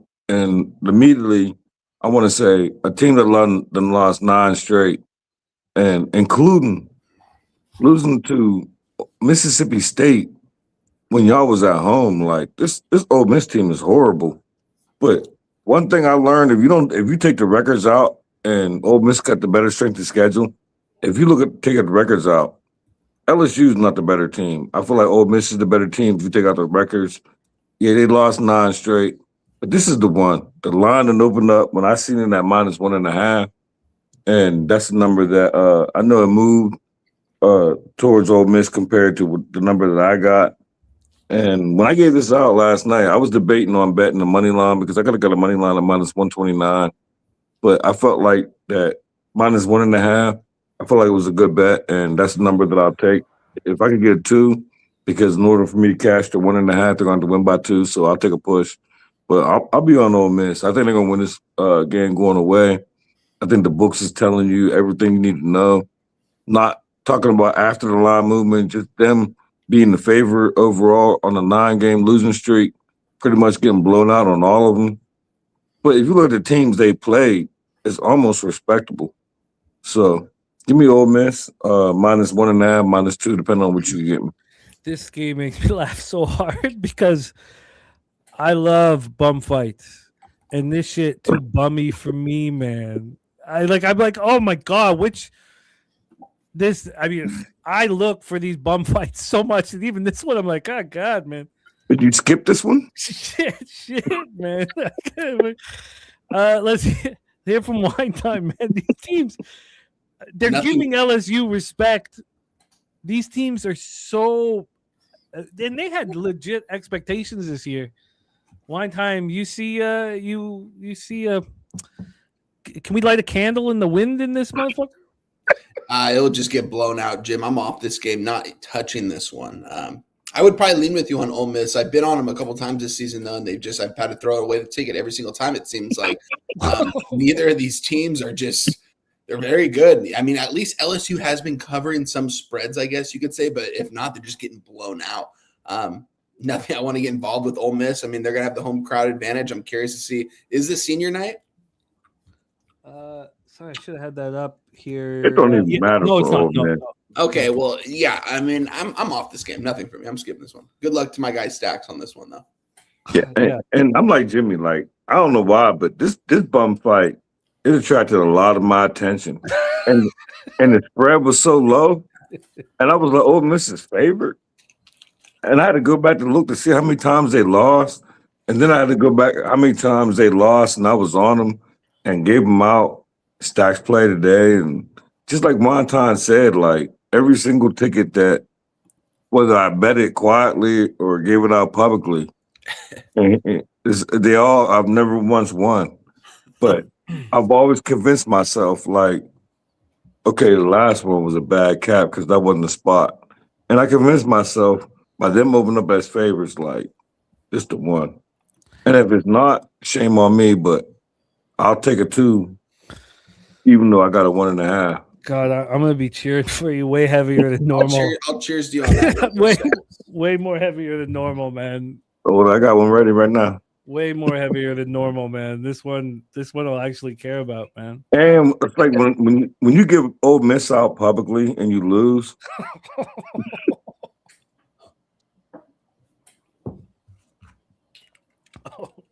It's always like that. It's always the one loss that sticks with you.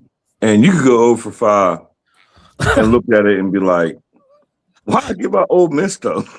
Like, I could have kept that to myself and just bet it and lost to my own little pity. But to go public, it's Ole Miss, Marquette. Like, those are just teams that it's crazy because I was on Marquette the other day and I didn't give them out publicly. And of course, they covered.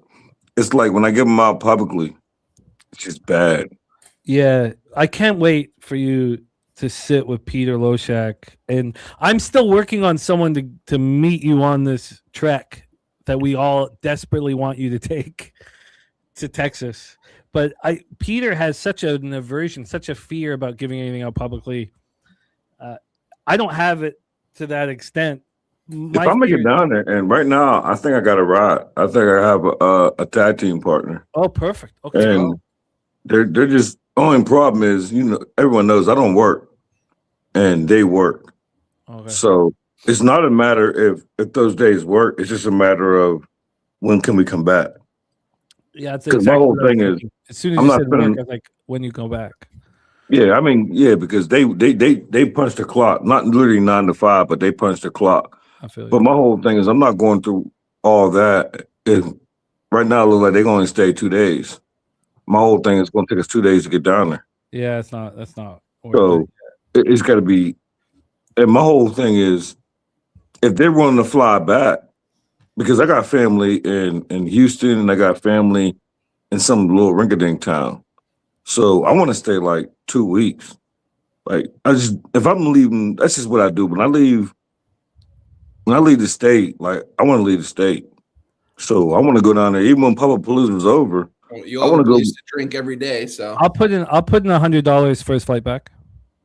Yeah, well, my whole thing is it's not financial. I'll do that too, Stacks. Let's do it. I'll put and that's the thing. It's not financial, but that's what I told him. Like, yo, what if I foot the bill for you to fly back, and I'll get home because I got family in Houston, and I got cousins that are around my age that would love to come up here, and I'll tell them like, look, ride back with me, come see the family. And I'll fly you back. Just find somebody to meet you at the airport. So we're in talks of it because I don't mind a long drive, and I don't mind doing the heavy lifting of the driving. I can't remember who told me, but I feel God didn't give me wings for a reason. So I'm not getting up in the air. You know what would be interesting? Oh, look at this. That'd be interesting, Justin, if we did it together. It did what exactly? Well, what if I just flew through to Pittsburgh? You gave me the tour, Justin. I just ride back. I've been considering it over the last few weeks. Oh, that's hysterical. I ain't gonna lie. Great. If you come to Pittsburgh, I can't say no. That's hilarious, Jose. It would be funny if we just made the trip down together. You wouldn't have to worry about the ride back. I would definitely have to worry about it. Oh, but if you came to Pittsburgh, 100%, that's my word. I wouldn't be able to say no. Oh man! I would. I would take you up. Let's get a few guys together. If we get like 2 more people, making a foursome down, that'd be hilarious. Jose, I ain't gonna lie. I got some pub people that I can reach out to be like, yo, we trying to get this little Stacks movement. Y'all come to the city. Yeah, I'll bring the camera. It'll make it fun. Oh, it'd be hysterical, dude. You two on the road would be so funny, man. Oh man, the punching Jose. Say what? What? Am I allowed to drive, Justin? I mean, you're gonna have to, but damn. Jose, stick with us for our last college basketball game. Grab your creme de cacao, man.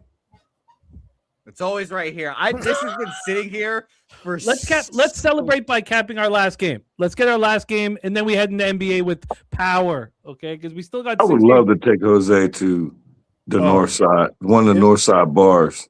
I would love to take Jose.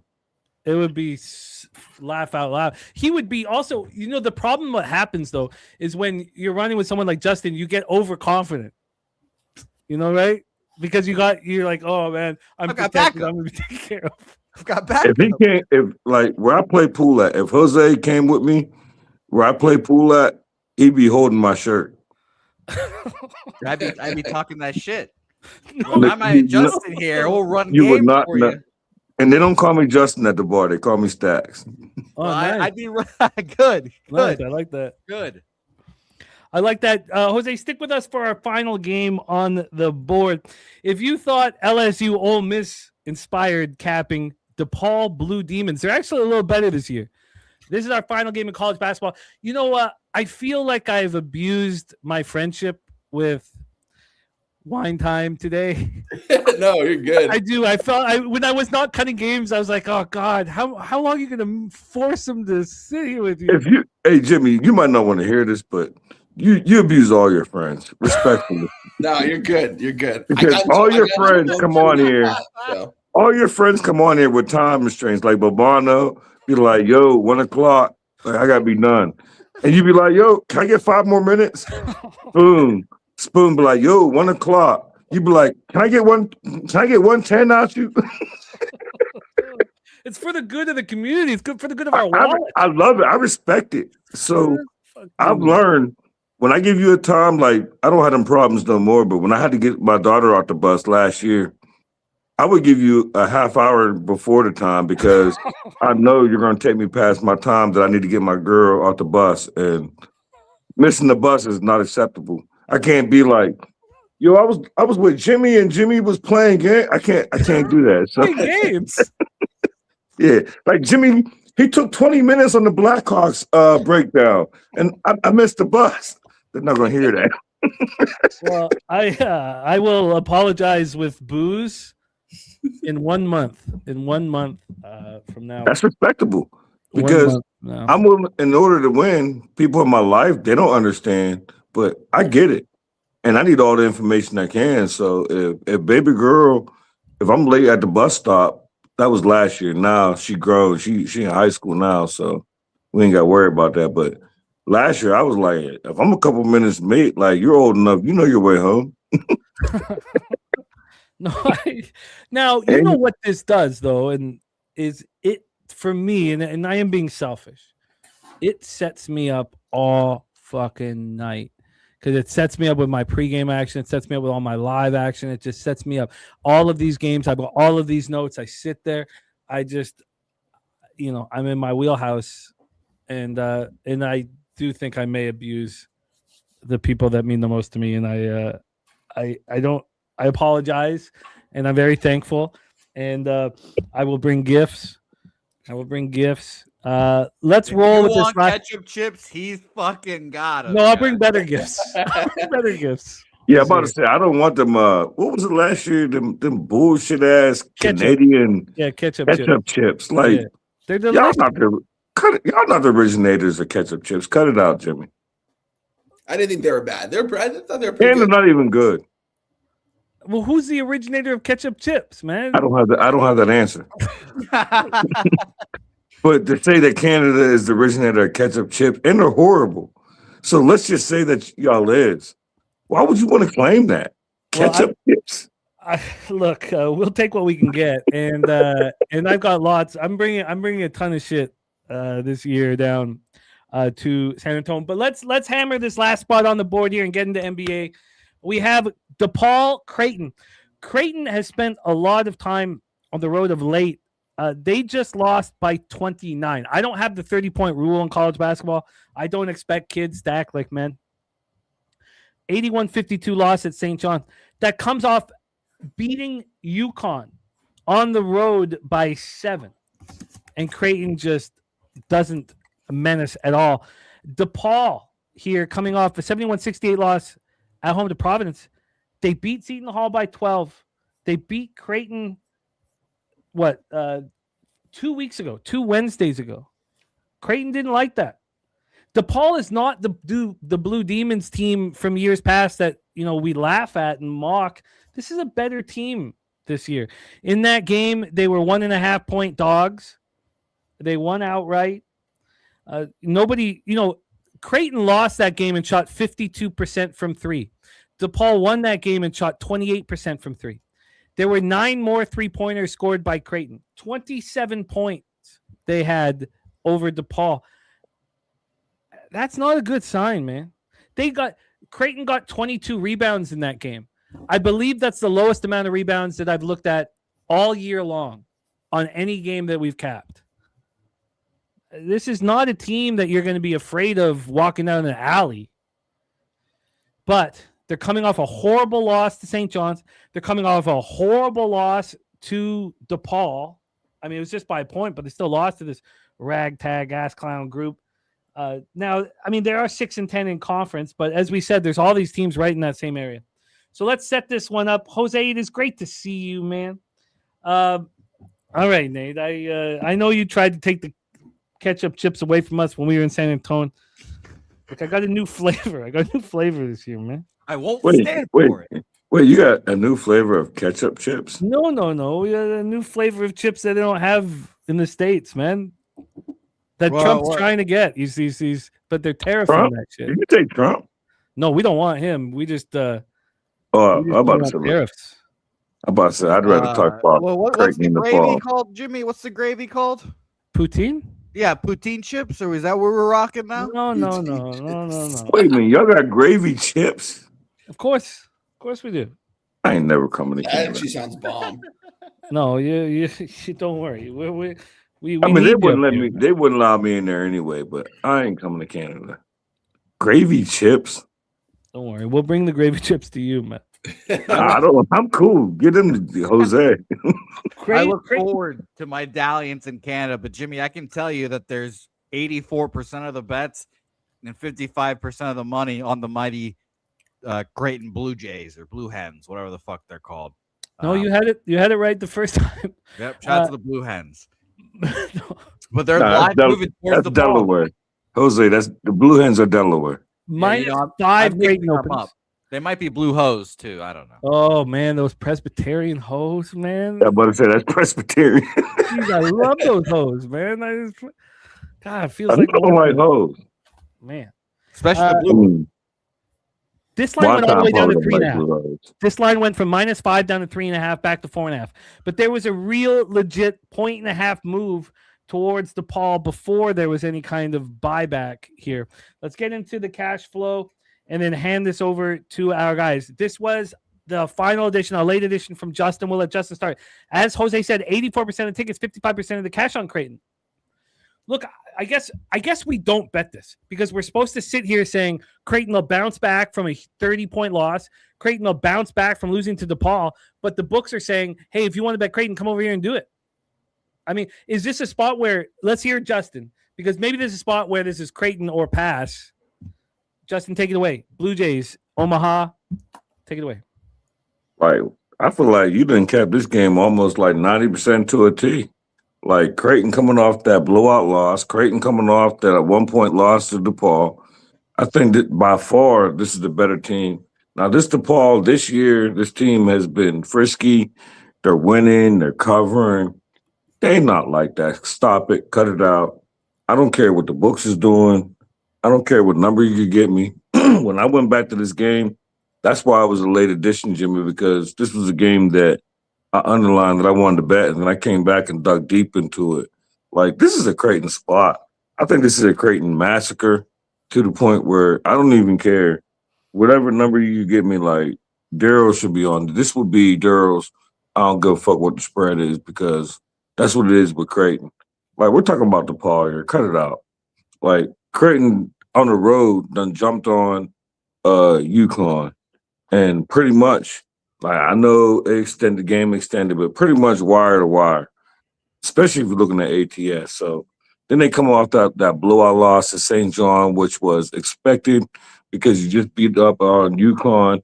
Now you got Depaul coming off a blowout loss, and they already beat you by one where they shouldn't have beat you. Yeah, give me Creighton, best number you can get me. And that's the Blue Jays, not the Blue Hens, Jose. I agree. Thank you. I agree from every X's and O's and every bounce back situation. Well, let me hear from Wine Time. Should we overlook the market because everybody just saw Creighton lose by 29 and then lose to the DePaul team? I don't think we should overlook the market at all here. I think that DePaul's I would be on DePaul money line plus 170 if I was going to play something in this game. Didn't end up playing it though, but I don't know. DePaul's actually been playing some good basketball this year. In Creighton, yeah, we saw what they did on the road to UConn, and then we saw them come back to life against St. Johnny's, lose by nearly 30 points. Someone's at my door right now. 1 second. No worries. We got you.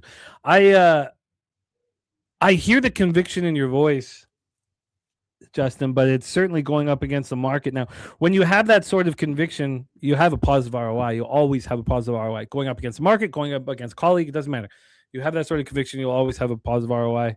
So I'll revisit it, but God. Well, what I start doing is because I want to make an active effort in fixing my record, and I know I can.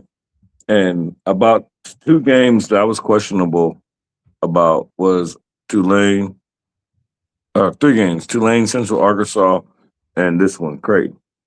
And I had rebuttals for those 3 games because I really like Creighton in this spot. Like, I think this DePaul team, I don't think they suck, but I just don't think they like that. And to come off a Creighton team, like, we call them kids, but they're men. That loss to St. John, you got to care about that. And then when you get in the locker room, I feel like you're the better team by margin, not by 4.5 or 5 or 5.5. I feel like y'all are the better team by margin, coming off that double-digit loss, in-season revenge, better team, 2 possessions, sign me up. Give me Creighton, whatever number you can give me. The best number is where the anonymous gambler applies his trade. I haven't talked to him in a long time. I should reach out to him. -4. Yeah, he's anonymous, Jimmy. How could you reach out to him? Well, he's rich. That's why he's anonymous. Yeah, he's... Because y'all will know, like, the chat, like you and people who got my phone number, you will know. But when I'm not in the chat no more, then you'll know, like, Stacks done made it. Because I'll just disappear. And the people who got my phone number, I'll still be in touch with them, but, like, I got a plan, and I'm going to accomplish it. You guys will know by me, just like a random... $2 million donation to UTSA athletics. How weird. God. And that to UTSA, that's like $2 billion. That's I thought that, Jose, that you had invested in a new camera. Well, I did. Well, I wasn't expecting to be on so long. It's in my hands. No, that's fine. But why is my phone more clear than your camera? Because I've been in the sun with my laptop, and the sun's rays do not treat cameras well. -4. I got a laptop and no one wants to show me. No one got the time to show me how to use my laptop.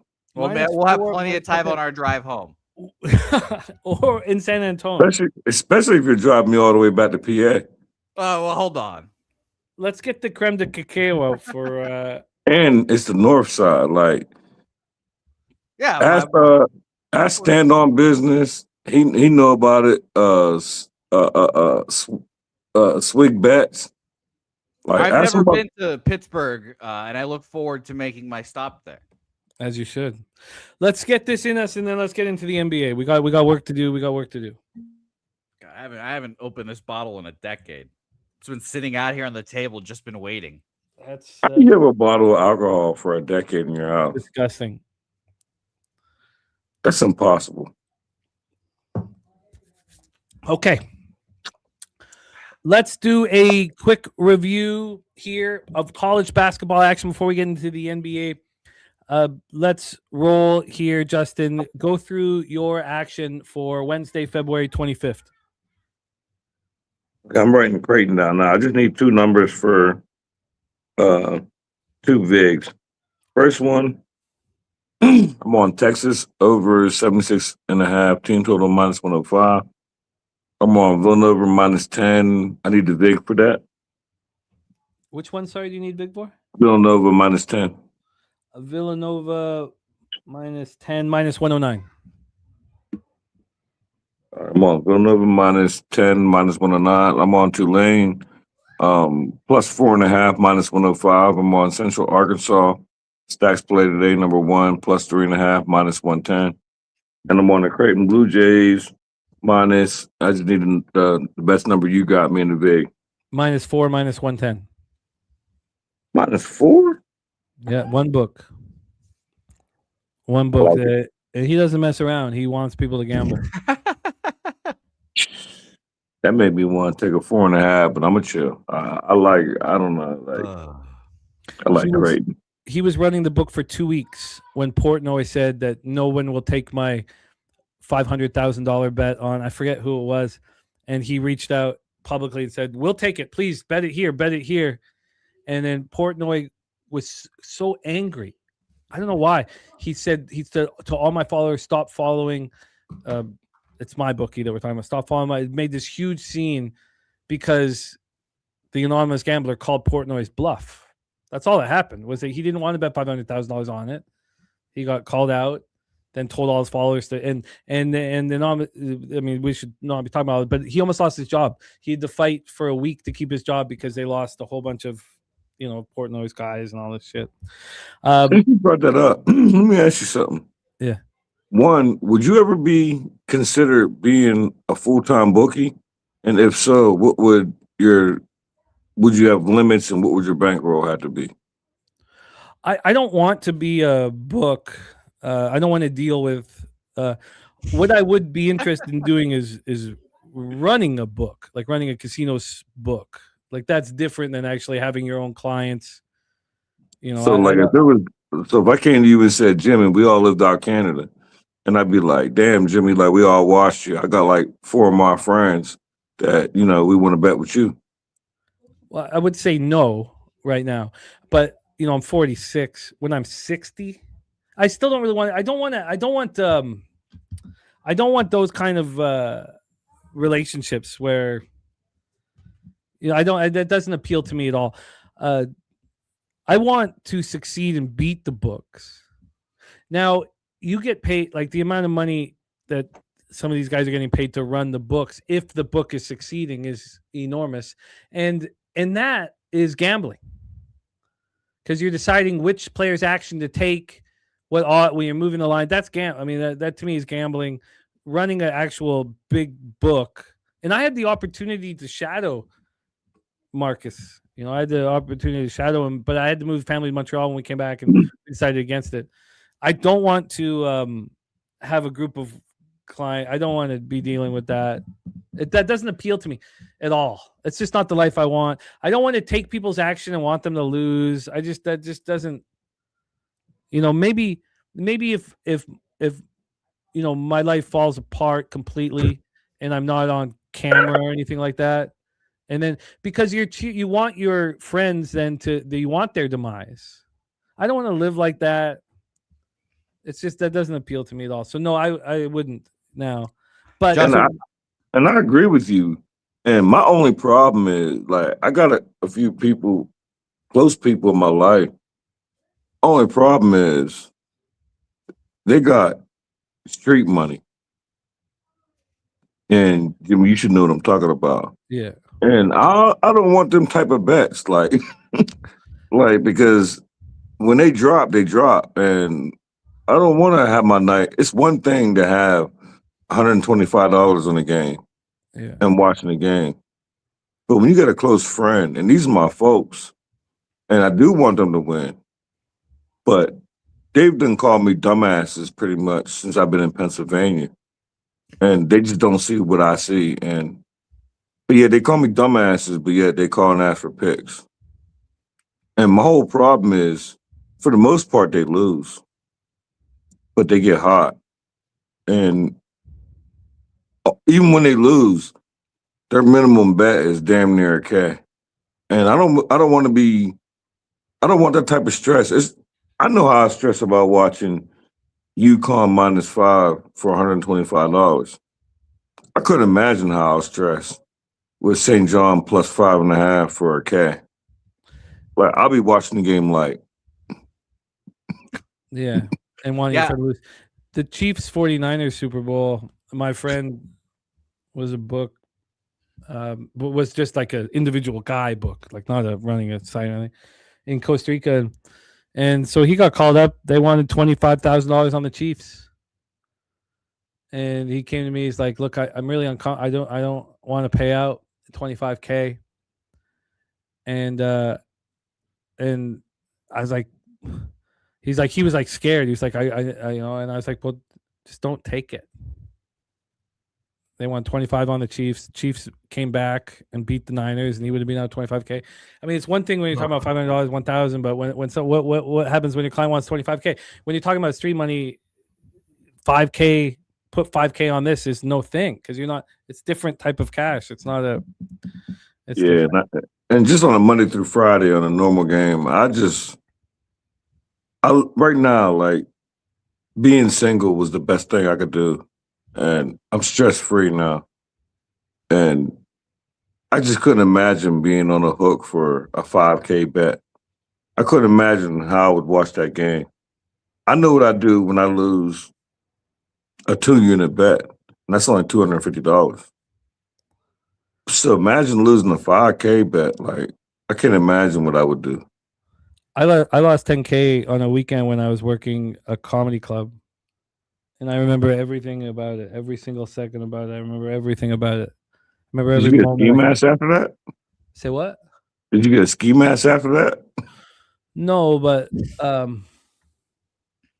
I just remember it all. Like, I remember like it was 10K 5 minutes ago. 10K. I was trying to get myself out of trouble that I put myself in, and I'm getting a ski mask. If I take a 10K bet, I'm getting a ski mask, 100%. But I mean, it also, we talk about the and we got to get an NBA here in a second. We will. We talk about the weaponry that we develop in this industry, and you develop this protective layer over yourself. If you haven't lost 10K in a night, I don't really know how you can handle, like, how are you supposed to handle, like, I'll have 4 or 5K in play often.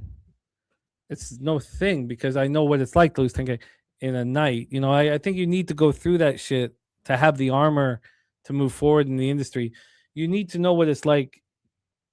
It's not about being at the bottom, but you need to know how to lose, know how to win in everything in life. But 10K on a bet that I didn't even bet to lose one, it's different having, like you said, like 5K spread out. Very different. Like spread out between 2 units, 1 unit, half unit, quarter unit, compared to you got one shot at 10K and it's not even the bet that you made. That is the problem that I would have. It's not the problem of losing 10K. It's pretty much I'm saying I'm taking this bet saying you're wrong about this 10K bet. And I don't want to watch a game like that.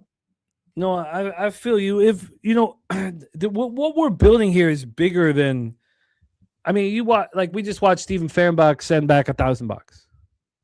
That's real shit, though. But because what we're doing is bigger than this. We're not. There's a griminess around sports gambling that we're washing away. It doesn't have to be grimy. It doesn't have to be hidden. It doesn't have to be anything. It can be respectful, and you can move forward as a group and succeed with it. And then that's so. If it really was a cream situation, if it really was, then obviously, yeah, I'd be happy to be a book. And Jose, I'd like you to set us up for Thunder Detroit Pistons and get an NBA here if you don't mind. But there was questions. You have a friend that's now working as a local, whom we know. Is he going to have a limit? Is he going to be in the bar with a limit, or is he going to roll in with us? Being able to bet 5 to 10K as a group on a game. I don't know. That's a good question. And it's funny, like you said, Jimmy. I'm very good friends with this guy, I officially made my switch. I'm betting basically like I haven't been betting much recently, but I'll be betting every day when baseball starts, every day with him. And I'm like the best man at this guy's wedding, and we're very close friends. And it's going to be very interesting come baseball season how the relationship changes depending on the success or failure of our baseball season. But I told him, I was like, they're asking about limits, and he didn't say anything. So I think he's worrying about that when the time comes, and he's like, oh yeah, I'm not going to get 10K worth of action. I think he's downplaying it in his head. So, but I think he will be fine. Yeah. Like I know for a fact, for example, like he started his book with a 5K bankroll because he knew he should figure out if he wants to make a $1,000 individual limit or what. Yes, that would be. I would agree with that. I think if he started with a 5K bankroll, he would have to lower the maximum bet because, unless he has one person, because 5K. You can't. I mean, yeah, he doesn't have any like big whales. He's got like 10 clients probably. A couple like $100 bettors. Nothing too absurd yet. It's like for 3 months probably in. When I lost that 10K on the weekend, I was in Ottawa. There was another comic there with a heavy gambler, and he had moved heavily on the game as well. And so when I'm, pale and can't think properly, we still had another 2 more shows that night. I'm pale. I can't even think properly. He moved on a first half draw for 2K and a full game draw for 2 and cashed them both. And I think he was only down 5, but he picked that 5K up in 2 hours, 2.5 hours after, just picked it back up like it was nothing. Like it. This is the last question because I know we got to get the NBA. And I don't have a girlfriend, so I'm not asking from experience or a wife, nor do I want a wife, unless we don't live together. But so for your 10K, or let's just say it was more than that or less than that, whether you had it or not, let's just say you had it, would you even think about telling wifey, be like, hey, yo, I need like 5K. Like, I'm going to shoot it back to you, like, but kind of need to hold $5,000. Or would you just bite the bullet and take care of it yourself? Oh, no one's going to help you in that shit. Not even the people that love you the most. I ain't going to lie. If I had a wife and I know she had it, and I asked her, like, yo, I got myself in a little situation, like, kind of need to borrow 5K. We're getting divorced if she shits on me. In the wife situation, she's probably giving it to you. I was in that same situation. I was in that same situation. Yeah, we're done. And I was in a spot where I had to pay a local immediately, and I was fucked. It wasn't a local that was going to break my fingers, but I was fucked. I said the same thing. I posed the same question. It was a no kind of shit. And I ain't doing it. So we broke up that night. We broke up. Yeah, we're done. But she had every right to say that. Yeah, I mean, it's not to know, but if we're living together and we got a long-term relationship, especially if I'm not a scumbag. I was 25. I was 25 in Vancouver. I remember it like it was fucking. Yeah. Oh, you always remember the losses. You don't remember the wins. Yeah, I got somebody who bailed me out, and to this day, they're still and it's a female, and we never crossed them lines. Like it has never been a romantic female, but I could call her right now and be like, "Yo, I fucked up. Like, yo, I need like 5K," and her only problem would be like, "All right, well, I'm not bringing it to you, motherfucker. You gotta come to me." And that's what she talked bad to me, and I would make it right to her because it's a distance. So my whole thing is, if I had it, I would bail a friend out knowing they're good for it. So if a friend, girlfriend, or a wife, because if you come home and be like, me and my girls want to go to the mall and I don't want to go to the ATM, I would give you spending money, but it wouldn't be a loan. I would give it to you. So if I asked to borrow 5K and I'm good for it, we live together, and you say no, not I don't have it, But if you say no, we're done. Well, it's legit. You know, the girl is a different thing. Like I still have cappers who are in a bad spot reach out to me. You know, I got 8-year-old, 5-year-old, and I'm gambling every day. You know, these are all very these are all difficult questions. And That's something I thought about because I'm getting a lot of pressure about being a bookie, and I don't want them type of problems. I don't want to be on the hook for a K over a bet that I didn't make. Yeah, but when you start, you're going to win in the long run. When you start, you could make $1,000 limit until you have your 50 or 100 sitting there. But they get hot though. That's the only problem though, Jim. They do, yeah. It's the parlays. I'm about to say the people I'm dealing with. Not only do they get hot, they like parlay. Yeah, but you're going to win in the long run. I mean, these are all tricky questions, and you know, one of the things about San Antonio is we're going to theorize all this shit. That's why I want to come down. I want to pick y'all brains, like that way we don't have to do this live and make this a 5-hour show. That's what it's all about. That's what it's all about. Is that we're going to be sitting there, you know, breaking all these angles down. We do have 6 games in NBA, though. Jose, if you don't mind, set us a table here for the Oklahoma City Thunder, Detroit Pistons here. We'll take turns handing it off too, but why don't you set us a table? Yeah, no problem. I'm going to run and take Molly the dog out to Wee as well after this game here. So we will run and do that and come back here. But Oklahoma City and Detroit here. As of right now, and I'm going to refresh all the odd sites here real quick just to make sure we have updated information here. We have 62% of the bets and 84% of the money on the Detroit Pistons. I believe this is the game. This is the game after they got slapped in the mouth by the San Antonio Spurs. But I can say this game opened up at a 5.5 at BOL last night at 9:00. It is all the way up to a 10.5 here. So there obviously are some people sitting in this game, it seems, here for Detroit, or excuse me, for Oklahoma City. 10.5s across the board. The Pistons probably nonplussed about getting their ass stomped out by the San Antonio Spurs, who, by the way, are the proud team that have the distinction of being Jimmy's only futures bets in the NBA here. So the line is taken off.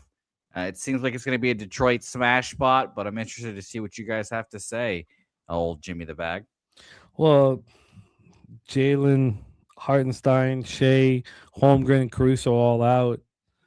At this point, do you want the ass end of the line? We've watched Justin flip the script in these spots. I mean, here it's pretty clear that we knew there was going to be some players out, but when did it happen? Around when the show was starting, we knew who would be out. Now we're up to a 10.5. The problem here is that the Pistons are coming off of a loss. It's not like the Pistons are going to overlook the situation. They just, they did get slapped in the mouth by the Spurs. What the Pistons did to the Raptors, the Spurs just did to the Pistons. Like I mean, I'm not going to sit here and take a 10.5 when the 5.5's available. We knew players were going to sit for Oklahoma City Thunder. You could have gotten this early, so I'm not going to get on this late. The total doesn't even appeal to me now. I don't want to get jealous of not betting a spot that you knew would be appealing or that you could middle just because we're so focused on college basketball. But I feel that way right now. I feel like just pass this game and move on. Justin, do you see any interest now with a 5? This opened up at 5.5. We're now sitting at 10.5. I'm not going to. It's not like the Pistons are on a 6-game winning streak and we could fade them first quarter. I still would be interested in fading them first quarter. They could still overlook this Thunder squad. What do you think? I think a lot. And this is the first NBA game that I came into with a pivot. And that's only because with my sleep schedule and doing more night move shows at 3 a.m. Eastern time, I've learned to start looking ahead more. And I personally got a Pistons -5.5 Wow, nice job. I bet this during the game of OKC and Toronto last night. Smart. And when I broke it down at 3 a.m. and explained it, but I have a pivot since that number is far gone. So while we're looking, I'm gonna take the make it official. I'll bet it after the show. The Detroit Pistons team total over. So that'll be my pivot since the 5.5. What I actually bet is gone. But coming off a loss, the Pistons are 9-4 ATS coming off a loss. I think that this Thunder team, if you look at the injury report where I started from yesterday, I feel like this game was a scheduled loss. Like they're just gonna go out here and go through the motions, kind of like what they did with the last game before the All-Star break with the Milwaukee Bucks when OKC was home and Milwaukee went there as double-digit underdogs and won outright. I think with this game, with Chet Holmgren mainly, he was questionable yesterday before yesterday's game, and he played a lot of minutes. So I'm expecting the injury report. And this is my breakdown, but prior to the show, I didn't see the injury report, who's in or who's out. So, but I expected the injury report to work in my favor. So when I got the 5.5, like I was just waiting. I had all three. I had 3 books. I had Fanatics, 4. FanDuel, Fanatics, Bet Rivers, and DK.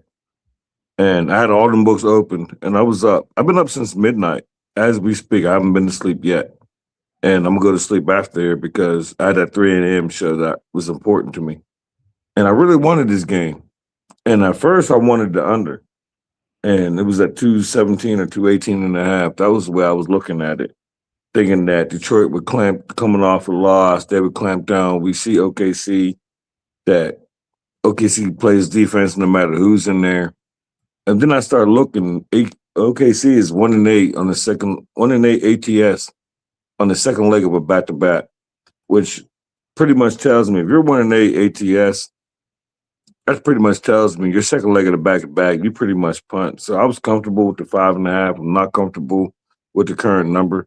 But one thing I am comfortable that Detroit coming off this loss, I think they're going to focus on defense with the lack of players that are not going to be in there for OKC.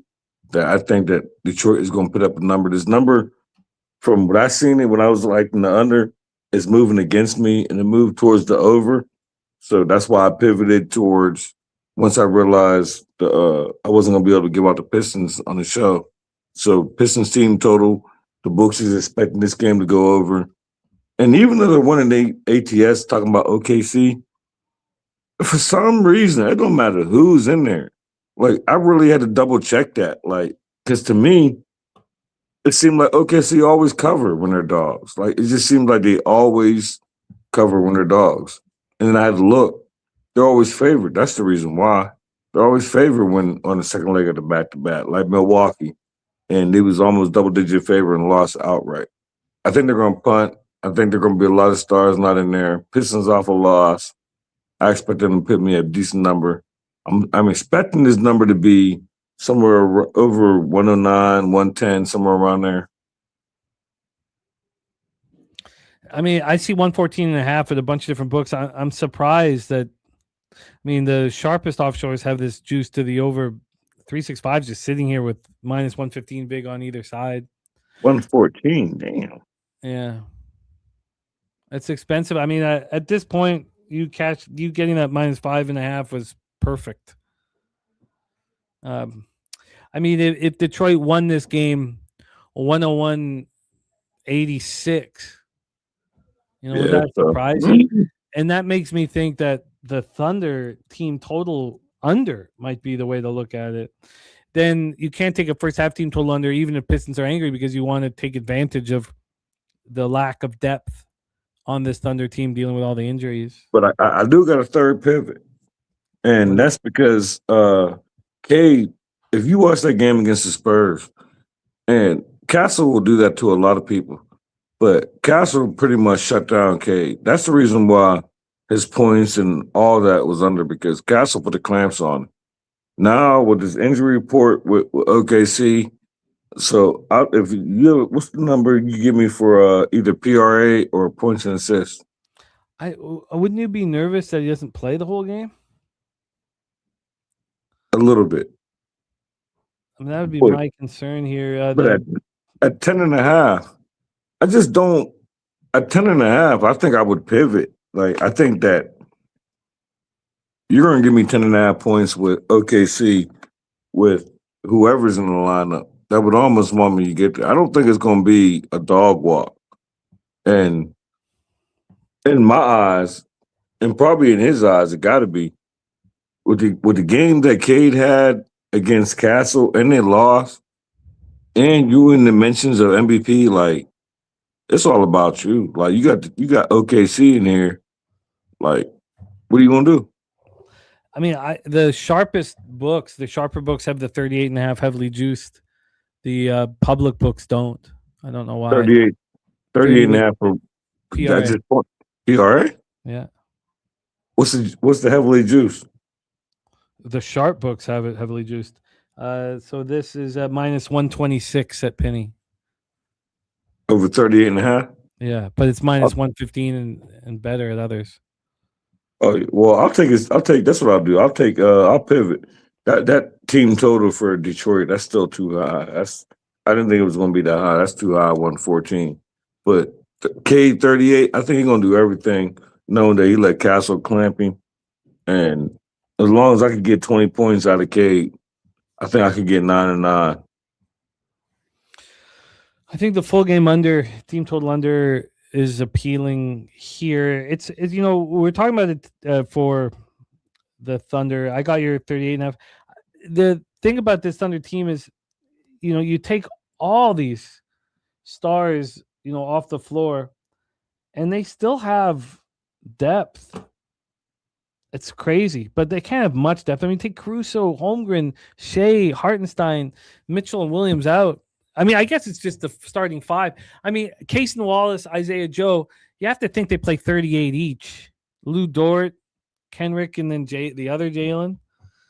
But I'm interested in that Thunder team. I'll see what my NBA card looks like. We'll see. What's their under? What's their team total under? OKC, just curious. Right here, the one at 365, and I imagine I could find better. It's 104.5. Here, the much sharper book. So I'll go into. Oh, we have. Wow. Oh no, same 104.5.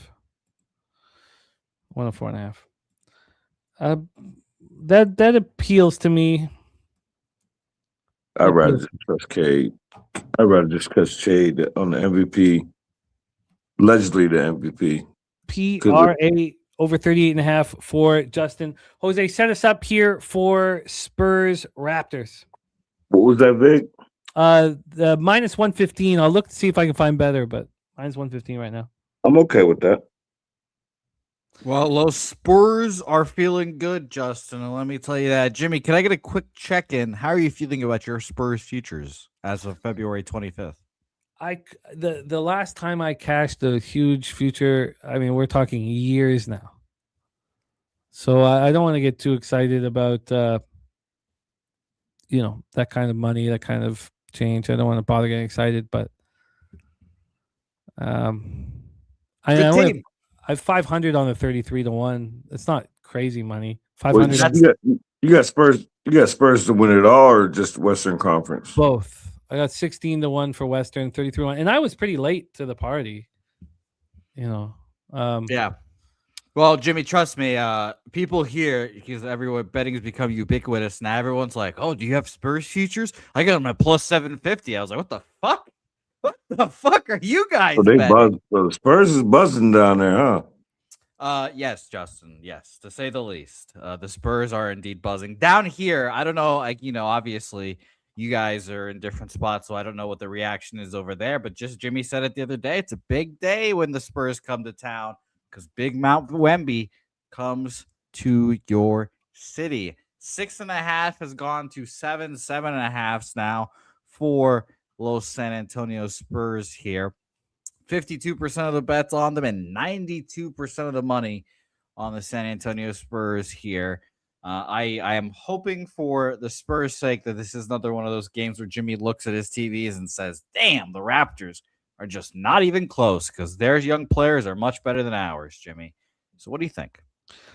We want to know what's going on with Scotty Barnes. We kept Pirtle back last night to ensure that he would be available to go up against Wemby. Remember, we had Pirtle, drafted Pirtle, then sent him off to the Spurs. Yep. For the Kawhi trade. So and they sent him right back. Look, we believe in Pirtle. We're not. Yeah, he was a good Spur. And let me tell you what, he's going to be a good person to guard Wemby. Wemby obviously doesn't do well with the thick boys, but if he can shoot the 3 that day, then it'll be a bad day. It'll be important. Justin, that's how we're going to be talking in Pittsburgh. Is that going to be an issue? Yeah, you definitely can't go to a bar and say thick boys. Not going to work. It is not going to work. I'm not going to be able to defend that. No. I've never heard those 2 words put together before. That's why I was like, damn, pause, Jose. Like, at least say pause. When you put those together, like, you have to. But then again, you don't, Texas, Helga.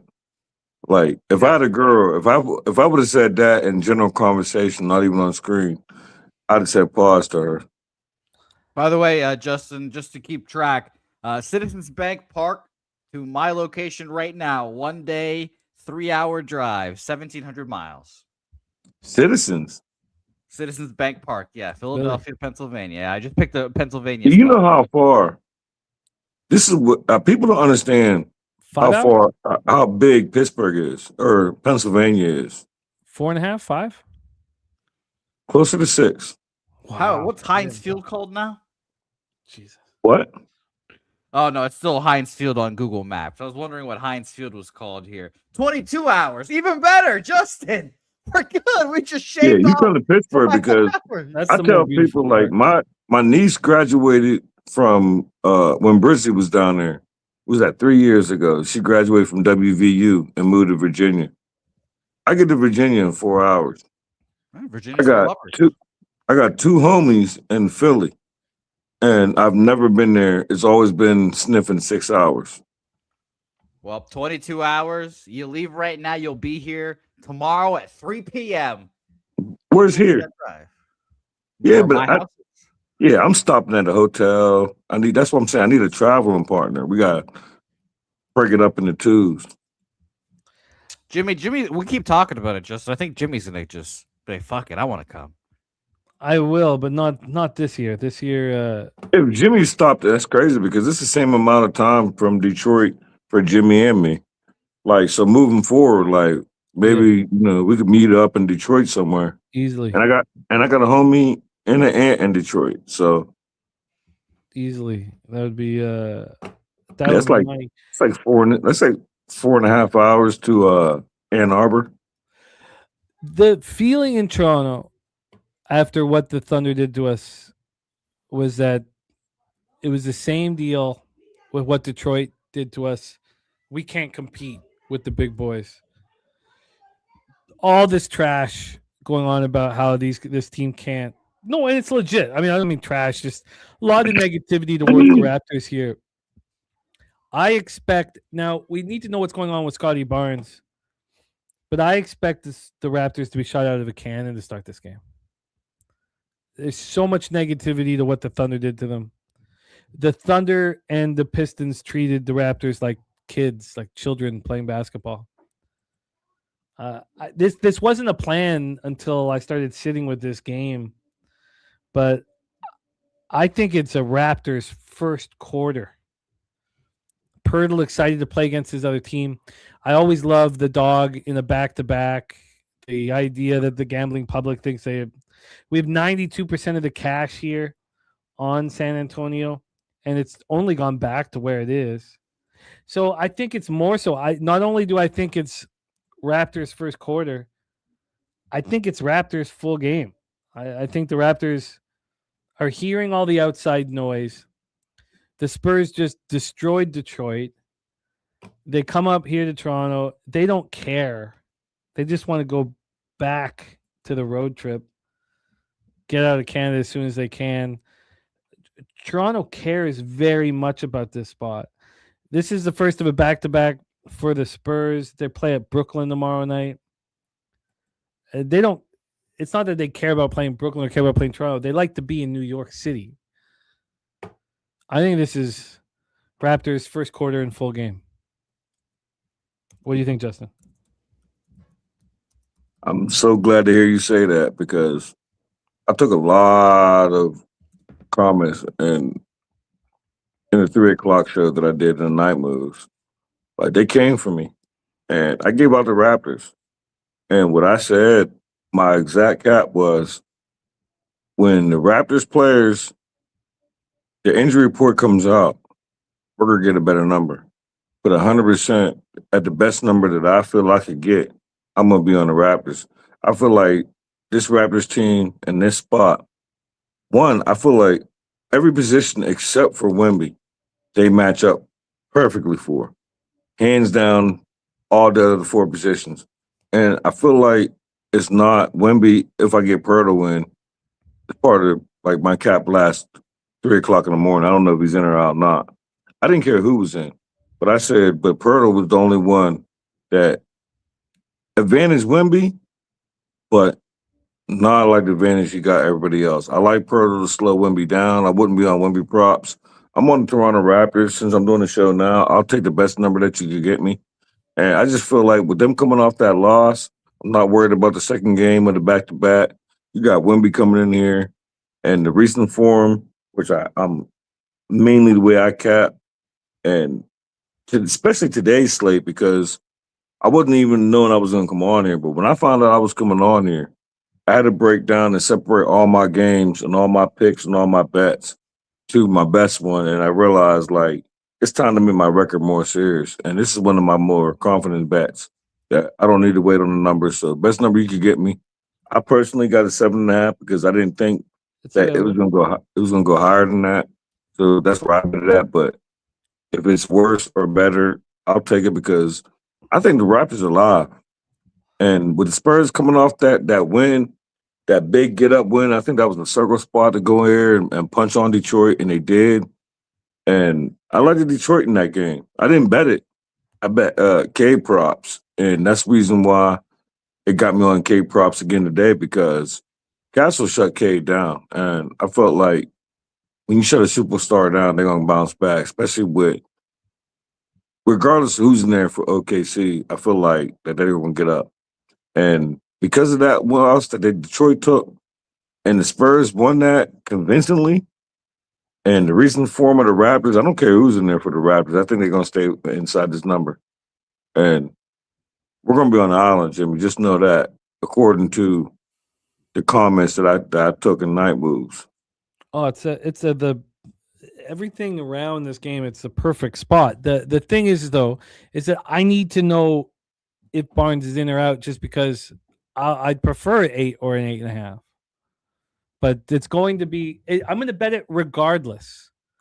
That's what I said. If the number is better, I'm not going to bet as soon as the show's over. But I mean, it's 10-5 now, so this game starts in 2 hours and 41 minutes. I'm going to be on the Raptors first quarter, Raptors full game. Justin on the Raptors plus 7.5 available right now at -108. I agree completely. This is going to be a fun game. Fernando Mendoza giving us final score of Spurs 117, Raptors 110. I like this spot. I like this spot a lot. I want to invest in this spot. I think that we can play with the public thought process around the Spurs just smack and grabbing. The Spurs cared about beating the Pistons. They don't care about beating the Raptors, I don't think. And Pirtle and all of the diatribe being talked about this Raptors team right now, I think it's a great, great spot. Let's roll on. I'm right with you. Lockstep with the Raptors here. I think it's going up against the public in a heavy way, and that has to be done. 9.2 of every $10 is coming in on San Antonio, and they're just sitting here at a 7 or a 7.5. And that's funny that you use those words because the last thing that I said on Night Moves was, just to be clear, I don't care where this line or who gets moved in, I'm going to be on the Raptors. I'm only waiting because the injury report is going to get me a couple more points. Yeah. So to hear you say that, I literally said those exact words at 3 a.m. this morning. I agree with the sentiment, and I'm going to invest in it. I love it. I agree completely. Jose, let's roll in to Warriors, Memphis Grizzlies, FedEx Forum. Set the table. I'll be right back. Set the table and then hand over to Justin. I'll be right back. All righty, Justin. Future car buddies, perhaps. Indeed, here. Justin, I hate to keep bogging down the show as we're about to hit the 5-hour mark here. Looking at the routes, Cincinnati, Nashville, Memphis. Beautiful time. Hit up Dallas. See our friend Daby Cab. Get him on the way down. But that's why.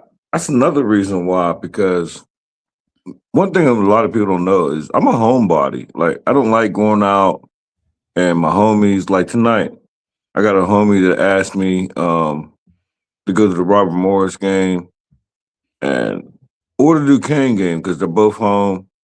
Now, Duquesne is a little different type city.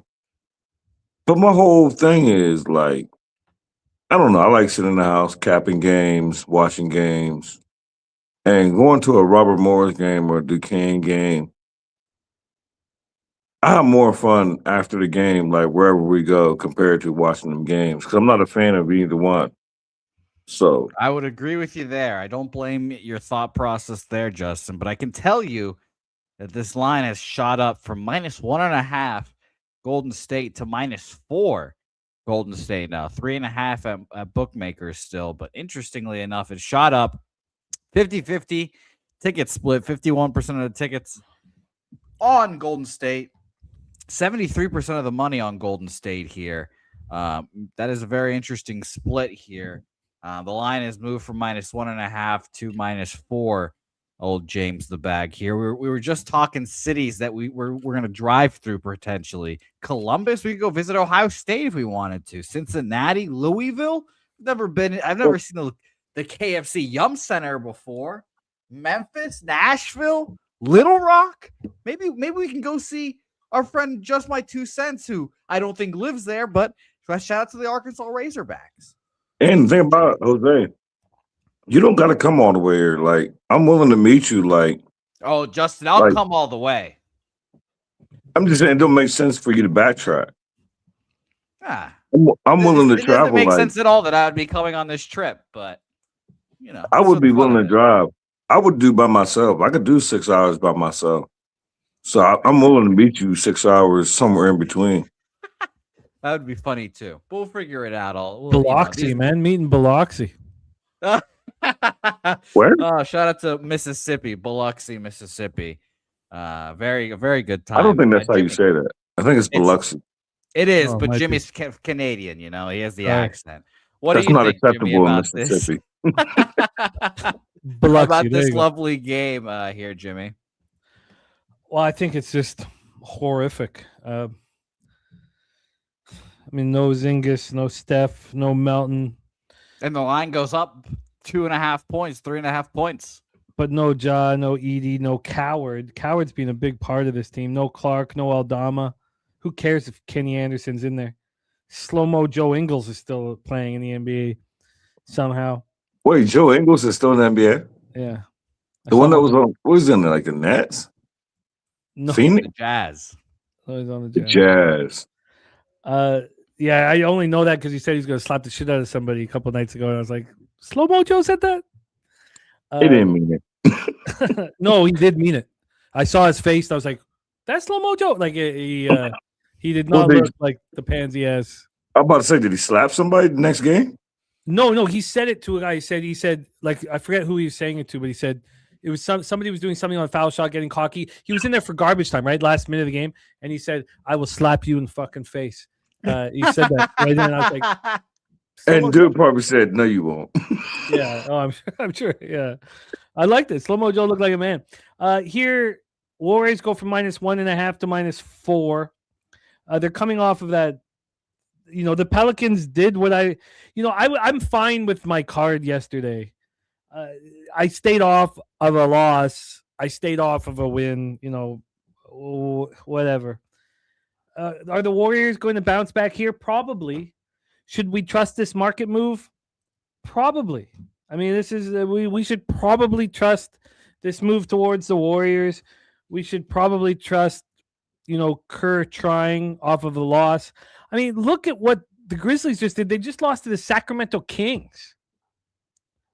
Look at how bad this lineup looks. Like, I make fun of Spencer, Podziemski, Moody, and Santos, but they're better than Jerome, Spencer, Wells, and Jackson, and Cam Spencer, Pat Spencer, of course. So, yeah, I think that this line is moving for the right reasons.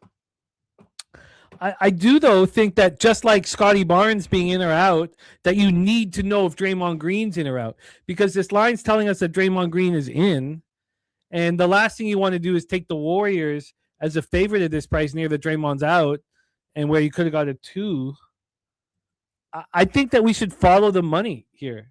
I think we should follow the money. Money's telling us that the Warriors are going to wreak havoc. It's a 50-50 ticket count, but 73% of cash is on the Warriors. I think you need to trust that. So at first I thought this was just a trash basketball game, but if the Grizzlies can't beat the Sacramento Kings, if this could be the third game in 3 nights or the fourth game in 4 nights you could put a roster together to beat them.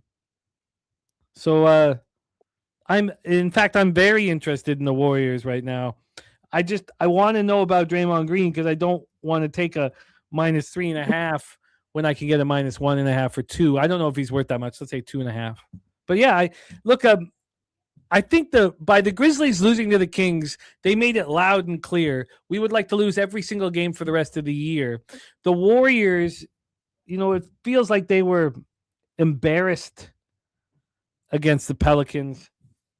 I mean, if the Pelicans, I guess, could wax both of these teams. I guess I feel like we're leaving money on the table if we don't follow it here. So I want the Warriors. What are you thinking, Justin? I'm right with you, and this is another game that I fell asleep during and missed the cap and missed the hockey cap. And it's only because I've been up and I had dozed off and missed the last game. But in my pocket, I got the Warriors -2.5. My whole thought process, but that's not what I'm giving out. It's going to be the first leg of a parlay, which I'll get to in a second. But it's going to be a mix with the hockey. And my whole thought process, when I got -2.5, and that's what I gave out on the show when I bet it, I keep going back to it because I say I want to be adamant about only because Nasty Nate, shout out Nasty Nate, since he wants to be so interested about the plays that I'm giving and what I'm giving out. And so I just wanted to say that to be clear, that I gave out because it was 2.5 when I gave out the Warriors at 3 a.m. Whether he was in the chat or not, I don't know. But I still like the Warriors to win this game. I think they fought hard. They was losing pretty much most of that game yesterday against the Pelicans. But they fought hard. That's one thing that I noticed. They fought hard to make it respectable, and they still lost. So now you're playing a Grizzlies team that just lost to a team that lost 16 games straight to the Sacramento Kings. So that's a clear sign that the Grizzlies is punting. And regardless of what the Warriors is doing, I don't think they're tanking. But I trust Steve Kerr to coming off a loss to play this Memphis Grizzlies team to win this game by possession when I got it at -2.5. But since the number is gone and I don't want a 4, so what I'm going to do is I'm going to take a money line parlay. And I'm going to take the Warriors money line. And I'm going to take the Edmonton Oilers, Anaheim Ducks, bump it down. When I bet it, it was 6.5. And right before I came over here, it was 7 plus 104. Wow. But I'll take, as far as Edmonton and on Bet Rivers, it was plus 104 for the over. And I missed when y'all broke that game down. I was going to give y'all the over, but I didn't even realize it. Y'all was breaking down one game, and I didn't even realize I dozed off until y'all was doing hockey, and I woke up and y'all was doing basketball. And I was like, oh, shit. I'm like, did I miss my spot? Like, I woke up, like, panicking. And I was like, you know what? So I'll just take the 6.5 because I bet the 6.5. I got the Edmonton Oilers, Anaheim Ducks. When I bet it, I got it at -121 to over. Wow. -159 at Penny. Well, I knew that because when I woke up and checked the lines, I woke up long enough to check all the lines that moved. And I remember I told you, now that I'm doing shows, I'm having pivots to what I will take and what I won't take when I do shows, because not getting the lines, and you say it all the time about wine time and people in Texas, like wine time out Cali and people in Texas, but when I went over my ROI, my win losses on these shows, and it's me, I'm losing because more times than not, I'm losing because of the number that I got, not the cap. Like, so I like the Warriors, I like the Edmonton Oilers, and Ducks over 6.5. I don't want to push at 7. So I'll take the money line for the Warriors and Edmonton Oilers over 6.5 and put that as a 2-leg parlay. This is the highest total of the year. I've not seen this. I don't know if I've ever seen this in my life. I'm not exaggerating. Minus 159 on an over 6.5 at Penny. It's minus 150. In fact, I probably can get you a better line here. But it's a parlay piece, so I bet it at a way better number. So I'll take it as a parlay piece to go with the Warriors money line. No, I respect the pivot. I mean, I think that, you should just put this stuff on X just to lock in lines for shows. Well, you're not the first person to say it. Like, the days that I do shows, I think I'm gonna start just putting all my plays on like when you text me and say I'm doing like a day that I don't know about, just putting all my plays on, because usually I just put stacks. I don't post nothing else. I don't post cats, dogs.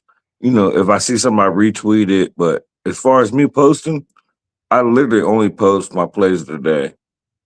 And I'd be having people reach out to me, and some good, some are bad, some I'm not gonna. But like, it's just funny that so many people pay attention to Twitter and X, and I ain't gonna lie, if my Twitter and X get hacked, like, it's over with, because Daby is the reason why I did this in the first place. Like, I really do not care for DMs. I don't care for people DMing me, and my whole thing is, if you're not DMing me talking about I suck and let's meet somewhere so we could work this out, I don't have no energy for that. Like, if I suck, follow me so you can fade me. So you going out your way to tell me I suck, it means absolutely nothing, because I know you wouldn't say that to me face to face. So if my Twitter gets hacked, Twitter is over with. I'm not starting a new one. Like, I see C-Mac and Jose and LJ. I just don't have that much energy to do a whole nother one if someone asks me. No, I think it's all legit. I do think, though, I use X just to, like, confirm lines. There's no friendship. Well, that's why I started putting the books on my plays, just in case someone catch it as soon as I post it. That way they get the line. I just recently, when I started seeing you doing it, because before I was just, if I see your plays, I would just retweet them and share it. And then I started looking and was like, you always push the book. So that's why I started putting the book down, because what if somebody sees it and wants to tell it right away at 3 a.m. or 7 a.m? Mm-hmm. So I put the book on there. You know what I mean? I'm with you. I mean, I think we're close with a lot of our thought processes. And I've never been on Instagram in my life. I don't know what Instagram is. I'm not taking pictures of nobody. I don't like. We're not looking for friendship here. We're trying to. And that's the thing. You should see my Instagram. I have not one picture, not one post. Like, I got all these notifications of follow back. My whole thing is, I do want to share my plays with the public, but as crazy as it sounds, I really don't care who follows, who likes, who don't. Mm-hmm. I care about my bankroll, what it looks like when I woke up today compared to when I wake up tomorrow. So people DMing me, it don't hurt my feelings. It don't make me want to get violent, because I'm all about, I used to be them people who used to be in the new YouTube chapter and just always say, who am I telling today? Who am I telling today? And if they lose, I was the person the next day be like, you scumbag, you know what I mean? And I just came home from prison. I had to realize, like, do your own homework. He's just telling you what he bet. Why is he a scumbag when all he's doing is telling you who he bet? And that's all I'm doing. I'm just telling you who I bet. It's up to the listeners. But my record, trying to give out a winner and give out plus money, is suffering. So I made a conscious effort. That's why I texted you and was like, from now on, I'm going to go over my bets and write down my pivots because it's time to clean this shit up. And I want to win. So I'll tell you who I bet and I'll tell you what my pivot is going to be. No, I respect it. I respect it. I mean, this is always going to come down to dollars and cents. Yeah, because at the end of the day, when I wake up, if I go 0 for 5 on pub, but if I wake up and there's plus 4 units on my account, and it's a thin line because I don't post, and I hear Spoon talk about it a lot, mainly about Vermont. And when I hear Spoon, the comments that Spoon get, it makes me think like, if Spoon get these comments, you should know if you come out and give out Ole Miss, a team that lost 9 straight, if you give that out publicly or Marquette, they're going to come for you. Oh, yeah. And I truly don't care because you're not going to put your hands on me when you see me. I promise you that. So it's like, it took me like 6 months of a friend telling me, sit down, and nobody when I was complaining and whining, oh, he said this guy said this. 6 months of a best friend saying, no, sit down. Who cares? Like, sit fucking down. You're gonna pour oxygen, gasoline on that fire. You want to give this hater oxygen? Just sit down and go back to work. Like, who cares? Yeah, who cares? But you need to hear that. It's harder for Spoons because right now he is exploding and he's getting inundated. Like, I realized that I was a nothing comedian because when I started doing this, I was getting 50 negative comments on my action. And I was like, well, I never got this on my stand-up because no one gave a fuck about my stand-up. I had to understand that now people are caring about what you're doing. And that's my thing. And I tell everybody, like, a lot of people don't get the person that they're coming on. Like, I'm not a capper for real. The person that you see on the screen is not who I am. And I tell people, if you want to go back and forth about sports and argue about it, just look me up. Like, technology is a motherfucker. Look me up. Because my whole thing is I'm trying to be a professional capper. I'm not there yet, but I'm going to work every single day and I'm never going to quit. Like, you say something about transparency is key all the time. Like, I post my record. My record is horrible, but I'm confident in myself. And I'm always going to post my record in any sport and everything that I do because I just want people to win. And even if fading me is winning, I'm okay with that. No, I feel that. I respect that. We all do. It's why we all want to run with you. Jose, we got 3 games left. Let's roll. I do need the Warriors and Edmonton over parlay. I need that plus 159. It's better at the public books than it is at sharp books, and that's a good sign. If you're going to be on any kind of parlay or whatever, you want the public books to be giving you a better number than the sharp books. So you said plus 159? Plus 159. That's at 365. It's less at Penny and at the better books. Jose, set us up for Kings Rockets, Toyota Center, Houston, Texas. Yep, big favorite are the Houston Rockets here. 14-point favorites. They were 15-point favorites, and a lot of books are starting moving it to 13.5 actually. As I refresh here, we have 66% of the bets and 62% of the money on the Houston Rockets here, Jimmy. Thompson's out. So you have Reed, Shepard at the 1, Easton at the 2, Durant 3, Smith at the 4, Sengun at the 5. I think the trap here is that all the Kings backers finally got paid. Yes, the Rockets don't care about this basketball game. No one's saying that, but you want to back the Kings after the Kings have been sharp action so often. They finally get, finally their backers get paid up. This is a terrible spot for Houston.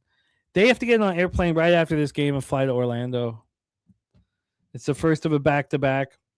So obviously, you guys, I mean, Justin knows what I'm about to get into. We have the double-digit favorite on the first of a back-to-back. I'm afraid to look at this total. I hope it's not down 4 points. It's not. It's right where I want it. It's not moved. Have to bet the under here. If anybody is going to rock with this action, if anybody wants to, know that if the first half flies over, you live bet the under, and it's a gift that just keeps giving. So I have to bet the under. Obviously, the Kings are sharp action and probably should be bet here. Do you want to back the Kings after they just... I mean, you can't trust that they're going to try to cover or that they're going to play DeRozan in the fourth quarter or any of that shit. I mean, the whole idea about finding an angle and betting it is that you've got to trust in the situation. The only person I trust in a fucking Kings uniform is Precious Achua.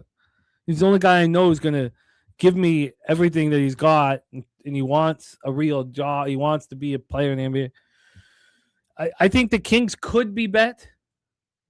I think it takes a lot of balls to expect them to cover twice in a row. I don't think the Rockets should be bet under any circumstances. I think that the under needs to be bet with the double-digit favorite on the first of a back-to-back. I think the Kings should probably be bet. They should probably be bet with Houston boarding a plane after the game to Orlando. I don't know if I can do it. I don't know if I can do it here. I mean, will this cash flow push me there?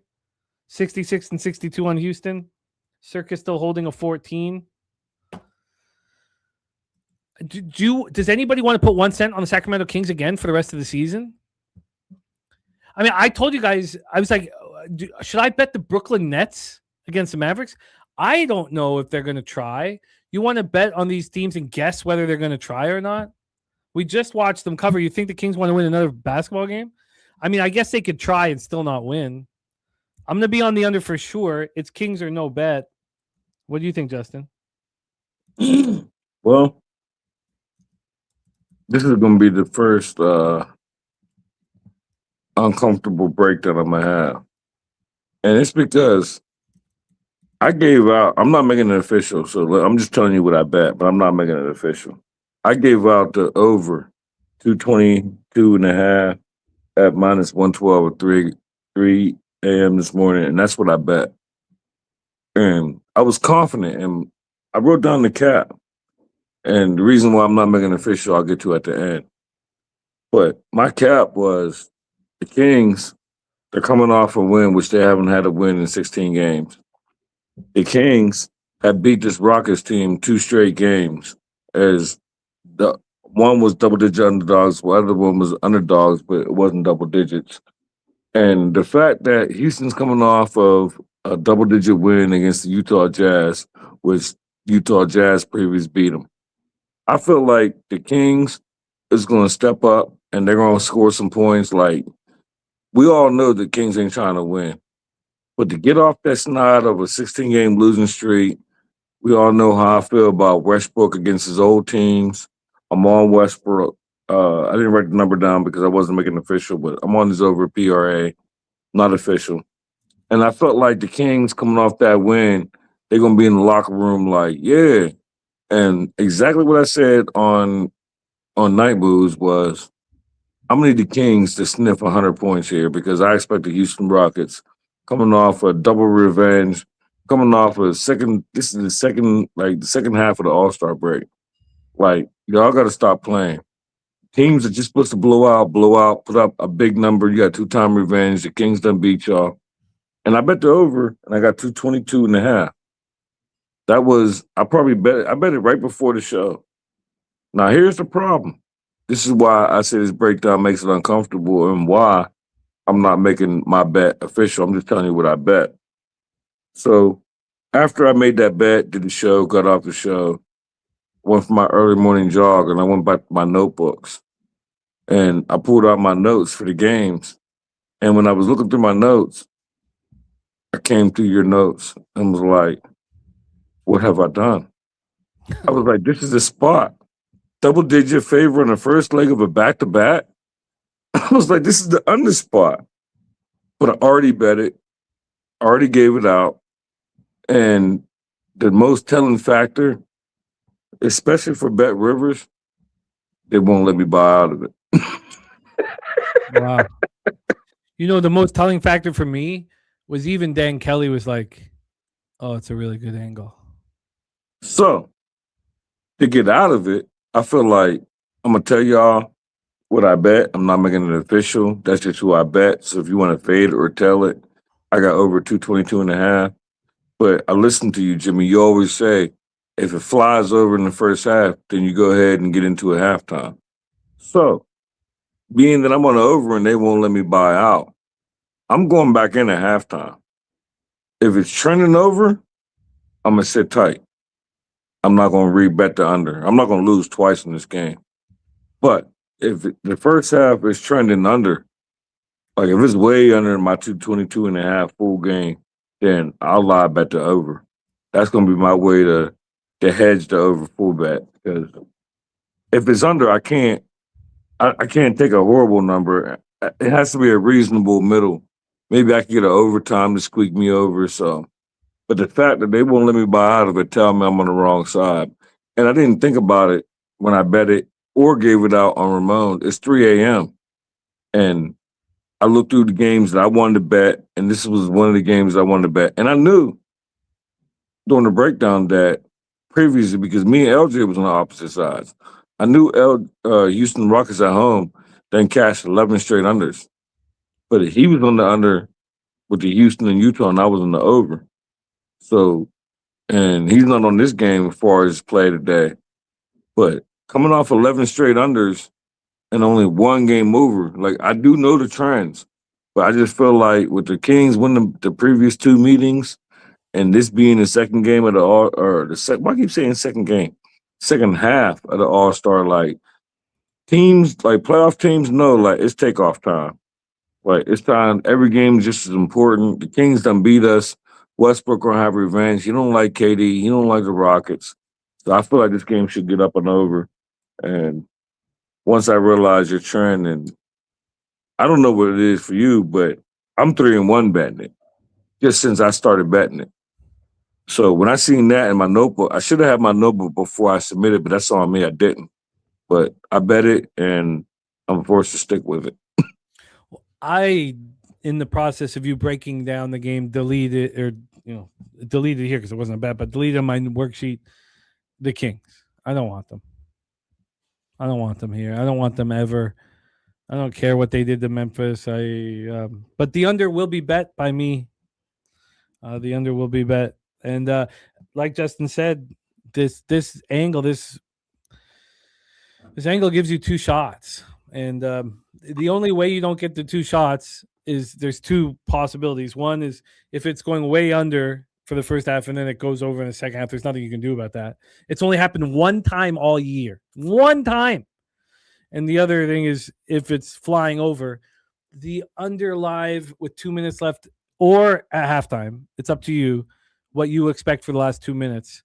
But it's a smash and grab. And that's why I wasn't mad when we talked about me coming on here, and I'm like, damn, I can't even give out the over, even though I already gave it out. And it wasn't so much publicly. It was, how can I fix this with my bank account? And the answer was, it's simple. Jimmy already gave you the answer. You have to stay up until halftime of this game. And then you make a decision. And I was like, okay. So that's what I'm going to do. I'm going to wait till halftime, and I'm going to make the decision according to how low or how many points they scored or didn't score. But if I feel like if it's trending over, I'm going to roll the dice since they didn't let me buy out of it. But the fact that they didn't let me buy out of it tells me it's a loser. I'm just thankful that when we went to the line that it hadn't already moved 5 points. The fact that it's just barely down towards the under is a good spot. And Bet Rivers, that's my main book, because if I win and want to cash out, I could literally take my dog and walk down there and go cash out. So that's my main book. And it always let me buy out of it. always. Sometimes I got to pay a little bit. But when they don't let you buy out, so it's like in my mind, I'm already thinking like, okay, out of all my slate, I'm 0 for 1. I got to fix that immediately. I got to find a winning bet to make up for that possible loss. But just wanted to be transparent. I'm on the over, but I'm not making it official. Respect. I'm on the under. I deleted the Kings. Let's roll into Cavaliers, Bucks. 2 games left on today's card. Jose, take us home. Double muted. There we go. Cavaliers, 9-point favorites here. They dropped completely. Were 9-point favorites in this game and has plummeted all the way down to 4 and 3.5 here. So someone obviously Spider out. We'll hear. Yep. And there's that. Donovan Mitchell not playing. 57% of the bets, 52% of the money on Milwaukee. And it feels like this is one of those games where the line just simply can't adjust enough without their best player. But we'll find out. What do you guys think? I think we need to know what's going on with Harden here. He plans to play through his fractured right thumb. I really think he plays. You want to make a statement to your, teammates, to your fans. He's new on his team. Spider's out. I think he plays through the injury, and I think it probably affects him a great deal.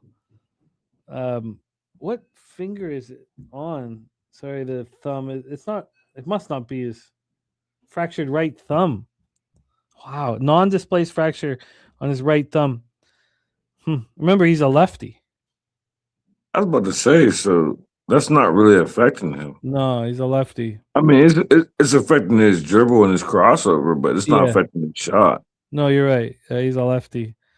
So it's Harden, Merle, Tyson, Wade, Allen, and then for Milwaukee, no Antetokounmpo, and no Prince. Huh. It's quite a statement he's making, playing here under these circumstances. He has to, though. Yeah, in my opinion. I just think I like the statement here. They're not. Oh yeah, they are. Let's see what they're offering. No, they're not. They're not offering any of his for me here, PRA or anything like that. Wow. Interesting. It's funny because oh yeah, they are. Sorry, yeah, they are. My bad, I'm tripping. 33.5 minus 115. That's low. So low. That's low. That's low enough to keep me off. But do you think maybe they're overvaluing? I don't want to get cute here, but they're overly concerned about the fractured thumb.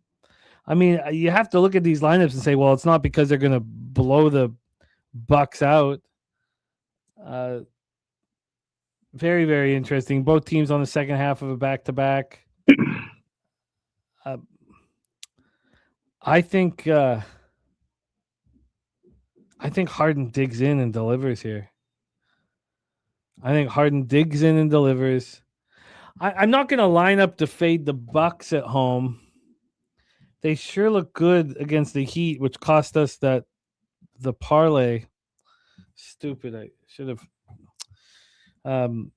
They sure look good last night. KPJ goes for 32. Jericho looks strong. 41% from 3. They're certainly trying. I don't know. Let me listen to you, Justin. Take it away. Cavs Bucks. My instinct is to say Harden shows out, to show everybody, to show his teammates, to show everybody.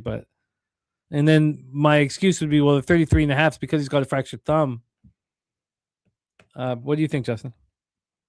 And this is why I say I love getting information. I don't know how I slept that. I didn't know nothing about Harden's thumb. I didn't read nothing. I didn't see nothing. So that's interesting. But I don't have nothing official, but I do have a bet in this game. I bet this game while we was live on the live show at 3 a.m. And I took the Bucks plus 8.5. Wow, nice job. And my whole logic when I broke it down on night moves was one, who the hell wants to keep Cleveland Cavaliers as pretty much a double-digit favorite? I said, even though both teams is coming off a back-to-back, we expect that the injury report is going to work in our favor, or meaning me taking the Bucks is going to work in our favor as far as injury report with the Cleveland Cavaliers, and this number will change. And the Bucks in the recent form, which I speak on, which changed my capping a lot as far as backing a trend to recent compared to season long. And if you look at the recent form, that the Bucks getting an 8.5, regardless of who was going to play for the Cleveland Cavaliers, I liked it and I bet it. I have no interest now that the line move. I have no interest on the Milwaukee Bucks. I never thought they was live. I just thought they was going to stay within pretty much a double-digit dog. I got 8.5. I got that at minus 112, 113. My fault. But like I said, I'm not making that official. But you're Harden. Only thing is being so low. I'm gonna write down Harden. I want to get to that after the show, but the only thing is it's so low with a thumb injury. The way he plays, it's so hard to. Well, it's so easy for him to. Someone go for a steal or any of that to disrupt that thumb on the second leg of a back-to-back. So I don't know if I want to get to Harden. That's an interesting. I like your angle. It's just being that it's a thumb. And the way he loves his crossover. His crossover, if you watch it, it begins with his right hand. That's where it all starts. When he's dribbling with his right hand, you're getting ready to be crossed and don't even realize it because he's not right-handed. So, what you gonna say? It's a very dangerous bet. Like there's so many ways for it to lose. But 33? Well, that's just so low. God, I don't know. I'm gonna sit with it. It's just that he's new with the team. He's banged up. He wants to show everybody that he cares. I find it appealing. I think this night moves show for you is gonna help enormously. It really is. Yeah, I really do. Because I get to look at the lines, but I send my games to 2 a.m. to Ramon because we do all the NBA, but there be so many college. He'll just be like, pick the games that you bet, and then he'll pick the games that he bet. And if I have an opinion on his side as far as college, but hockey and NBA, he do every single game. So every single game for NBA, I stick there, and I'm realizing, like, you know what? It's just so hard. Like, that's right around the time that I wake up and start my day. And I start capping the night before I go to sleep. But to wake up, and for me, I drink 1 cup of coffee and I smoke my blunt and I start start capping. So if I wake up at 2:15, 2:30, it's rough to send him the games, get my morning started, and then be live. But I try to honor my commitment to Tony's and do my live shows. And that's the best time for me because I'm a firm believer of when I make my bets, I want to beat the line because most likely I make a bet saying that I think this is going to move by the time Jimmy's show starts or by the time the morning comes. So waking up 3 o'clock and I already have my bets in compared to the bets that I made on night moves and then come on here, it able to separate. I said, you know what? That's the problem. I'm doubling up on my bets regardless of the number moved or not. I got to learn how to pivot on this show because it's like a 9-hour difference from when I do night moves compared to if I come on here on pub. So, and prime example is me having the Bucks. And I said that the injury report is going to help this number, and we don't want the Cavs as a double-digit favorite. Now, I didn't know Donovan wasn't going to be in there, and I didn't know Harden had a thumb injury. But the fact that he's playing, he thinks the same way we thinking. Like, no Donovan. You the new face in town. Everybody knows that your history. Like, we counting on you to come out this game. Your little thumb hurt. You better man up. So, I think he will. I want to bet it, but I hate. I don't like player props to begin with, but I feel like it's like playing God. It's like 33 with no Donovan. You gotta think he's gonna get 20 plus points. The problem is the layman's are sitting here don't know he's got an injury and are seeing 33.5 and betting the over. That makes me concerned. That number 33 makes me concerned. Yeah. Because we didn't see Harden, not in Cleveland, but we didn't see Harden go out for 35, 40 points. And we wouldn't even need a rebound to sit. But the fact that it's so low, I don't know. I'm gonna dig into that. I'm gonna write it down, but I don't know nothing official. But y'all know what I bet and the number I got. Yeah, nice job getting the Bucks at that number, man. Jose, set us up for the final spot on today's show: Celtics, Nuggets, Ball Arena, Denver, Colorado. Yep, the Celtics and the Nuggets here. I was surprised to see this line this morning. The Celtics as underdogs here. 50-50 ticket split, 64% of the money on the Denver Nuggets here. 4.5 opener. It's now down to 3 at BOL, 3.5 everywhere else here. I get Jokic is good, but I was surprised to see the Celtics as underdogs. That's just me. But what do you guys think? This one is difficult. I mean, all we've seen from the Celtics is they're preparing for another run. The East is still pretty soft. If you ask the Raptors who they want to play, they put their hand up. They say we want to play the Cavs. We've beaten them in all 3 times this year, and we don't. What has Spider and Harden never done in the playoffs to scare anybody? The way the Raptors are playing right now, they'll get smoked by because we're going to be the 5th seed, so we're going to have to play one of the 4 powerhouses in the East, and so they want the Cavs. They think any of the other 3 teams are going to just take them to the woodshed here. So Nuggets. I mean, look, the Celtics are winning all these games by margin. I mean, look at this road trip. Starts with the Warriors, they beat them by 11. Then you have the Lakers, you beat them by 22. Then you have the Suns and beat them by 16. I thought I was going to cash my Suns bet. Third quarter starts out 25-6 Celtics. Yeah, like what happened? I don't know how the Nuggets aren't bet here. I mean, look, they haven't played. They got the flyback on the 23rd. They get the 24th off, and they play on the 25th. I mean, of course, the line's moving towards the Celtics because they're monsters.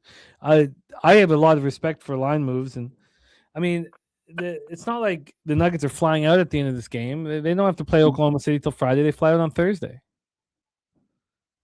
I would like to look at this line move to the Celtics and say, look, I don't agree with it. I don't think you can. 64% of the cash is on Denver, and they've moved this to a 3.5. I think I've got to not bet this basketball game because Celtics are just trashing everybody. We'll go Mile High and trash Jokic. But I respect the books. If they're telling me that they're opening up their arms to anybody who wants Denver Nuggets, well, then I won't bet the Denver Nuggets.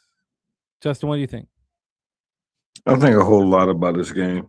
And it's wild how this social media goes because me and LJ are heads up in this game.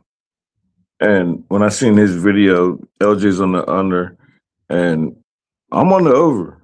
And I'm on the over. I got 230 minus 110. It's a stacks play today, number 2. I'm on the over with, and I hate to say it because I respect LJ to the fullest. So I don't want no one to think that I'm bashing him but I'm on the over with confidence, with my chest out, like swinging from a branch, like Kong's little intro. But I love the over. The Nuggets are 26-11 alone as a favorite to the over. But more importantly, like if you look at these games, you look at Boston Celtics, they scored 97 in a blowout yesterday with minimum effort. And now they get Jaylen Brown back, who I think purposely sat out in this game just to be healthy for this Denver Nuggets team. We didn't seen this matchup earlier in the season where Denver won on the road 114 to 110, 224 points. But Jokic wasn't in that game for Denver, and they won outright. I think that the Boston Celtics, I think they're going to put up a big number. I'll look for them to probably stay within this number. The only reason why I didn't bet the Celtics is because the Nuggets coming off a loss, in my opinion, an embarrassing loss, because it's not a historical rivalry, but anybody who follows the NBA and follows any sports, that the Nuggets and the Warriors got a little tiny little rivalry brewing there. And they lost to the Warriors without Steph. And now you're coming back, you lose to the Warriors on the road, you're coming back at home, first game off a loss. What happens? You get the Boston Celtics team that you already beat. Coming off a loss at home, I think they're going to put up a big number. I expect Boston Celtics to put up a number. In between Jokic being in there and the previous meeting only being 224, I think this game flies over. Everyone's going to look at the Boston Celtics trends and how they trend under. But I don't think they're going to dictate the pace. I think the Nuggets are going to dictate the pace. And even though it's a revenge spot for the Boston Celtics, like I said, they lost at home 114 to 110. It would only be the Nuggets for me at home or coming off a loss.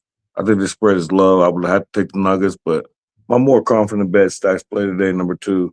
I'm on Nuggets Celtics over 230 minus 110 at Fanatics. You're in business. I'm going to have to stay off the game because I want Denver, but I'm not going to.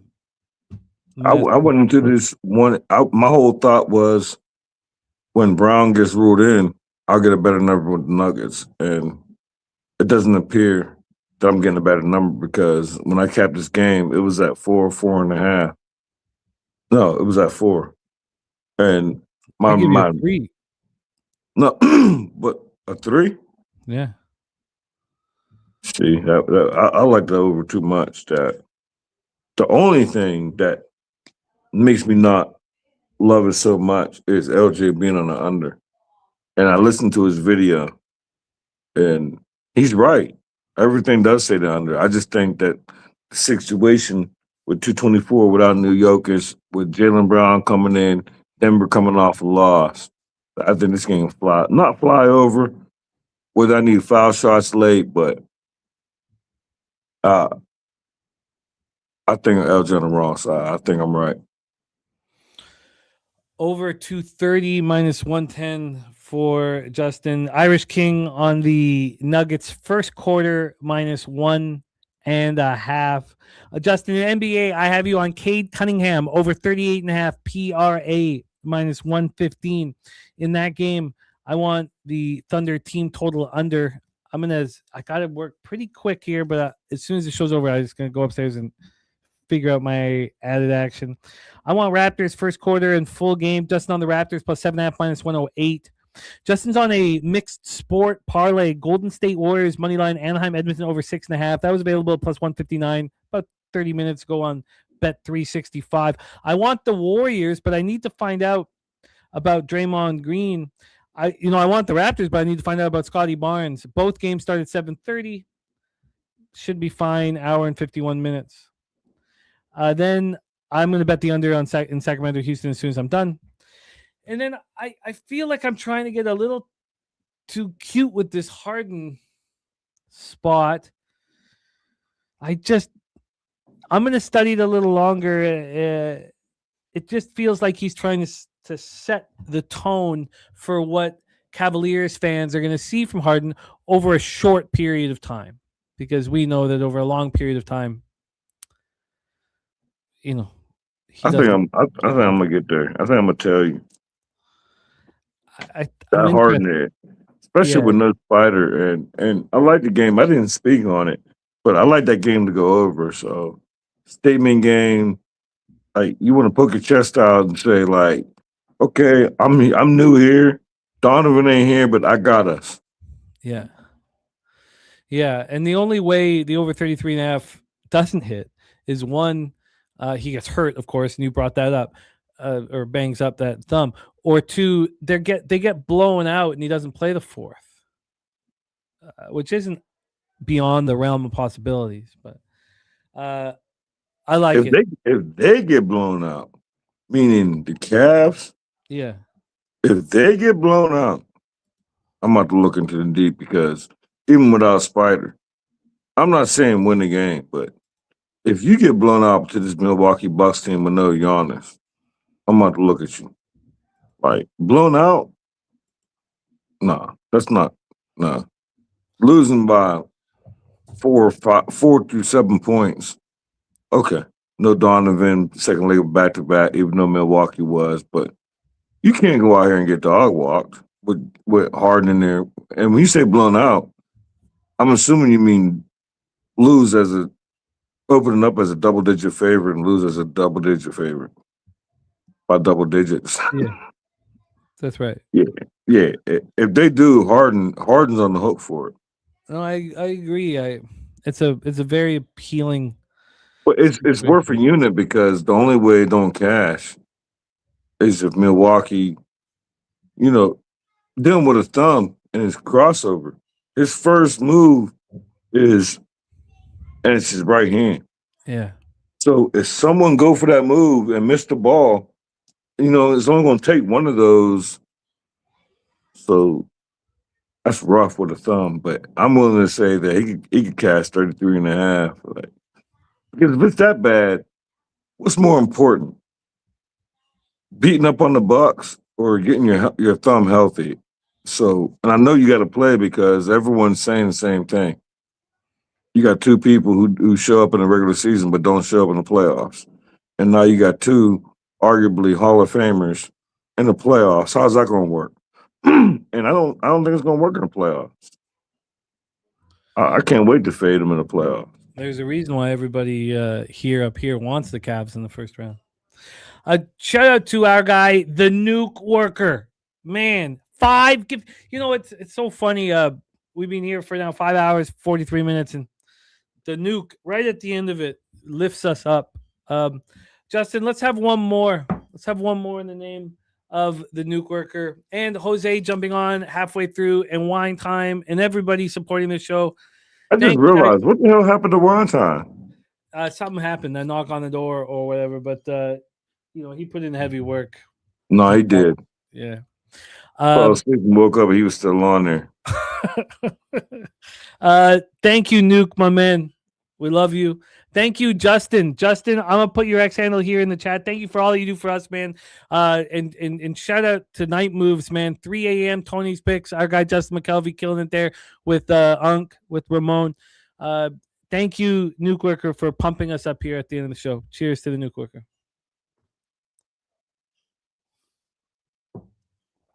All right. Justin, excellent work, man. I hope you are richly rewarded here for all the effort that you put in, my man. And we can't wait to thank you in person in San Antonio, my man. Go get that cash. Again, in college basketball, our guy, Justin, making moves on. Sorry, let me move. Oh, God, so many pages of notes here.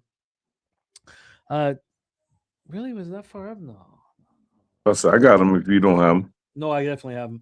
Team total over 76.5, minus 105 for the Texas Longhorns. Villanova minus 10 and minus 109. Tulane plus 4.5 and minus 105. Stacks, number 1. Arkansas plus 3.5, minus 110. Stacks, number 2. Ole Miss minus 2 and minus 115.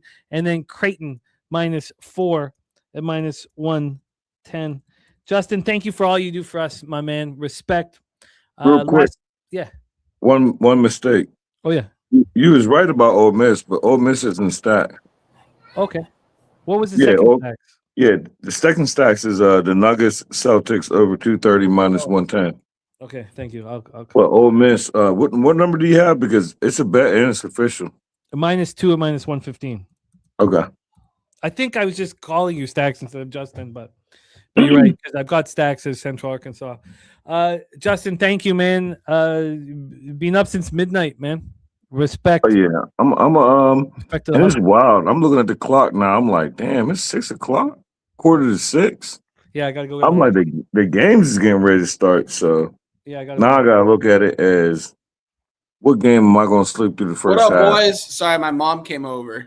Hey, no worries. No worries. No worries. Your We black can't see screen you, though. right now, Your Juan. camera's. Yo, your did you camera's hear me off. one time? Oh, you can't see me? No. Yeah, No, refresh no, your I'm shit. saying, yeah, we hear you and see you. But literally, like 3 minutes ago, I was like, damn, what the hell happened to one time? My mom knocked on the door. She got here an hour early, so. No, it's great. Wine time. Is there anything you want to make official on NBA? NBA so far, I didn't really like a lot on the NBA card, so I stayed off the NBA card as of right now. I am looking at the San Antonio Spurs right now. I was even potentially looking at H-Town. I was ended up taking the Rockets, Sacramento, coming off that win. So we'll see. I'll end up tweeting out my action. Nothing as of right now in the NBA, but we have 9 plays locked in for college basketball. I'm really starting to amp up my college basketball and probably ease down the NBA a little bit. Just love this time for college basketball. So locked and loaded. All my stuff's tweeted out. And yeah, shout out to you guys. I got to go upstairs as soon as possible. I got to get this action, added action out. And there's a ton of action I need to get out. The first, there's Wine Time's X handler there. The first college basketball game for me is not until, I think I got everything covered. It's not 6, right? It's your time. It's 5:48. No, but I mean, none of the 6 p.m. games I need to move on, right? Is there only one? Yeah, Citadel Furman. Just the Citadel Furman. Wake Forest, Morgan, and okay, I'm in business. And that Oakland game really went back to 5.5, did it? Let me just see it. In Northern Iowa, that's down to 4.5, 5. Shit. What time that game start? 7. Eastern? Okay. I gotta run upstairs, fellas, and deliver like you guys do nonstop, delivering the goods. Thank you so much. Wine Time, Justin, thank you. Thank you to Jose jumping on with us here. Thank you to all of you guys in the chat. AEOD, Swiggy, Paul, Blank, Fred Kitchen, Kevin Campbell, Bruce Park. Those are the 5 guys that grabbed Nuke Workers 5 gifted Pub Sports Radio memberships. Alexander, Irish King, BJ, Fernando Mendoza, Yankee, JJ, Jermaine, Nasty Nate. Thank you guys. Todd Clinton, Johnny Guns, The Solution, Lex Steele, The Goracle, Kike Martinez, Spooner. I got a lot of additions here to make. I'm pumped up. All of the action that I've got is out on X.